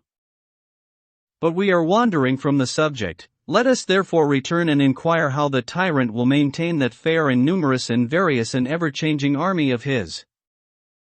If, he said, there are sacred treasures in the city, he will confiscate and spend them, and in so far as the fortunes of attainted persons may suffice, he will be able to diminish the taxes which he would otherwise have to impose upon the people. And when these fail? Why, clearly, he said, then he and his boon companions, whether male or female, will be maintained out of his father's estate. You mean to say that the people, from whom he has derived his being, will maintain him and his companions? Yes, he said, they cannot help themselves. But what if the people fly into a passion, and aver that a grown-up son ought not to be supported by his father, but that the father should be supported by the son? The father did not bring him into being, or settle him in life, in order that when his son became a man he should himself be the servant of his own servants and should support him and his rabble of slaves and companions, but that his son should protect him, and that by his help he might be emancipated from the government of the rich and aristocratic, as they are termed. And so he bids him and his companions depart, just as any other father might drive out of the house a riotous son and his undesirable associates. By heaven, he said, then the parent will discover what a monster he has been fostering in his bosom, and, when he wants to drive him out, he will find that he is weak and his son strong. Why, you do not mean to say that the tyrant will use violence? What? Beat his father if he opposes him? Yes, he will, having first disarmed him. Then he is a parricide, and a cruel guardian of an aged parent, and this is real tyranny, about which there can be no longer a mistake, as the saying is, the people who would escape the smoke which is the slavery of freemen, has fallen into the fire which is the tyranny of slaves. Thus liberty, getting out of all order and reason, passes into the harshest and bitterest form of slavery. True, he said. Very well, and may we not rightly say that we have sufficiently discussed the nature of tyranny, and the manner of the transition from democracy to tyranny? Yes, quite enough, he said. Book 9. Socrates Adeimantus. Last of all comes the tyrannical man, about whom we have once more to ask, how is he formed out of the democratical? And how does he live, in happiness or in misery? Yes, he said, he is the only one remaining. There is, however, I said, a previous question which remains unanswered. What question?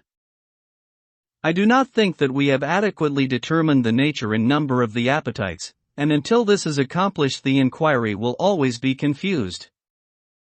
Well, he said, it is not too late to supply the omission. Very true, I said, and observe the point which I ought to understand, certain of the unnecessary pleasures and appetites I conceive to be unlawful, everyone appears to have them, but in some persons they are controlled by the laws and by reason, and the better desires prevail over them, either they are wholly banished or they become few and weak, while in the case of others they are stronger, and there are more of them. Which appetites do you mean? I mean those which are awake when the reasoning and human and ruling power is asleep. Then the wild beast within us, gorged with meat or drink, starts up and having shaken off sleep, goes forth to satisfy his desires, and there is no conceivable folly or crime not accepting incest or any other unnatural union, or parricide, or the eating of forbidden food which at such a time, when he has parted company with all shame and sense, a man may not be ready to commit. Most true, he said.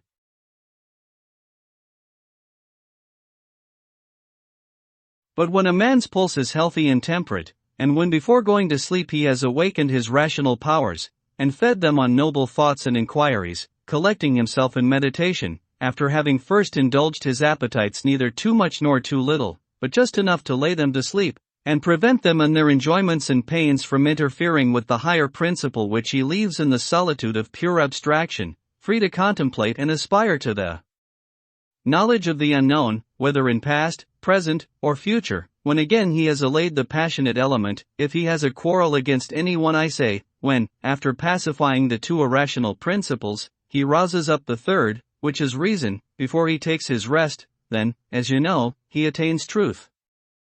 Most nearly, and is least likely to be the sport of fantastic and lawless visions. I quite agree. In saying this I have been running into a digression, but the point which I desire to note is that in all of us, even in good men, there is a lawless wild beast nature, which peers out in sleep. Pray, consider whether I am right, and you agree with me. Yes, I agree. And now remember the character which we attributed to the democratic man. He was supposed from his youth upwards to have been trained under a miserly parent, who encouraged the saving appetites in him, but discountenanced the unnecessary, which aim only at amusement and ornament? True. And then he got into the company of a more refined, licentious sort of people, and taking to all their wanton ways rushed into the opposite extreme from an abhorrence of his father's meanness. At last, being a better man than his corruptors, he was drawn in both directions until he halted midway and led a life, not of vulgar and slavish passion, but of what he deemed moderate indulgence in various pleasures. After this manner the democrat was generated out of the oligarch? Yes, he said, that was our view of him, and is so still. And now, I said, years will have passed away, and you must conceive this man, such as he is, to have a son, who was brought up in his father's principles. I can imagine him. Then you must further imagine the same thing to happen to the son which has already happened to the father. He is drawn into a perfectly lawless life, which by his seducers is termed perfect liberty, and his father and friends take part with his moderate desires, and the opposite party assists the opposite ones. As soon as these dire magicians and tyrant makers find that they are losing their hold on him, they contrive to implant in him a master passion, to be lord over his idle and spendthrift lusts, a sort of monstrous winged drone that is the only image which will adequately describe him. Yes, he said, that is the only adequate image of him. And when his other lusts, amid clouds of incense and perfumes and garlands and wines, and all the pleasures of a dissolute life, now let loose, come buzzing around him, nourishing to the utmost the sting of desire which they implant in his drone-like nature, then at last this lord of the soul, having madness for the captain of his guard, breaks out into a frenzy, and if he finds in himself any good opinions or appetites in process of formation, and there is in him any sense of shame remaining, to these better principles he puts an end, and casts them forth until he has purged away temperance and brought in madness to the full. Yes, he said, that is the way in which the tyrannical man is generated. And is not this the reason why of old love has been called a tyrant? I should not wonder. Further, I said, has not a drunken man also the spirit of a tyrant? He has. And you know that a man who is deranged and not right in his mind, will fancy that he is able to rule, not only over men, but also over the gods? That he will.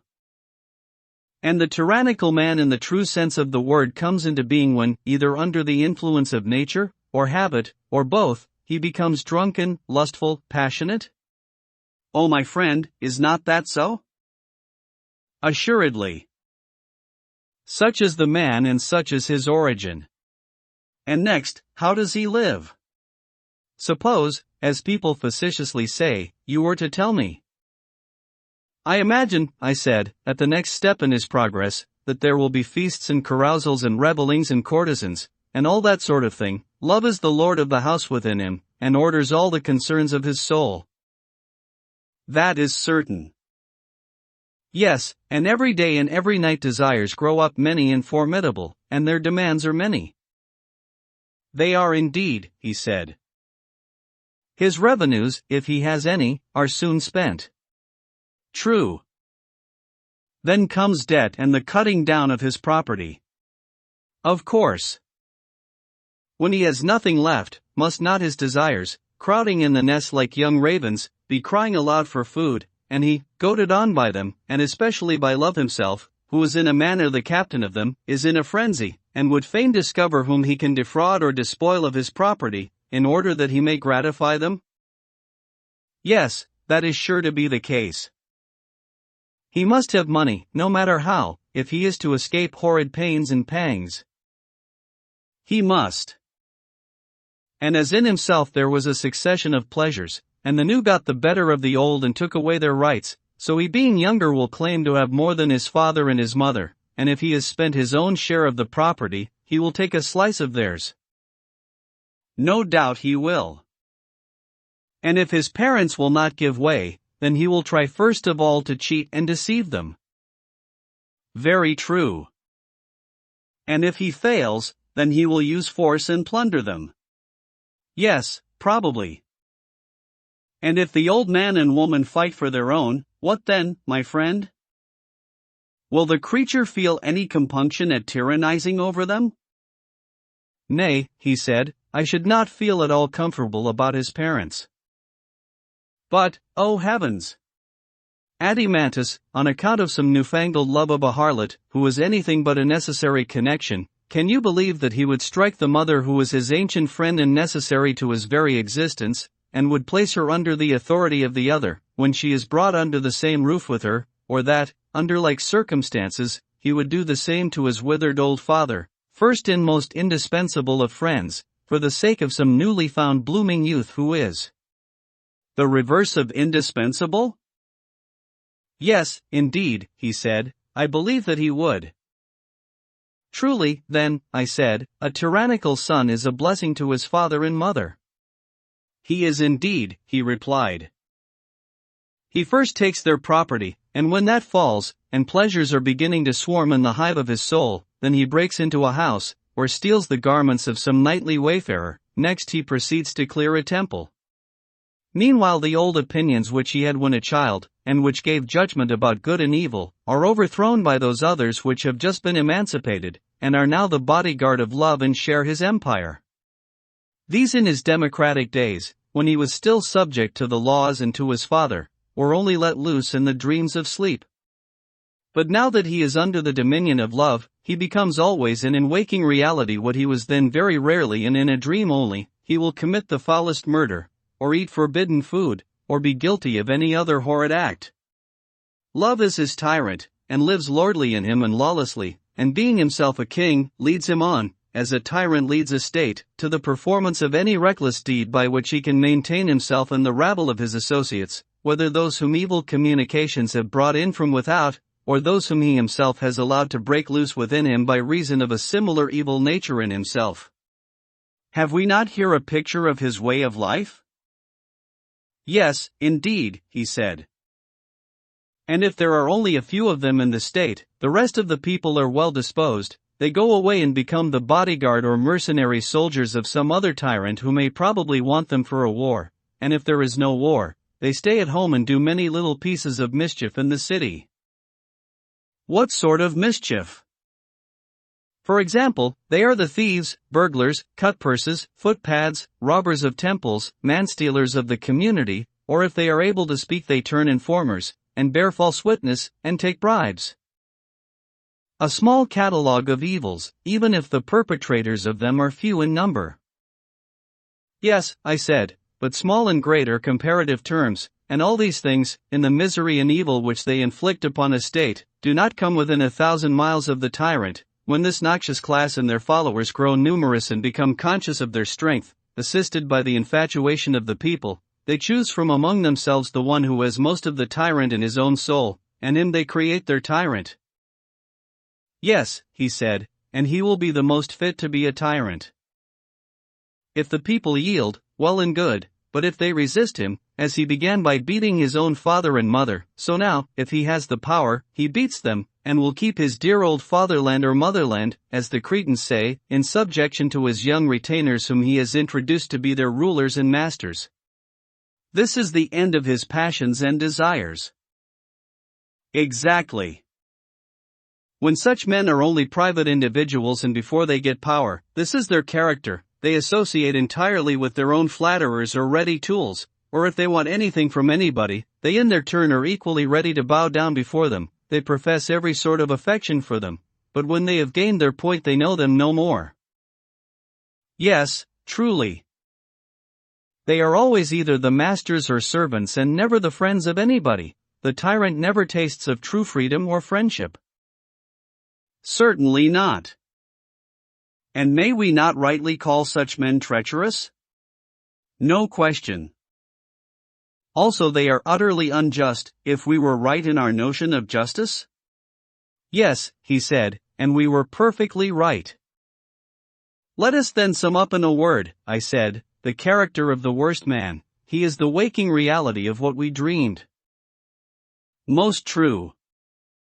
And this is he who being by nature most of a tyrant bears rule, and the longer he lives the more of a tyrant he becomes. Socrates, Glaucon. That is certain, said Glaucon, taking his turn to answer. And will not he who has been shown to be the wickedest, be also the most miserable? And he who has tyrannized longest and most continually and truly miserable, although this may not be the opinion of men in general? Yes, he said, inevitably. And must not the tyrannical man be like the tyrannical state, and the democratical man like the democratical state, and the same of the others? Certainly. And as state is to state in virtue and happiness, so is man in relation to man? To be sure. Then comparing our original city, which was under a king, and the city which is under a tyrant, how do they stand as to virtue? They are the opposite extremes, he said, for one is the very best and the other is the very worst. There can be no mistake, I said, as to which is which, and therefore I will at once inquire whether you would arrive at a similar decision about their relative happiness and misery.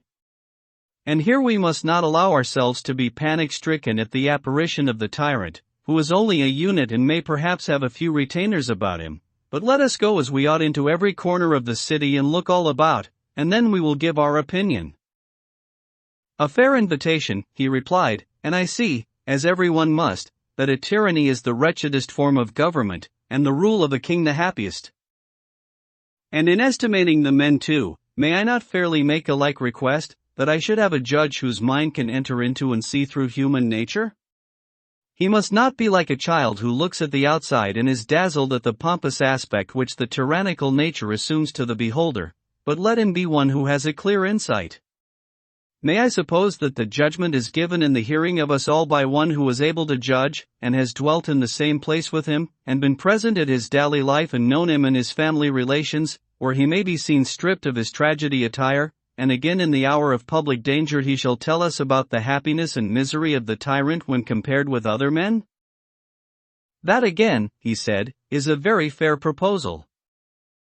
Shall I assume that we ourselves are able and experienced judges and have before now met with such a person? We shall then have someone who will answer our inquiries. By all means. Let me ask you not to forget the parallel of the individual and the state. Bearing this in mind, and glancing in turn from one to the other of them, will you tell me their respective conditions? What do you mean? He asked. Beginning with the state, I replied, would you say that a city which is governed by a tyrant is free or enslaved? No city, he said, can be more completely enslaved. And yet, as you see, there are freemen as well as masters in such a state? Yes, he said, I see that there are a few, but the people, speaking generally, and the best of them, are miserably degraded and enslaved. Then if the man is like the state, I said, must not the same rule prevail? His soul is full of meanness and vulgarity. The best elements in him are enslaved, and there is a small ruling part, which is also the worst and maddest. Inevitably. And would you say that the soul of such an one is the soul of a freeman, or of a slave? He has the soul of a slave, in my opinion. And the state which is enslaved under a tyrant is utterly incapable of acting voluntarily? Utterly incapable. And also the soul which is under a tyrant, I am speaking of the soul taken as a whole, is least capable of doing what she desires. There is a gadfly which goads her, and she is full of trouble and remorse? Certainly. And is the city which is under a tyrant rich or poor? Poor. And the tyrannical soul must be always poor and insatiable? True. And must not such a state and such a man be always full of fear? Yes, indeed. Is there any state in which you will find more of lamentation and sorrow and groaning and pain? Certainly not. And is there any man in whom you will find more of this sort of misery than in the tyrannical man, who is in a fury of passions and desires? Impossible. Reflecting upon these and similar evils, you held the tyrannical state to be the most miserable of states? And I was right, he said. Certainly, I said. And when you see the same evils in the tyrannical man, what do you say of him? I say that he is by far the most miserable of all men. There, I said, I think that you are beginning to go wrong. What do you mean? I do not think that he has as yet reached the utmost extreme of misery. Then who is more miserable? One of whom I am about to speak. Who is that? He who is of a tyrannical nature, and instead of leading a private life has been cursed with the further misfortune of being a public tyrant. From what has been said, I gather that you are right. Yes, I replied, but in this high argument you should be a little more certain, and should not conjecture only, for of all questions, this respecting good and evil is the greatest. Very true, he said. Let me then offer you an illustration, which may, I think, throw a light upon this subject. What is your illustration?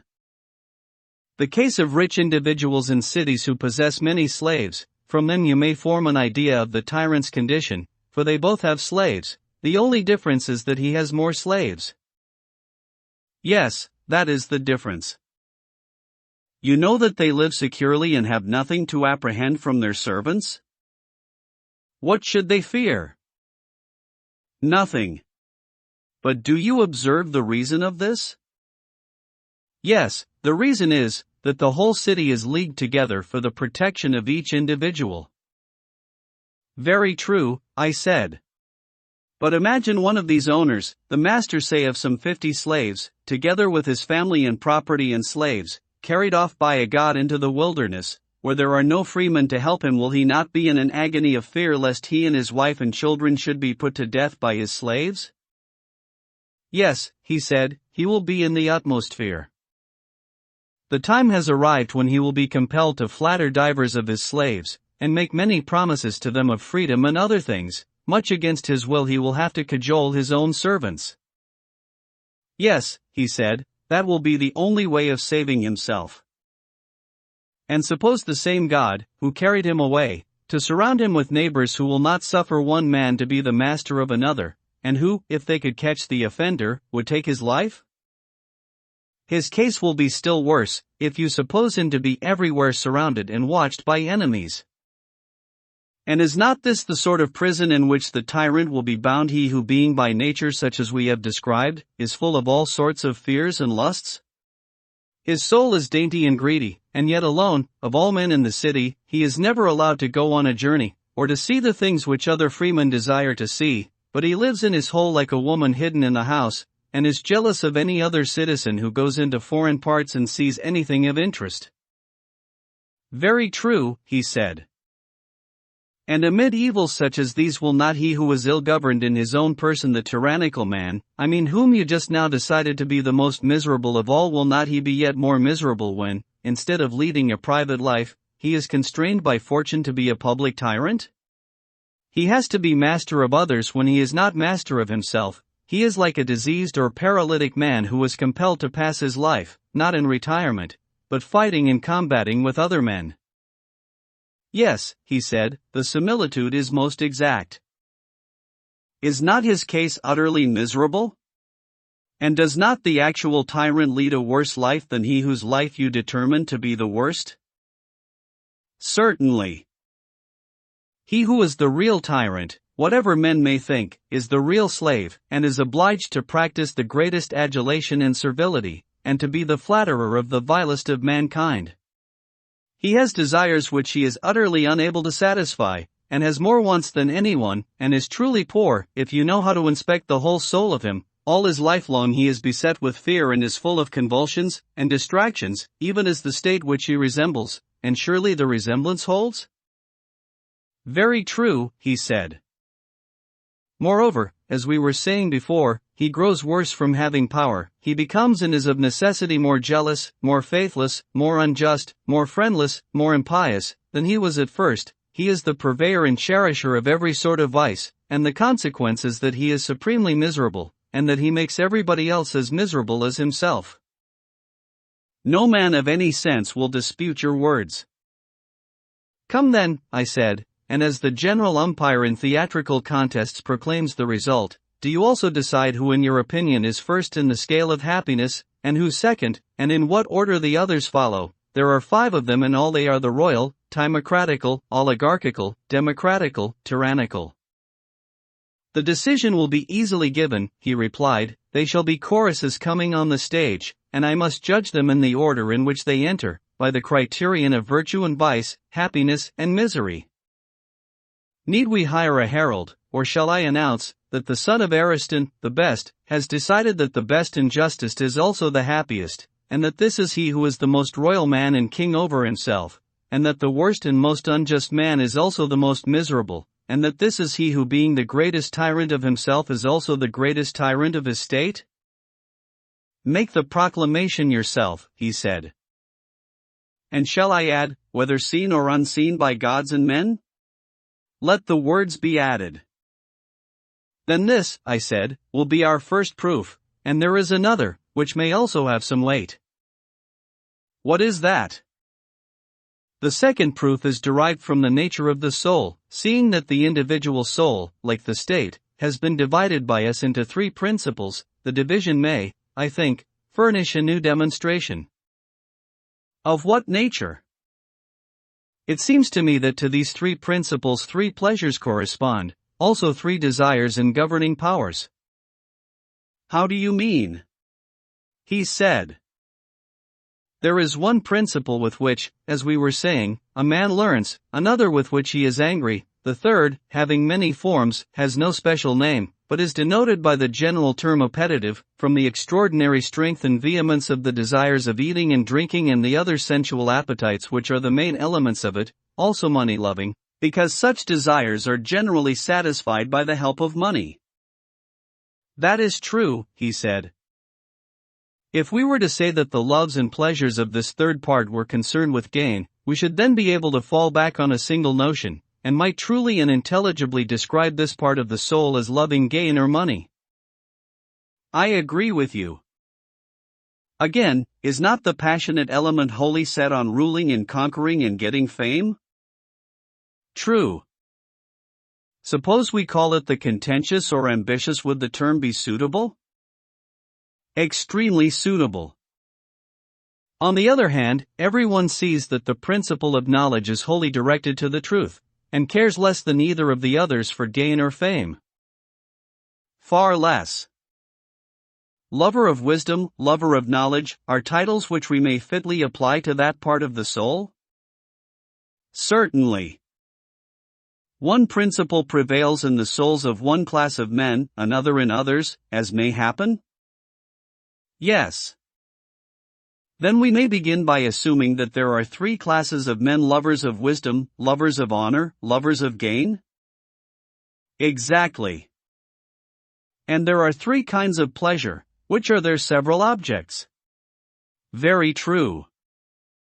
Now, if you examine the three classes of men, and ask of them in turn which of their lives is pleasantest, each will be found praising his own and depreciating that of others. The money-maker will contrast the vanity of honor or of learning if they bring no money with the solid advantages of gold and silver? True, he said.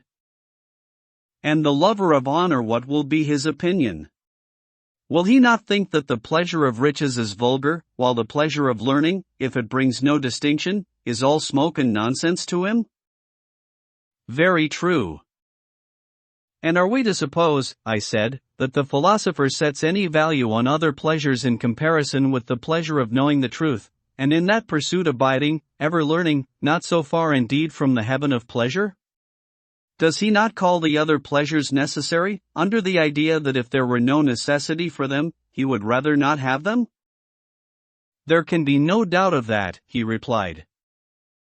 Since, then, the pleasures of each class and the life of each are in dispute, and the question is not which life is more or less honorable, or better or worse, but which is the more pleasant or painless, how shall we know who speaks truly? I cannot myself tell, he said. Well, but what ought to be the criterion? Is any better than experience and wisdom and reason? There cannot be a better, he said.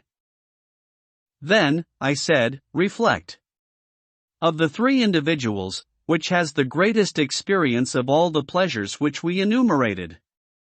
Has the lover of gain, in learning the nature of essential truth, greater experience of the pleasure of knowledge than the philosopher has of the pleasure of gain? The philosopher, he replied, has greatly the advantage, for he has of necessity always known the taste of the other pleasures from his childhood upwards, but the lover of gain in all his experience has not of necessity tasted, or, I should rather say, even had he desired, could hardly have tasted the sweetness of learning and knowing truth. Then the lover of wisdom has a great advantage over the lover of gain, for he has a double experience? Yes, very great. Again, has he greater experience of the pleasures of honor, or the lover of honor of the pleasures of wisdom?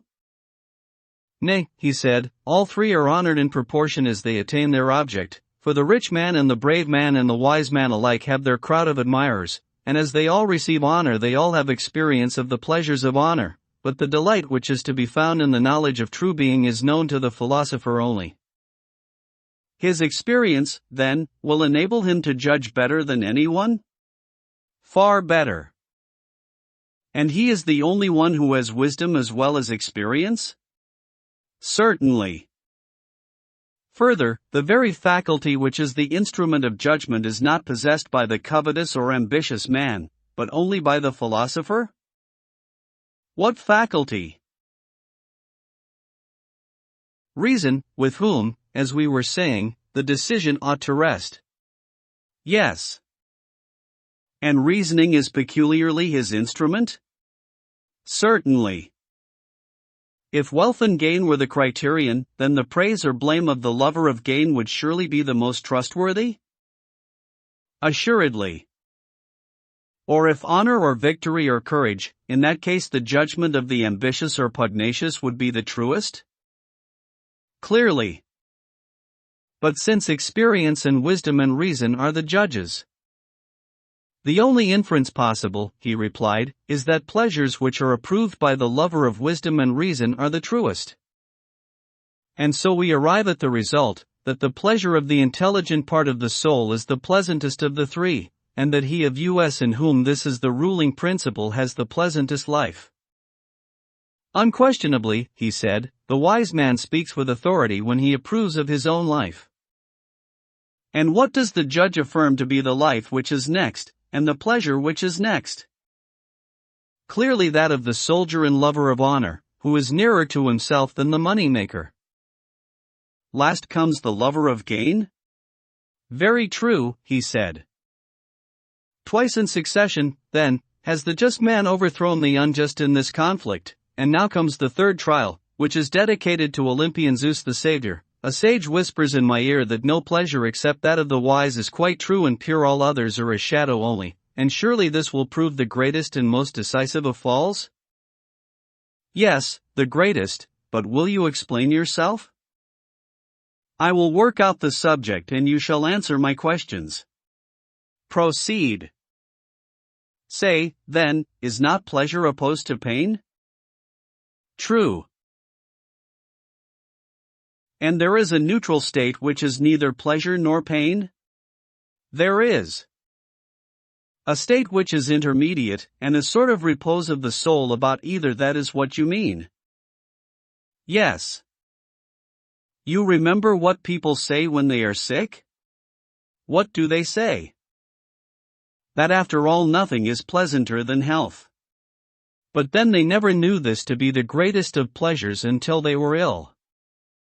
Yes, I know, he said. And when persons are suffering from acute pain, you must have heard them say that there is nothing pleasanter than to get rid of their pain? I have. And there are many other cases of suffering in which the mere rest and cessation of pain, and not any positive enjoyment, is extolled by them as the greatest pleasure? Yes, he said, at the time they are pleased and well content to be at rest. Again, when pleasure ceases, that sort of rest or cessation will be painful? Doubtless, he said. Then the intermediate state of rest will be pleasure and will also be pain? So it would seem. But can that which is neither become both? I should say not. And both pleasure and pain are motions of the soul, are they not? Yes. But that which is neither was just now shown to be rest and not motion, and in a mean between them? Yes. Impossible. This then is an appearance only and not a reality, that is to say, the rest is pleasure at the moment and in comparison of what is painful, and painful in comparison of what is pleasant. But all these representations, when tried by the test of true pleasure, are not real but a sort of imposition? That is the inference. Look at the other class of pleasures which have no antecedent pains and you will no longer suppose, as you perhaps may at present, that pleasure is only the cessation of pain, or pain of pleasure.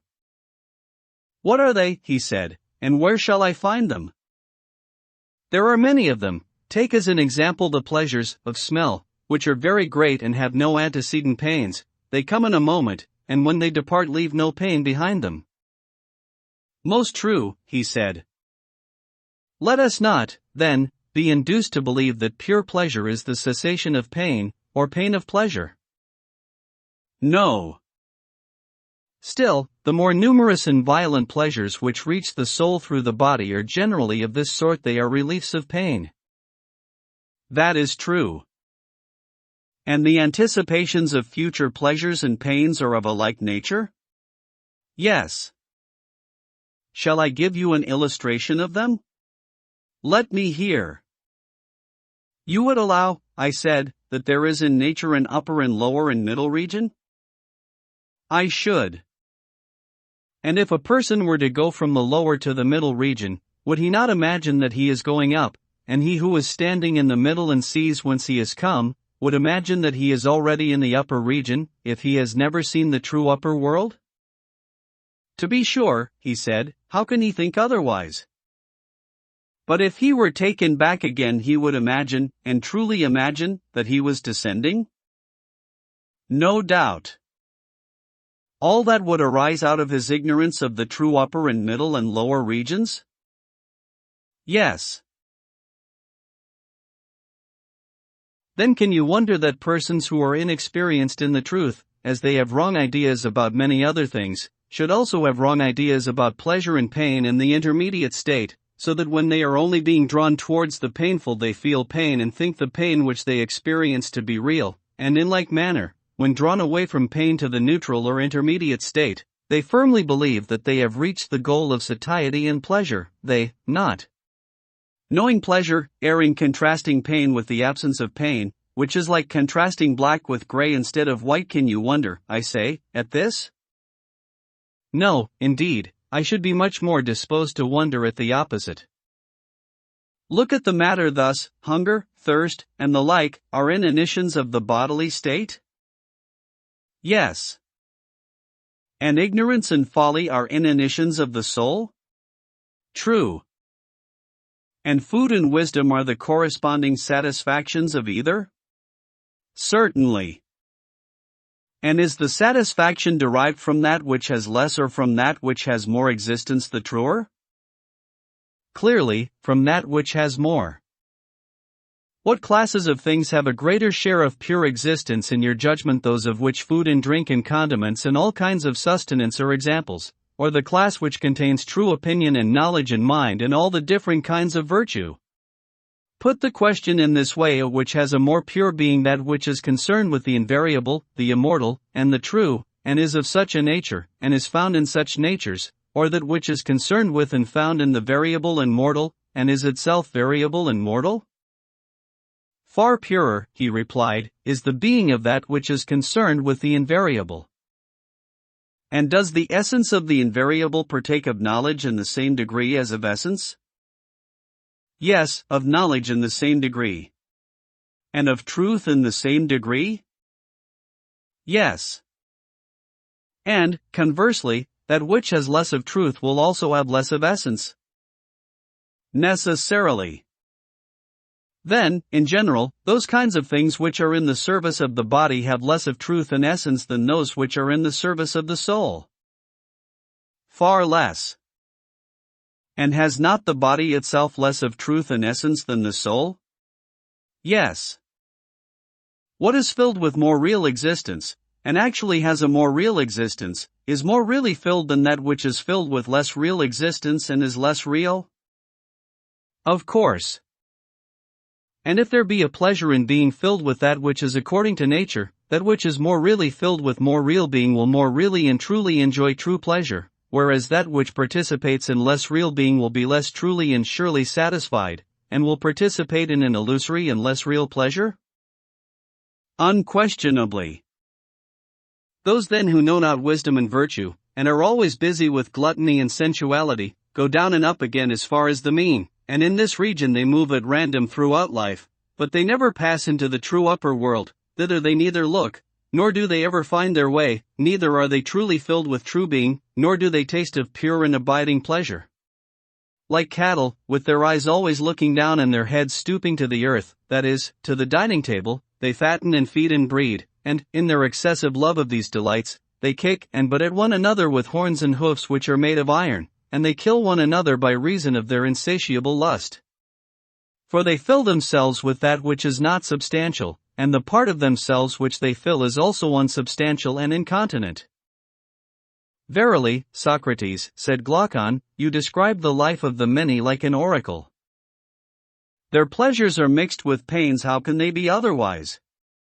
For they are mere shadows and pictures of the true, and are colored by contrast, which exaggerates both light and shade, and so they implant in the minds of fools insane desires of themselves, and they are fought about, as Stesichorus says that the Greeks fought about the shadow of Helen at Troy in ignorance of the truth. Something of that sort must inevitably happen. And must not the like happen with the spirited or passionate element of the soul? Will not the passionate man who carries his passion into action be in the like case, whether he is envious and ambitious, or violent and contentious, or angry and discontented, if he be seeking to attain honor and victory and the satisfaction of his anger without reason or sense? Yes, he said, the same will happen with the spirited element also. Then may we not confidently assert that the lovers of money and honor, when they seek their pleasures under the guidance and in the company of reason and knowledge, and pursue after and win the pleasures which wisdom shows them, will also have the truest pleasures in the highest degree which is attainable to them, inasmuch as they follow truth, and they will have the pleasures which are natural to them, if that which is best for each one is also most natural to him? Yes, certainly, the best is the most natural. And when the whole soul follows the philosophical principle, and there is no division, the several parts are just, and do each of them their own business, and enjoy severally the best and truest pleasures of which they are capable? Exactly. But when either of the two other principles prevails, it fails in attaining its own pleasure, and compels the rest to pursue after a pleasure which is a shadow only and which is not their own. True. And the greater the interval which separates them from philosophy and reason, the more strange and elusive will be the pleasure? Yes. And is not that farthest from reason which is at the greatest distance from law and order? Clearly. And the lustful and tyrannical desires are, as we saw, at the greatest distance? Yes. And the royal and orderly desires are nearest? Yes. Then the tyrant will live at the greatest distance from true or natural pleasure, and the king at the least? Certainly. But if so, the tyrant will live most unpleasantly, and the king most pleasantly? Inevitably. Would you know the measure of the interval which separates them? Will you tell me? There appear to be 3 pleasures, 1 genuine and 2 spurious. Now the transgression of the tyrant reaches a point beyond the spurious. He has run away from the region of law and reason, and taken up his abode with certain slave pleasures which are his satellites, and the measure of his inferiority can only be expressed in a figure. How do you mean? I assume, I said, that the tyrant is in the 3rd place from the oligarch, the democrat was in the middle? Yes. And if there is truth in what has preceded, he will be wedded to an image of pleasure which is thrice removed as to truth from the pleasure of the oligarch? He will. And the oligarch is 3rd from the royal, since we count as one royal and aristocratical? Yes, he is 3rd. Then the tyrant is removed from true pleasure by the space of a number which is 3 times 3. Manifestly. The shadow then of tyrannical pleasure determined by the number of length will be a plane figure. Certainly. And if you raise the power and make the plane as solid, there is no difficulty in seeing how vast is the interval by which the tyrant is parted from the king. Yes, the arithmetician will easily do the sum. Or if some person begins at the other end and measures the interval by which the king is parted from the tyrant in truth of pleasure, he will find him, when the multiplication is complete, living 729 times more pleasantly, and the tyrant more painfully by this same interval. What a wonderful calculation! And how enormous is the distance which separates the just from the unjust in regard to pleasure and pain! Yet a true calculation, I said, and a number which nearly concerns human life, if human beings are concerned with days and nights and months and years. Yes, he said, human life is certainly concerned with them. Then if the good and just man be thus superior in pleasure to the evil and unjust, his superiority will be infinitely greater in propriety of life and in beauty and virtue? Immeasurably greater. Well, I said, and now having arrived at this stage of the argument, we may revert to the words which brought us hither. Was not someone saying that injustice was a gain to the perfectly unjust who was reputed to be just? Yes, that was said. Now then, having determined the power and quality of justice and injustice, let us have a little conversation with him. What shall we say to him? Let us make an image of the soul, that he may have his own words presented before his eyes. Of what sort? An ideal image of the soul, like the composite creations of ancient mythology, such as the Chimera or Scylla or Cerberus, and there are many others in which 2 or more different natures are said to grow into one. There are said to have been such unions. Then do you now model the form of a multitudinous, many-headed monster, having a ring of heads of all manner of beasts, tame and wild, which he is able to generate and metamorphose at will. You suppose marvelous powers in the artist, but, as language is more pliable than wax or any similar substance, let there be such a model as you propose. Suppose now that you make a second form as of a lion, and a third of a man, the second smaller than the first, and the third smaller than the second. That, he said, is an easier task, and I have made them as you say. And now join them, and let the 3 grow into one. That has been accomplished. Next fashion the outside of them into a single image, as of a man, so that he who is not able to look within, and sees only the outer hull, may believe the beast to be a single human creature. I have done so, he said.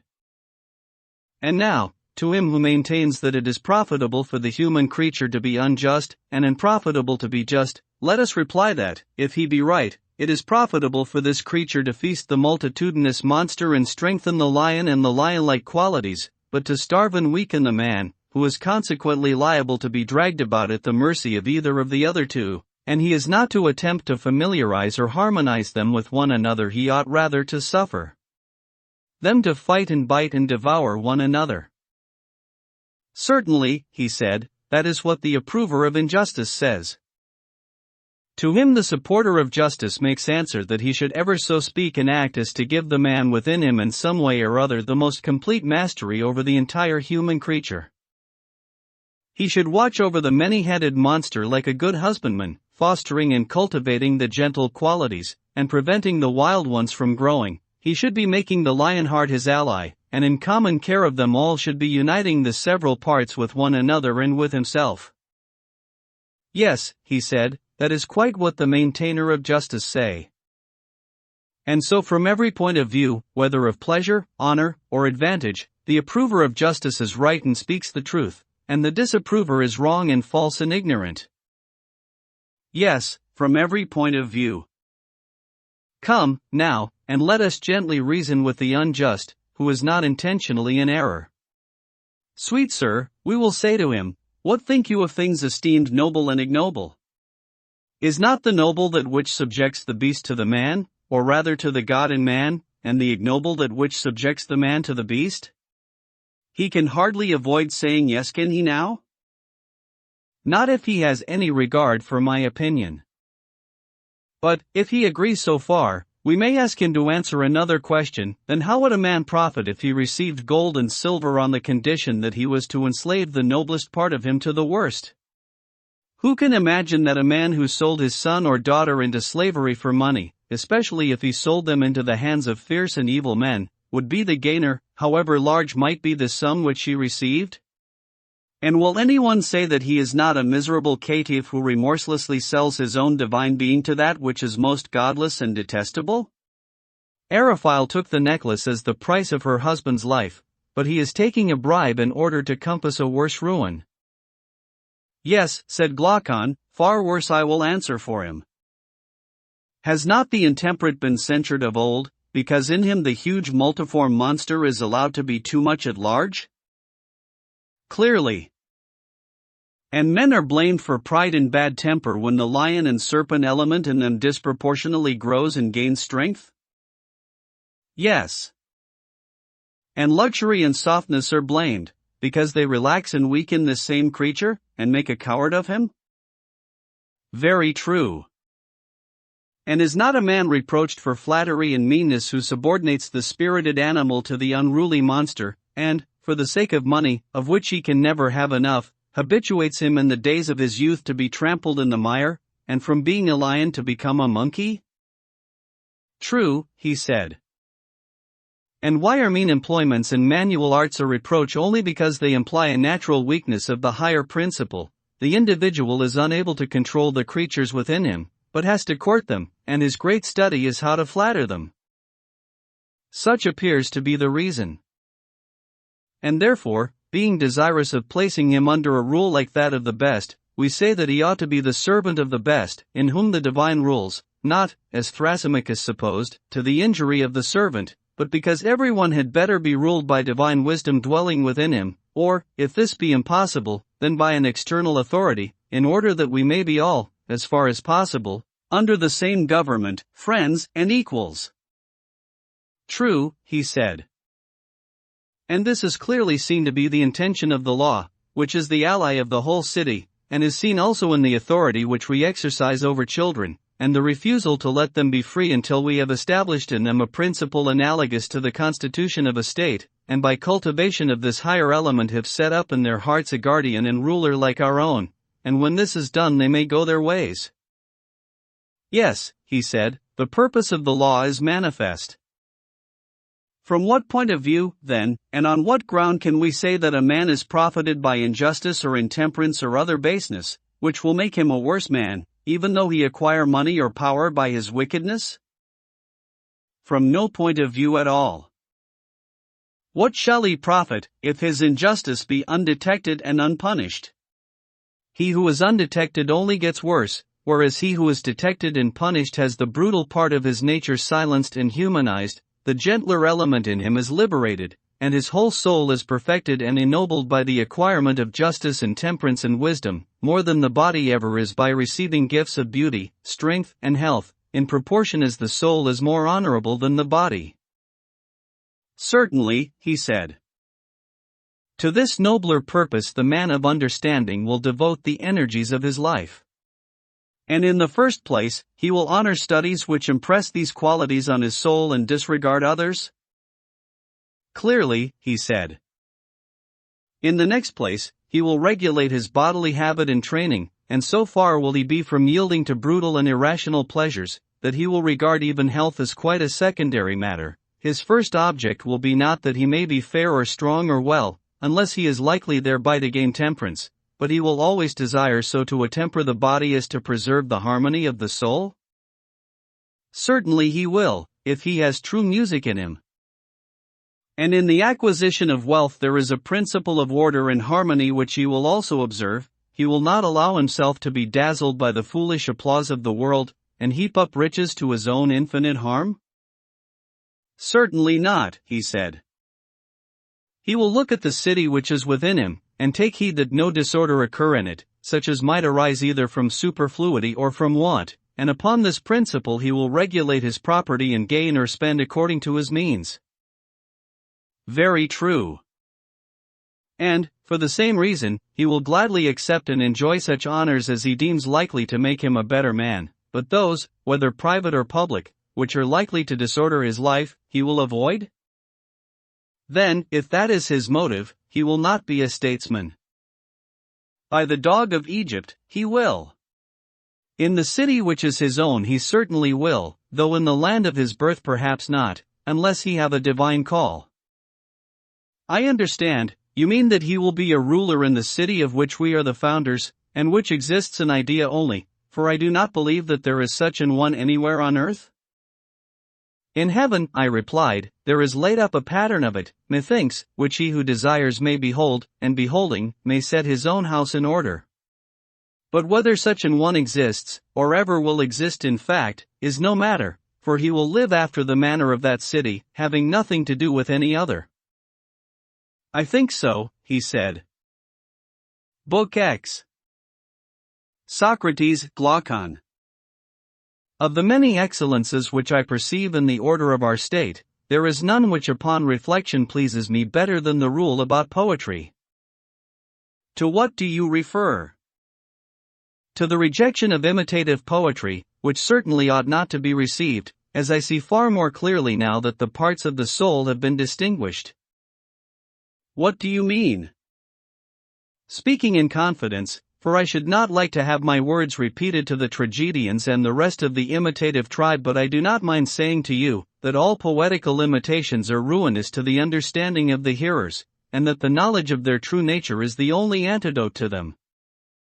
Explain the purport of your remark. Well, I will tell you, although I have always from my earliest youth had an awe and love of Homer, which even now makes the words falter on my lips, for he is the great captain and teacher of the whole of that charming tragic company, but a man is not to be reverenced more than the truth, and therefore I will speak out. Very good, he said.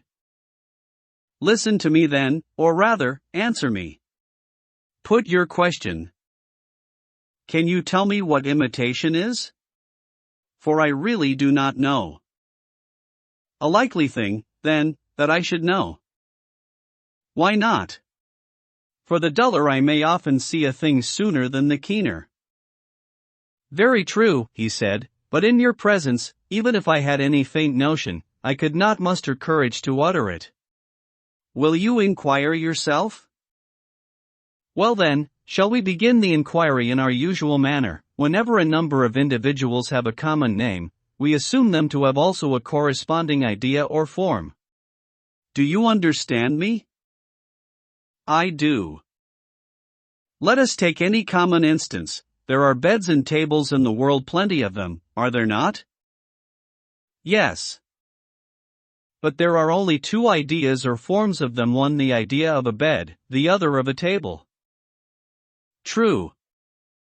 And the maker of either of them makes a bed or he makes a table for our use, in accordance with the idea that is our way of speaking in this and similar instances, but no artificer makes the ideas themselves. How could he? Impossible. And there is another artist, I should like to know what you would say of him. Who is he?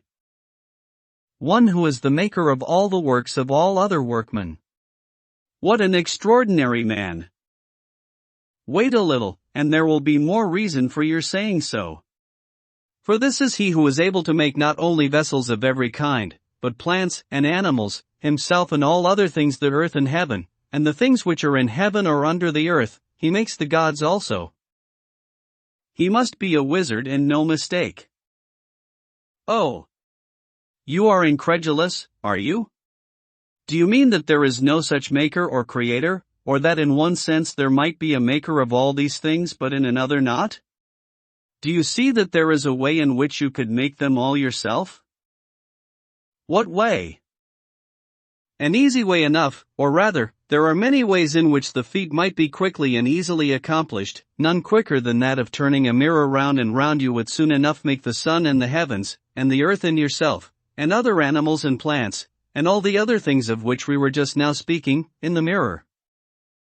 Yes, he said, but they would be appearances only. Very good, I said, you are coming to the point now. And the painter too is, as I conceive, just such another, a creator of appearances, is he not? Of course. But then I suppose you will say that what he creates is untrue. And yet there is a sense in which the painter also creates a bed? Yes, he said, but not a real bed. And what of the maker of the bed? Were you not saying that he too makes, not the idea which, according to our view, is the essence of the bed, but only a particular bed? Yes, I did. Then if he does not make that which exists, he cannot make true existence, but only some semblance of existence. And if anyone were to say that the work of the maker of the bed, or of any other workman, has real existence, he could hardly be supposed to be speaking the truth. At any rate, he replied, philosophers would say that he was not speaking the truth. No wonder, then, that his work too is an indistinct expression of truth. No wonder. Suppose now that by the light of the examples just offered we inquire who this imitator is? If you please. Well then, here are three beds, one existing in nature, which is made by God, as I think that we may say, for no one else can be the maker? No. There is another which is the work of the carpenter? Yes. And the work of the painter is a third? Yes. Beds, then, are of three kinds, and there are three artists who superintend them, God, the maker of the bed, and the painter? Yes, there are three of them. God, whether from choice or from necessity, made one bed in nature and one only. Two or more such ideal beds neither ever have been nor ever will be made by God. Why is that? Because even if he had made but two, a third would still appear behind them which both of them would have for their idea, and that would be the ideal bed and the two others. Very true, he said. God knew this, and he desired to be the real maker of a real bed, not a particular maker of a particular bed, and therefore he created a bed which is essentially and by nature one only. So we believe. Shall we, then, speak of him as the natural author or maker of the bed? Yes, he replied, inasmuch as by the natural process of creation he is the author of this and of all other things. And what shall we say of the carpenter, is not he also the maker of the bed? Yes. But would you call the painter a creator and maker? Certainly not. Yet if he is not the maker, what is he in relation to the bed? I think, he said, that we may fairly designate him as the imitator of that which the others make.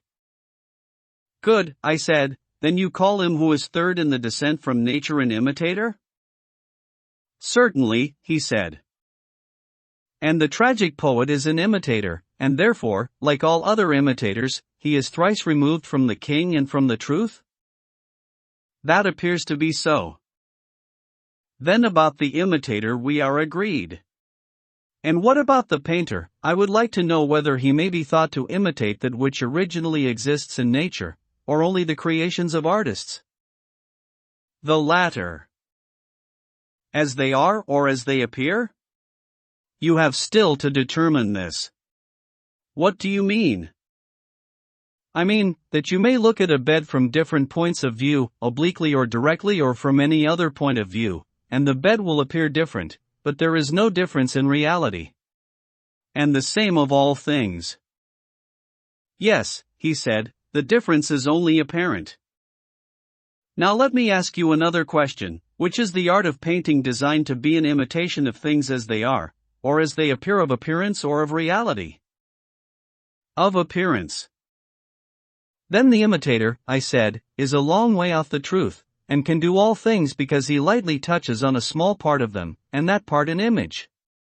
For example, a painter will paint a cobbler, carpenter, or any other artist, though he knows nothing of their arts, and, if he is a good artist, he may deceive children or simple persons, when he shows them his picture of a carpenter from a distance, and they will fancy that they are looking at a real carpenter. Certainly. And whenever anyone informs us that he has found a man knows all the arts, and all things else that anybody knows, and every single thing with a higher degree of accuracy than any other man who ever tells us this, I think that we can only imagine to be a simple creature who was likely to have been deceived by some wizard or actor whom he met, and whom he thought all-knowing, because he himself was unable to analyze the nature of knowledge and ignorance and imitation. Most true. And so, when we hear persons saying that the tragedians, and Homer, who is at their head, know all the arts and all things human, virtue as well as vice, and divine things too, for that the good poet cannot compose well unless he knows his subject, and that he who has not this knowledge can never be a poet, we ought to consider whether here also there may not be a similar illusion. Perhaps they may have come across imitators and been deceived by them. They may not have remembered when they saw their works that these were but imitations thrice removed from the truth, and could easily be made without any knowledge of the truth, because they are appearances only and not realities? Or, after all, they may be in the right, and poets do really know the things about which they seem to the many to speak so well? The question, he said, should by all means be considered. Now do you suppose that if a person were able to make the original as well as the image, he would seriously devote himself to the image-making branch? Would he allow imitation to be the ruling principle of his life, as if he had nothing higher in him? I should say not. The real artist, who knew what he was imitating, would be interested in realities and not in imitations, and would desire to leave as memorials of himself works many and fair, and, instead of being the author of encomiums, he would prefer to be the theme of them.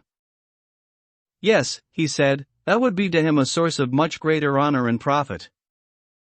Then, I said, we must put a question to Homer, not about medicine, or any of the arts to which his poems only incidentally refer. We are not going to ask him, or any other poet, whether he has cured patients like Asclepius, or left behind him a school of medicine such as the Asclepiads were, or whether he only talks about medicine and other arts at second hand, but we have a right to know respecting military tactics, politics, education, which are the chiefest and noblest subjects of his poems. And we may fairly ask him about them. Friend Homer, then we say to him, if you are only in the second removed from truth in what you say of virtue, and not in the third, not an image maker or imitator, and if you are able to discern what pursuits make men better or worse in private or public life, tell us what state was ever better governed by your help. The good order of Lacedaemon is due to Lycurgus, and many other cities great and small have been similarly benefited by others, but who says that you have been a good legislator to them and have done them any good? Italy and Sicily boast of Charondas, and there is Solon who is renowned among us, but what city has anything to say about you? Is there any city which he might name?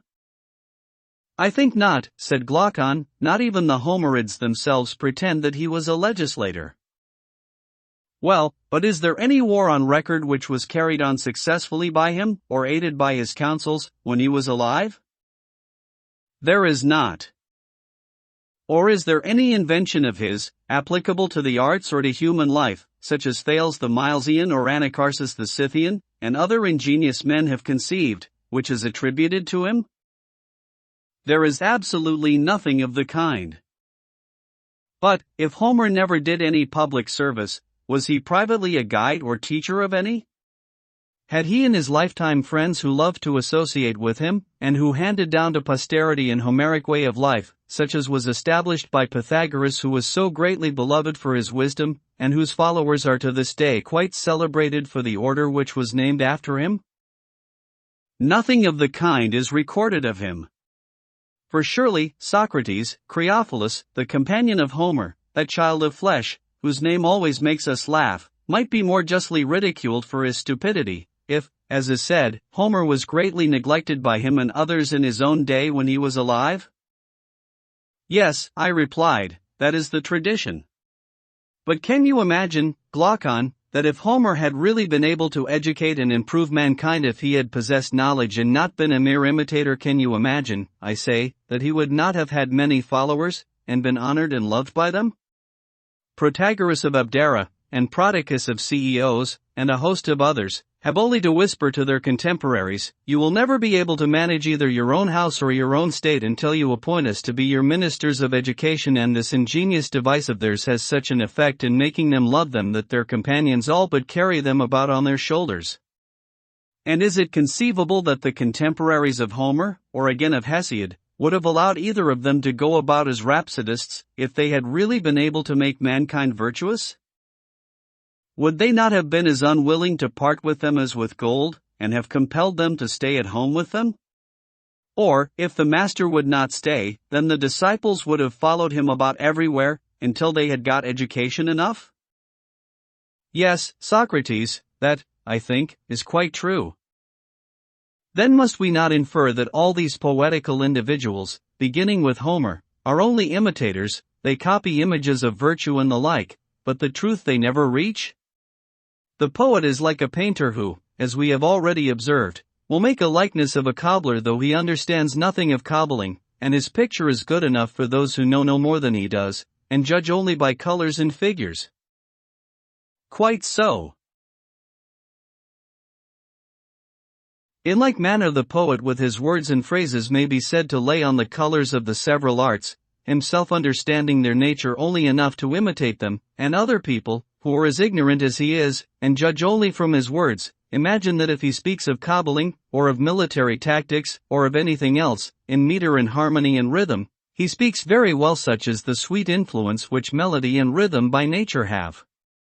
And I think that you must have observed again and again what a poor appearance the tales of poets make when stripped of the colors which music puts upon them, and recited in simple prose. Yes, he said. They are like faces which were never really beautiful, but only blooming, and now the bloom of youth has passed away from them. Exactly. Here is another point: the imitator or maker of the image knows nothing of true existence, he knows appearances only. Am I not right? Yes.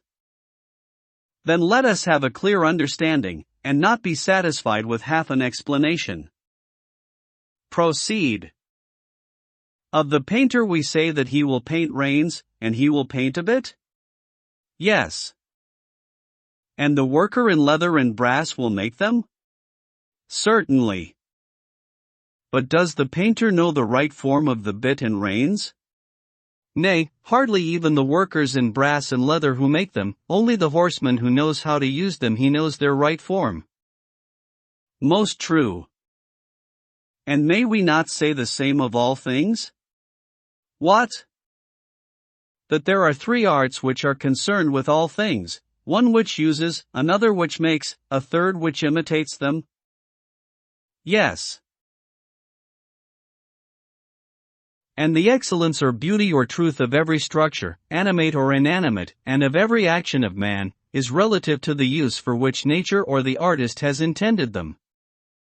True. Then the user of them must have the greatest experience of them, and he must indicate to the maker the good or bad qualities which develop themselves in use. For example, the flute player will tell the flute maker which of his flutes is satisfactory to the performer, he will tell him how he ought to make them, and the other will attend to his instructions? Of course. The one knows and therefore speaks with authority about the goodness and badness of flutes, while the other, confiding in him, will do what he is told by him? True. The instrument is the same, but about the excellence or badness of it the maker will only attain to a correct belief, and this he will gain from him who knows, by talking to him and being compelled to hear what he has to say, whereas the user will have knowledge? True. But will the imitator have either? Will he know from use whether or no his drawing is correct or beautiful? Or will he have right opinion from being compelled to associate with another who knows and gives him instructions about what he should draw? Neither. Then he will no more have true opinion than he will have knowledge about the goodness or badness of his imitations? I suppose not. The imitative artist will be in a brilliant state of intelligence about his own creations? Nay, very much the reverse. And still he will go on imitating without knowing what makes a thing good or bad, and may be expected therefore to imitate only that which appears to be good to the ignorant multitude? Just so. Thus far then we are pretty well agreed that the imitator has no knowledge worth mentioning of what he imitates. Imitation is only a kind of play or sport, and the tragic poets, whether they write in iambic or in heroic verse, are imitators in the highest degree? Very true. And now tell me, I conjure you, has not imitation been shown by us to be concerned with that which is thrice removed from the truth? Certainly. And what is the faculty in man to which imitation is addressed? What do you mean? I will explain. The body which is large when seen near, appears small when seen at a distance. True. And the same object appears straight when looked at out of the water, and crooked when in the water, and the concave becomes convex, owing to the illusion about colors to which the sight is liable. Thus every sort of confusion is revealed within us, and this is that weakness of the human mind on which the art of conjuring and of deceiving by light and shadow and other ingenious devices imposes, having an effect upon us like magic. True. And the arts of measuring and numbering and weighing come to the rescue of the human understanding. There is the beauty of them, and the apparent greater or less, or more or heavier, no longer have the mastery over us, but give way before calculation and measure and weight? Most true. And this, surely, must be the work of the calculating and rational principle in the soul. To be sure. And when this principle measures and certifies that some things are equal, or that some are greater or less than others, there occurs an apparent contradiction? True. But were we not saying that such a contradiction is the same faculty cannot have contrary opinions at the same time about the same thing? Very true. Then that part of the soul which has an opinion contrary to measure is not the same with that which has an opinion in accordance with measure? True. And the better part of the soul is likely to be that which trusts to measure and calculation? Certainly.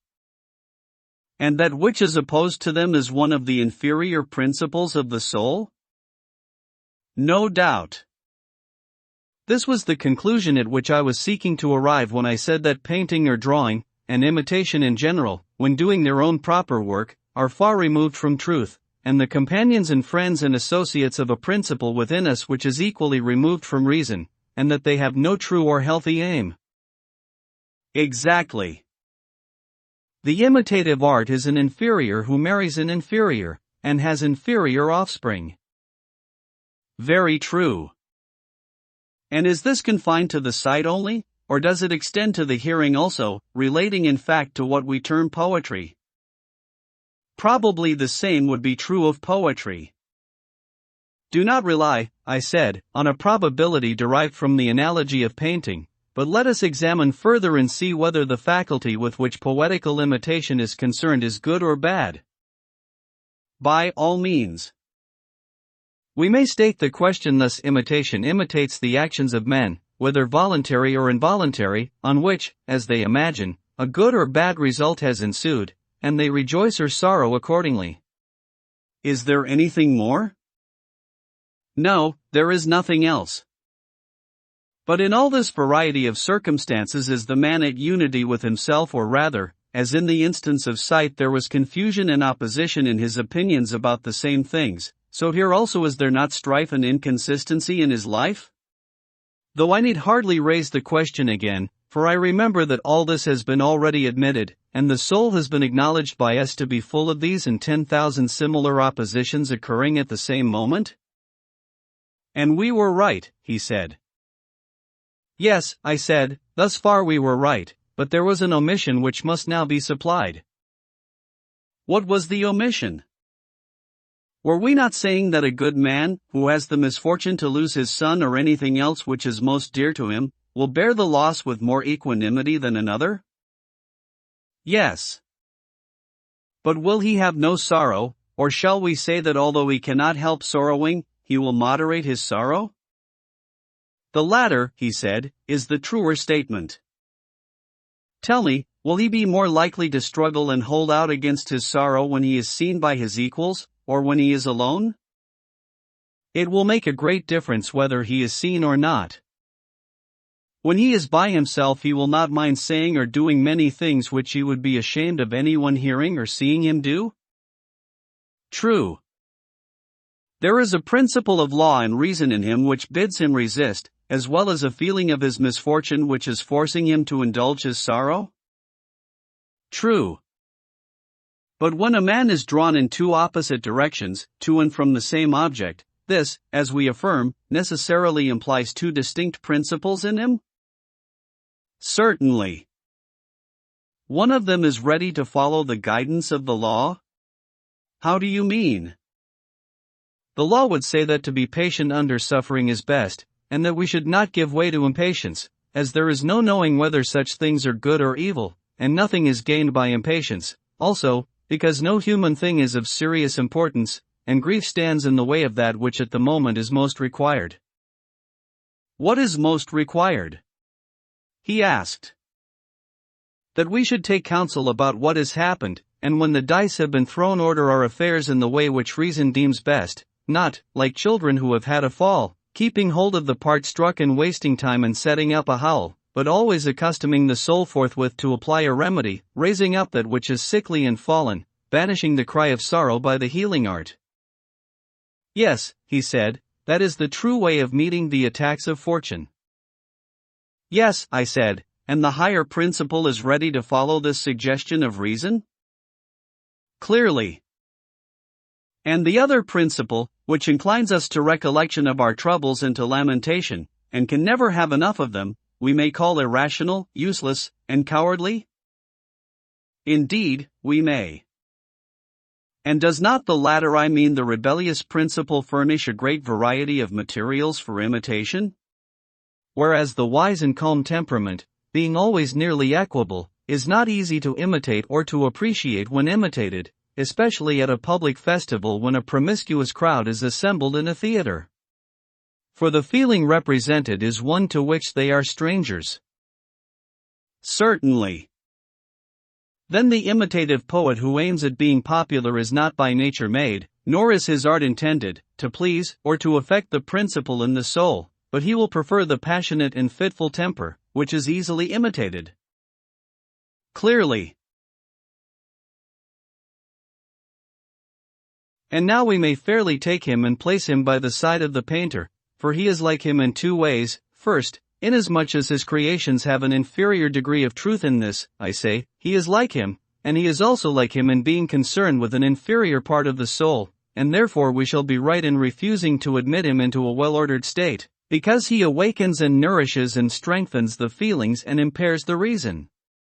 As in a city when the evil are permitted to have authority and the good are put out of the way, so in the soul of man, as we maintain, the imitative poet implants an evil constitution, for he indulges the irrational nature which has no discernment of greater and less, but thinks the same thing at one time great and at another small. He is a manufacturer of images and is very far removed from the truth. Exactly. But we have not yet brought forward the heaviest count in our accusation, the power which poetry has of harming even the good, and there are very few who are not harmed, is surely an awful thing? Yes, certainly, if the effect is what you say. Herein judge, the best of us, as I conceive, when we listen to a passage of Homer, or one of the tragedians, in which he represents some pitiful hero who is drawling out his sorrows in a long oration, or weeping, and smiting his breast. The best of us, delight in giving way to sympathy, and are in raptures at the excellence of the poet who stirs our feelings most. Yes, of course I know.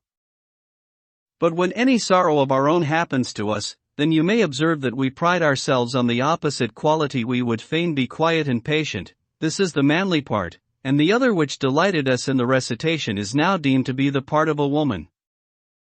Very true, he said. Now can we be right in praising and admiring another who is doing that which any one of us would abominate and be ashamed of in his own person? No, he said, that is certainly not reasonable. Nay, I said, quite reasonable from one point of view. What point of view? If you consider, I said, that when in misfortune we feel a natural hunger and desire to relieve our sorrow by weeping and lamentation, and that this feeling which is kept under control in our own calamities is satisfied and delighted by the poets, the better nature in each of us, not having been sufficiently trained by reason or habit, allows the sympathetic element to break loose because the sorrow is in others, and the spectator fancies that there can be no disgrace to himself in praising and pitying anyone who comes telling him what a good man he is, and making a fuss about his troubles. He thinks that the pleasure is a gain, and why should he be supercilious and lose this in the poem too? Few persons ever reflect, as I should imagine, that from the evil of other men something of evil is communicated to themselves. And so the feeling of sorrow which has gathered strength at the sight of the misfortunes of others is with difficulty repressed in our own. How very true! And does not the same hold also of the ridiculous? There are jests which you would be ashamed to make yourself, and yet on the comic stage, or indeed in private, when you hear them, you are greatly amused by them, and are not at all disgusted at their unseemliness. The case of pity is repeated. There is a principle in human nature which is disposed to raise a laugh, and this which you once restrained by reason, because you were afraid of being thought a buffoon, is now let out again, and having stimulated the risible faculty at the theatre, you are betrayed unconsciously to yourself into playing the comic poet at home. Quite true, he said. And the same may be said of lust and anger and all the other affections, of desire and pain and pleasure, which are held to be inseparable from every action. In all of them poetry feeds and waters the passions instead of drying them up. She lets them rule, although they ought to be controlled, if mankind are ever to increase in happiness and virtue. I cannot deny it. Therefore, Glaucon, I said, whenever you meet with any of the eulogists of Homer declaring that he has been the educator of Hellas, and that he is profitable for education and for the ordering of human things, and that you should take him up again and again and get to know him and regulate your whole life according to him, we may love and honor those who say these things. They are excellent people, as far as their lights extend, and we are ready to acknowledge that Homer is the greatest of poets and first of tragedy writers. But we must remain firm in our conviction that hymns to the gods and praises of famous men are the only poetry which ought to be admitted into our state. For if you go beyond this and allow the honeyed muse to enter, either in epic or lyric verse, not law and the reason of mankind, which by common consent have ever been deemed best, but pleasure and pain will be the rulers in our state. That is most true, he said.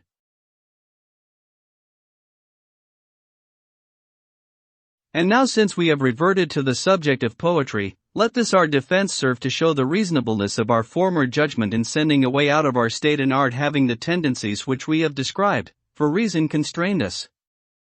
But that she may impute to us any harshness or want of politeness, let us tell her that there is an ancient quarrel between philosophy and poetry, of which there are many proofs, such as the saying of the yelping hound howling at her lord, or of one mighty in the vain talk of fools, and the mob of sages circumventing Zeus, and the subtle thinkers who are beggars after all, and there are innumerable other signs of ancient enmity between them.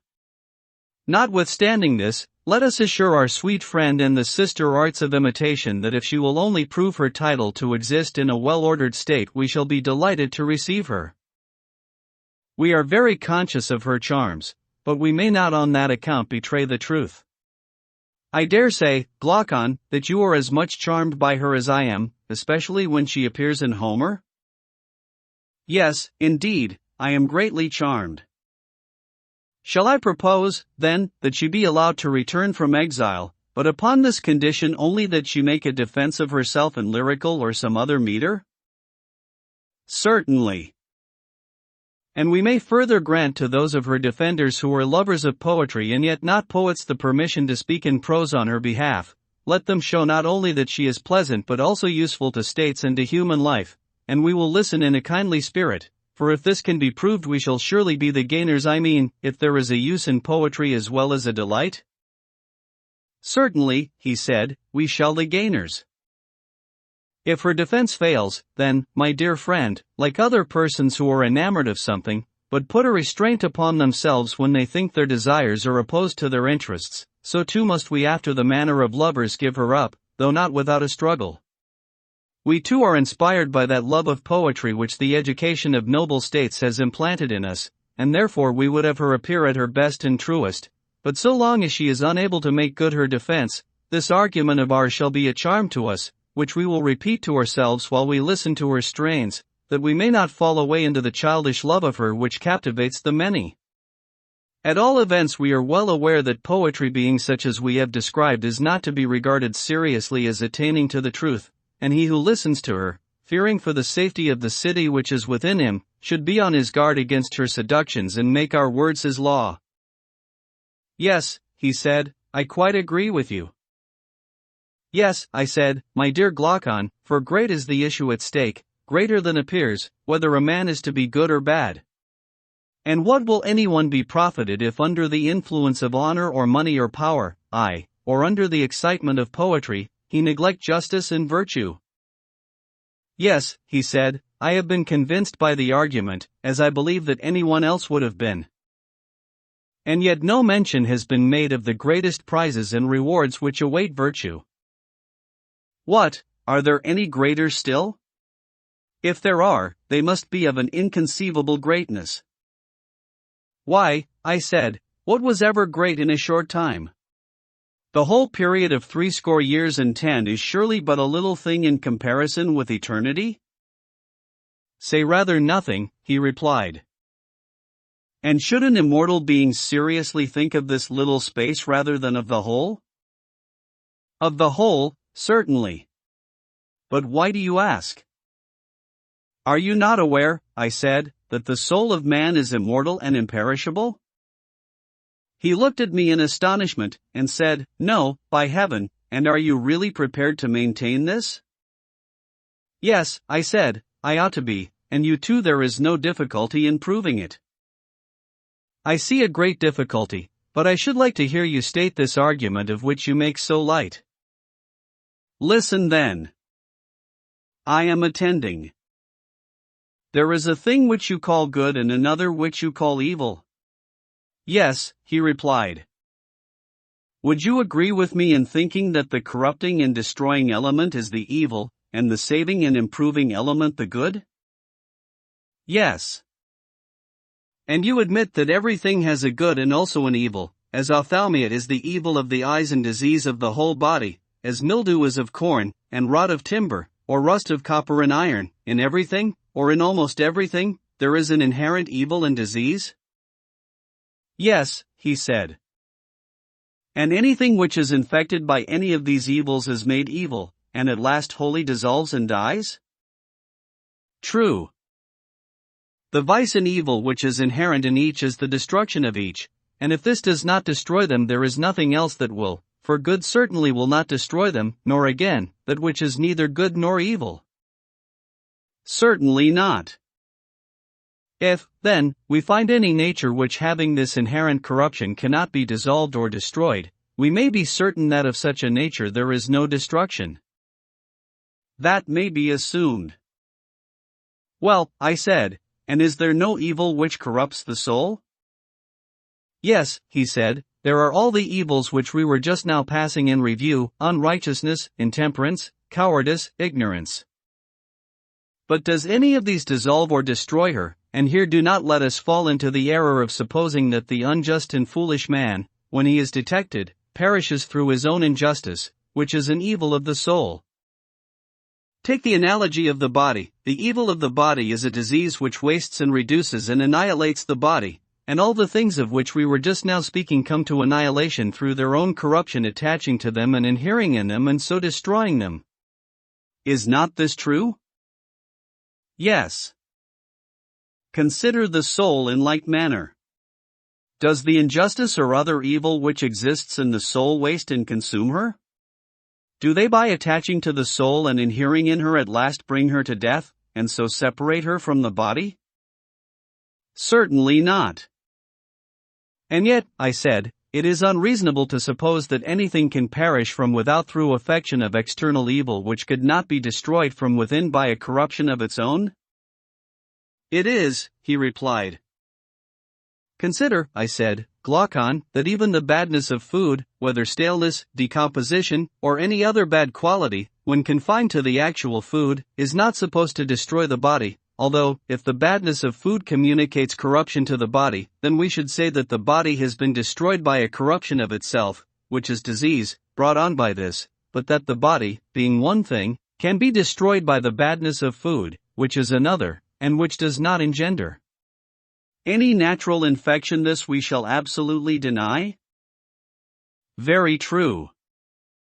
And, on the same principle, unless some bodily evil can produce an evil of the soul, we must not suppose that the soul, which is one thing, can be dissolved by any merely external evil which belongs to another?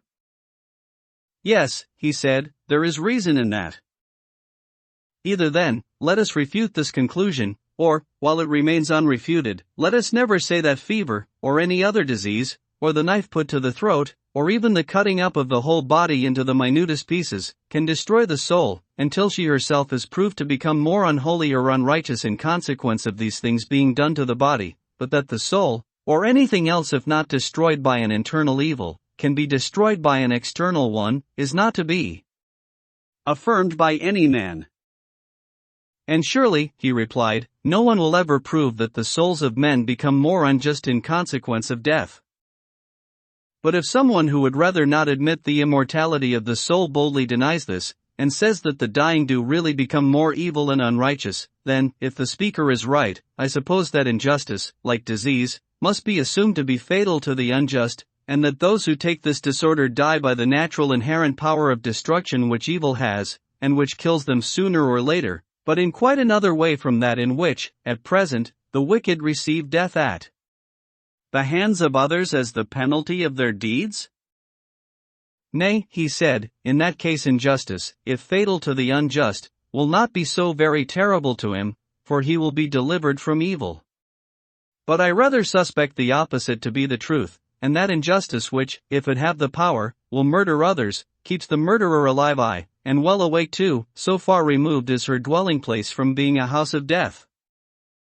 True, I said, if the inherent natural vice or evil of the soul is unable to kill or destroy her, hardly will that which is appointed to be the destruction of some other body, destroy a soul or anything else except that of which it was appointed to be the destruction. Yes, that can hardly be.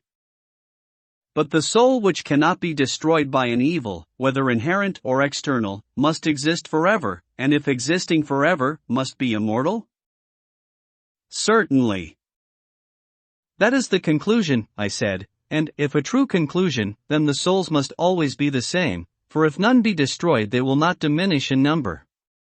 Neither will they increase, for the increase of the immortal natures must come from something mortal, and all things would thus end in immortality. Very true.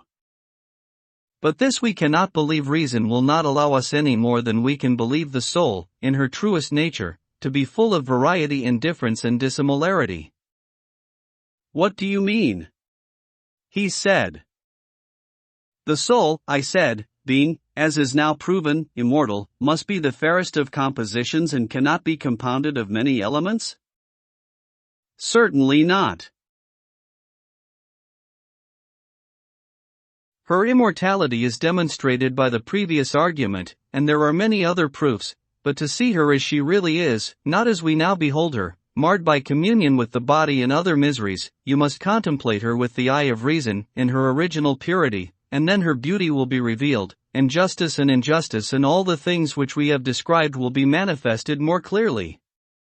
Thus far, we have spoken the truth concerning her as she appears at present, but we must remember also that we have seen her only in a condition which may be compared to that of the sea god Glaucus, whose original image can hardly be discerned because his natural members are broken off and crushed and damaged by the waves in all sorts of ways, and incrustations have grown over them of seaweed and shells and stones, so that he is more like some monster than he is to his own natural form.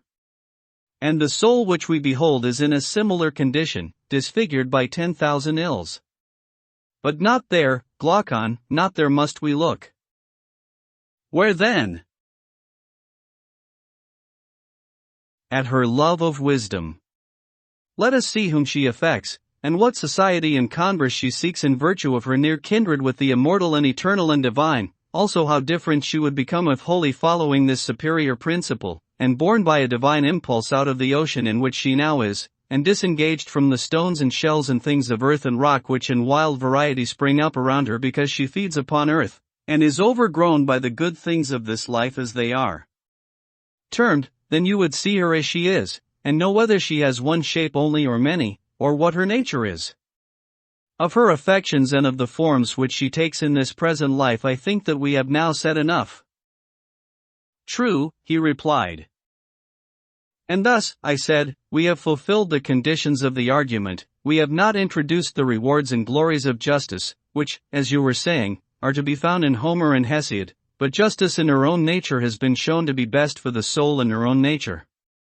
Let a man do what is just, whether he have the ring of Gyges or not, and even if in addition to the ring of Gyges he put on the helmet of Hades. Very true. And now, Glaucon, there will be no harm in further enumerating how many and how great are the rewards which justice and the other virtues procure to the soul from gods and men, both in life and after death. Certainly not, he said. Will you repay me, then, what you borrowed in the argument? What did I borrow?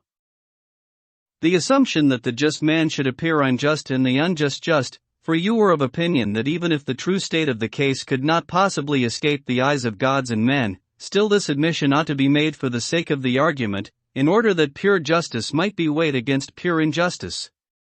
Do you remember? I should be much to blame if I had forgotten. Then, as the cause is decided, I demand on behalf of justice that the estimation in which she is held by gods and men and which we acknowledge to be her due should now be restored to her by us, since she has been shown to confer reality, and not to deceive those who truly possess her. Let what has been taken from her be given back, that so she may win that palm of appearance which is hers also, and which she gives to her own. The demand, he said, is just. In the first place, I said, and this is the first thing which you will have to give back, the nature both of the just and unjust is truly known to the gods. Granted. And if they are both known to them, one must be the friend and the other the enemy of the gods, as we admitted from the beginning? True. And the friend of the gods may be supposed to receive from them all things at their best, excepting only such evil as is the necessary consequence of former sins? Certainly. Then this must be our notion of the just man, that even when he is in poverty or sickness, or any other seeming misfortune, all things will in the end work together for good to him in life and death, for the gods have a care of anyone whose desire is to become just and to be like God, as far as man can attain the divine likeness, by the pursuit of virtue? Yes, he said, if he is like God he will surely not be neglected by him. And of the unjust may not the opposite be supposed? Certainly.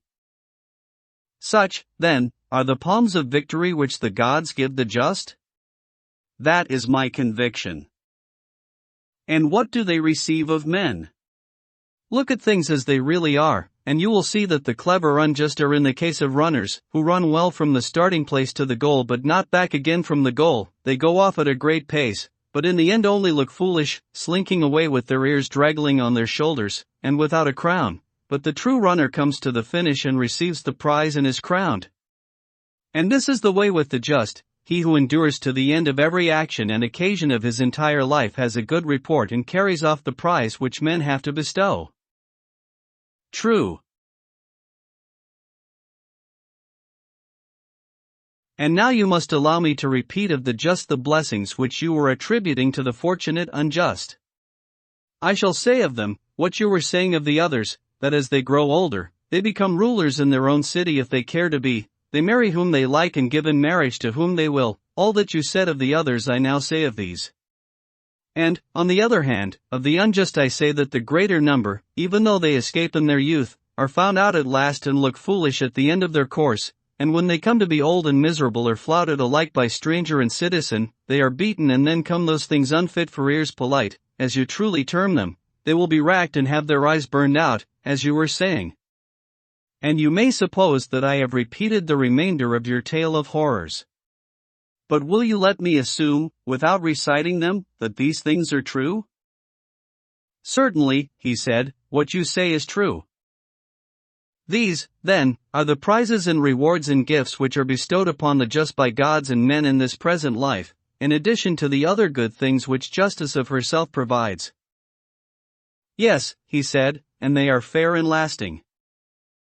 And yet, I said, all these are as nothing, either in number or greatness in comparison with those other recompenses which await both just and unjust after death. And you ought to hear them, and then both just and unjust will have received from us a full payment of the debt which the argument owes to them. Speak, he said, there are few things which I would more gladly hear. Socrates.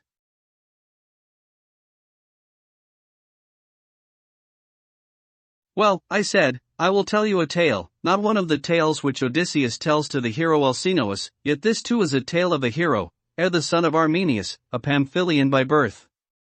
He was slain in battle, and 10 days afterwards, when the bodies of the dead were taken up already in a state of corruption, his body was found unaffected by decay, and carried away home to be buried. And on the 12th day, as he was lying on the funeral pile, he returned to life and told them what he had seen in the other world. He said that when his soul left the body he went on a journey with a great company, and that they came to a mysterious place at which there were 2 openings in the earth, they were near together, and over against them were 2 other openings in the heaven above. In the intermediate space there were judges seated, who commanded the just, after they had given judgment on them and had bound their sentences in front of them, to ascend by the heavenly way on the right hand, and in like manner the unjust were bidden by them to descend by the lower way on the left hand. These also bore the symbols of their deeds, but fastened on their backs. He drew near, and they told him that he was to be the messenger who would carry the report of the other world to men, and they bade him hear and see all that was to be heard and seen in that place. Then he beheld and saw on one side the souls departing at either opening of heaven and earth when sentence had been given on them, and at the 2 other openings other souls, some ascending out of the earth dusty and worn with travel, some descending out of heaven clean and bright.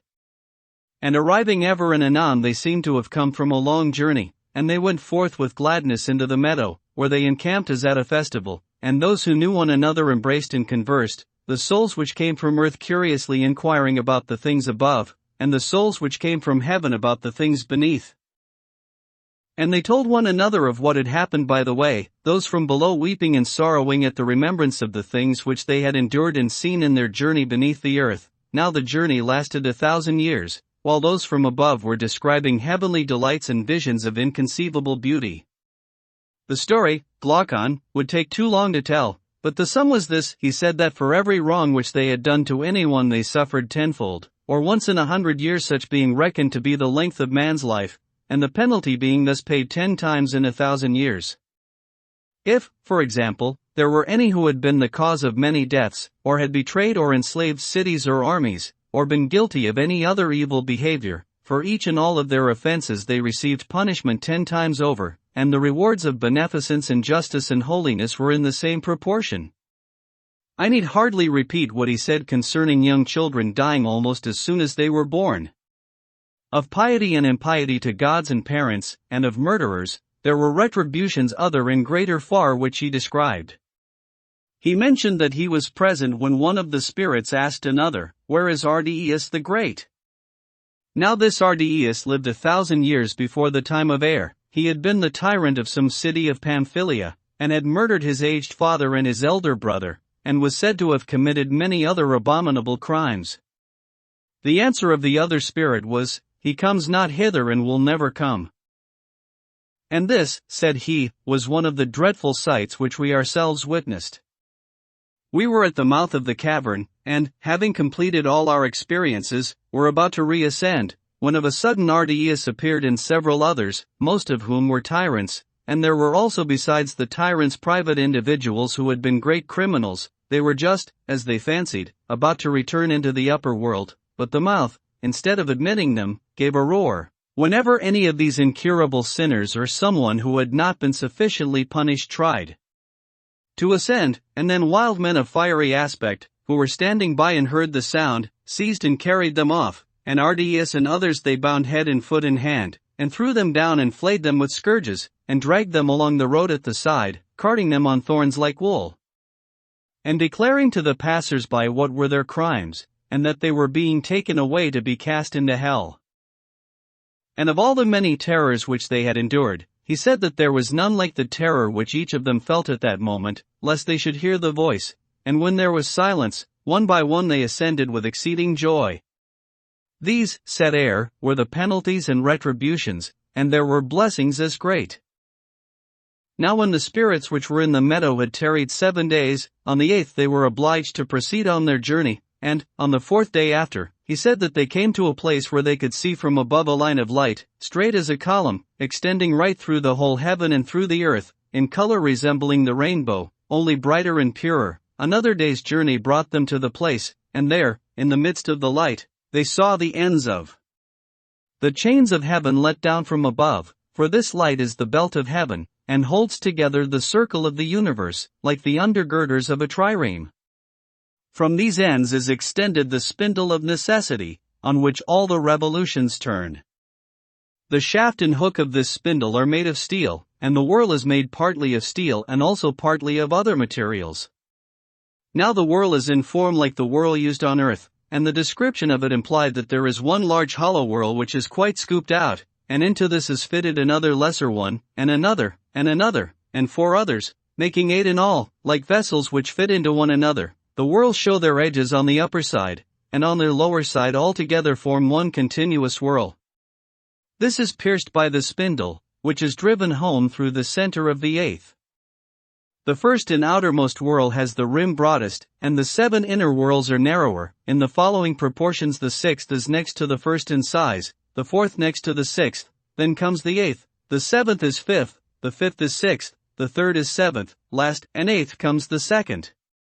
The largest, of fixed stars, is spangled, and the 7th, or sun, is brightest. The 8th, or moon, colored by the reflected light of the 7th, the 2nd and 5th, Saturn and Mercury, are in color like one another, and yellower than the preceding. The 3rd, Venus, has the whitest light. The 4th, Mars, is reddish. The 6th, Jupiter, is in whiteness second. Now the whole spindle has the same motion, but, as the whole revolves in one direction, the 7 inner circles move slowly in the other. And of these the swiftest is the 8th, next in swiftness are the 7th, 6th, and 5th, which move together. 3rd in swiftness appeared to move according to the law of this reversed motion. The 4th, the 3rd appeared 4th, and the 2nd 5th. The spindle turns on the knees of necessity, and on the upper surface of each circle is a siren, who goes round with them, hymning a single tone or note.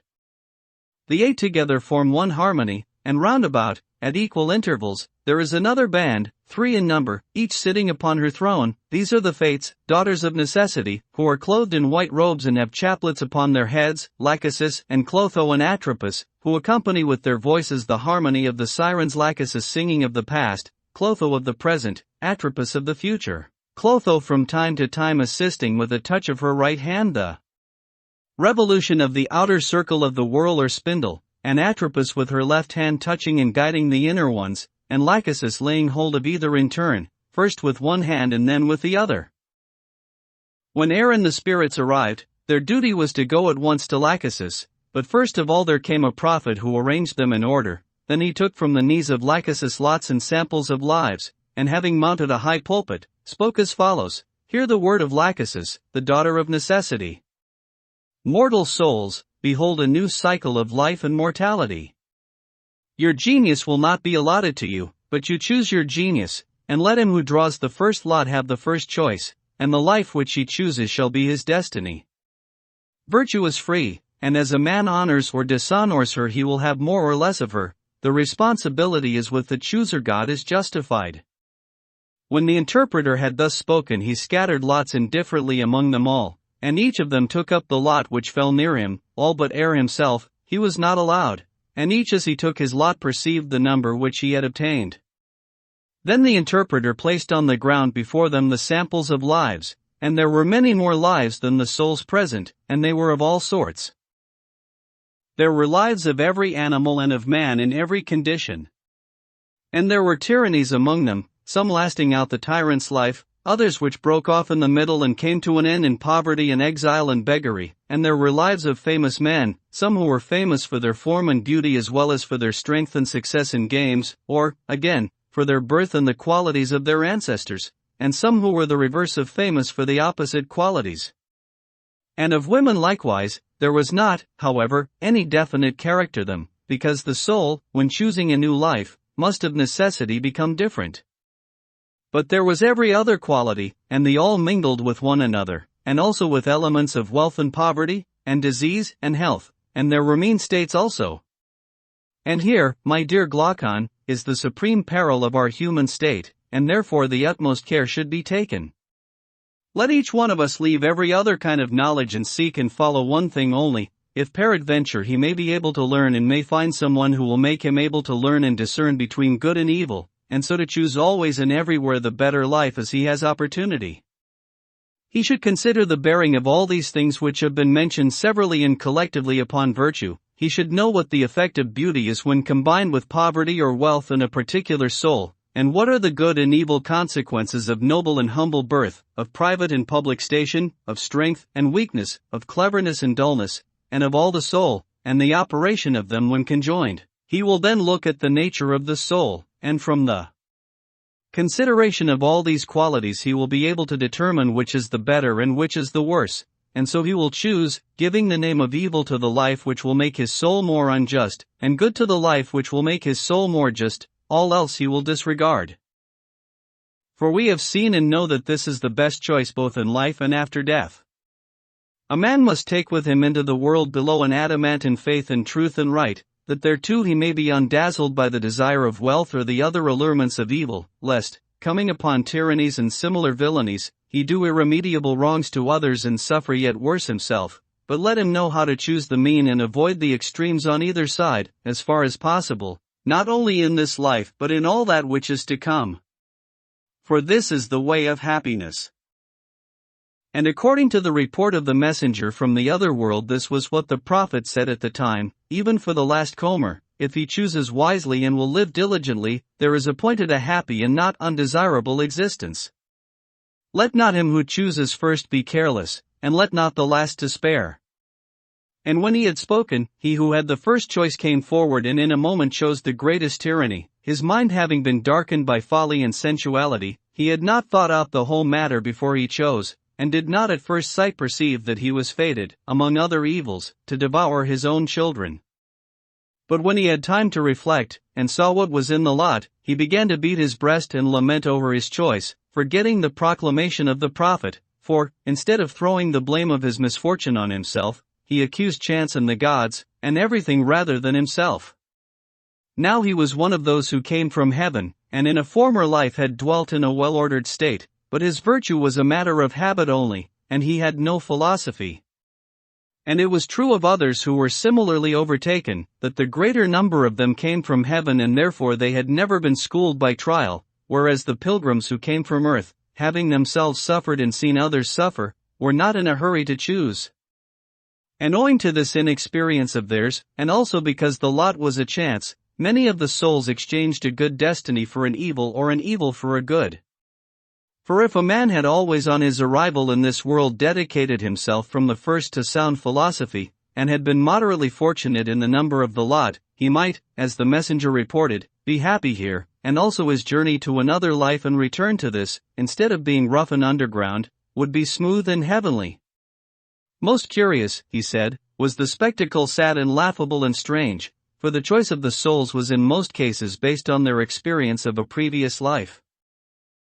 There he saw the soul which had once been Orpheus choosing the life of a swan out of enmity to the race of women, hating to be born of a woman because they had been his murderers. He beheld also the soul of Thamyris choosing the life of a nightingale, birds, on the other hand, like the swan and other musicians, wanting to be men. The soul which obtained the 20th lot chose the life of a lion, and this was the soul of Ajax the son of Telamon, who would not be a man, remembering the injustice which was done in the judgment about the arms. The next was Agamemnon, who took the life of an eagle, because, like Ajax, he hated human nature by reason of his sufferings. About the middle came the lot of Atalanta. She, seeing the great fame of an athlete, was unable to resist the temptation, and after her there followed the soul of Epeus the son of Panopeus, passing into the nature of a woman cunning in the arts, and far away among the last who chose, the soul of the jester Thersites was putting on the form of a monkey. There came also the soul of Odysseus, having yet to make a choice, and his lot happened to be the last of them all. Now the recollection of former tolls had disenchanted him of ambition, and he went about for a considerable time in search of the life of a private man who had no cares. He had some difficulty in finding this, which was lying about and had been neglected by everybody else, and when he saw it, he said that he would have done had his lot been first instead of last, and that he was delighted to have it. And not only did men pass into animals, but I must also mention that there were animals tame and wild who changed into one another and into corresponding human natures, the good into the gentle and the evil into the savage, in all sorts of combinations.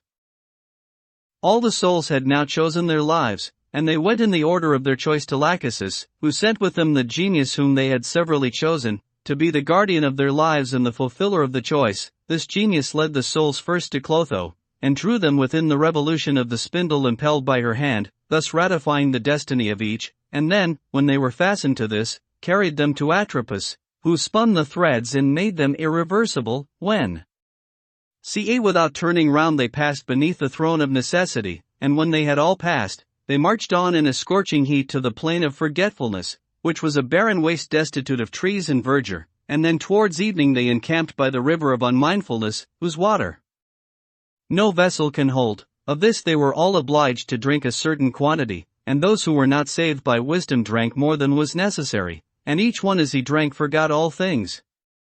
Now after they had gone to rest, about the middle of the night there was a thunderstorm and earthquake, and then in an instant they were driven upwards in all manner of ways to their birth, like stars shooting. He himself was hindered from drinking the water. But in what manner or by what means he returned to the body he could not say, only, in the morning, awaking suddenly, he found himself lying on the pyre. And thus, Glaucon, the tale has been saved and has not perished, and will save us if we are obedient to the word spoken, and we shall pass safely over the river of forgetfulness and our soul will not be defiled. Wherefore my counsel is that we hold fast ever to the heavenly way and follow after justice and virtue always, considering that the soul is immortal and able to endure every sort of good and every sort of evil. Thus shall we live dear to one another and to the gods, both while remaining here and when, like conquerors in the games who go round to gather gifts, we receive our reward. And it shall be well with us both in this life and in the pilgrimage of 1,000 years which we have been describing. The End. Pigeon, Publishing House, presented. The Republic. Author, Plato. Thank you for listening to this audiobook. We hope you enjoyed it.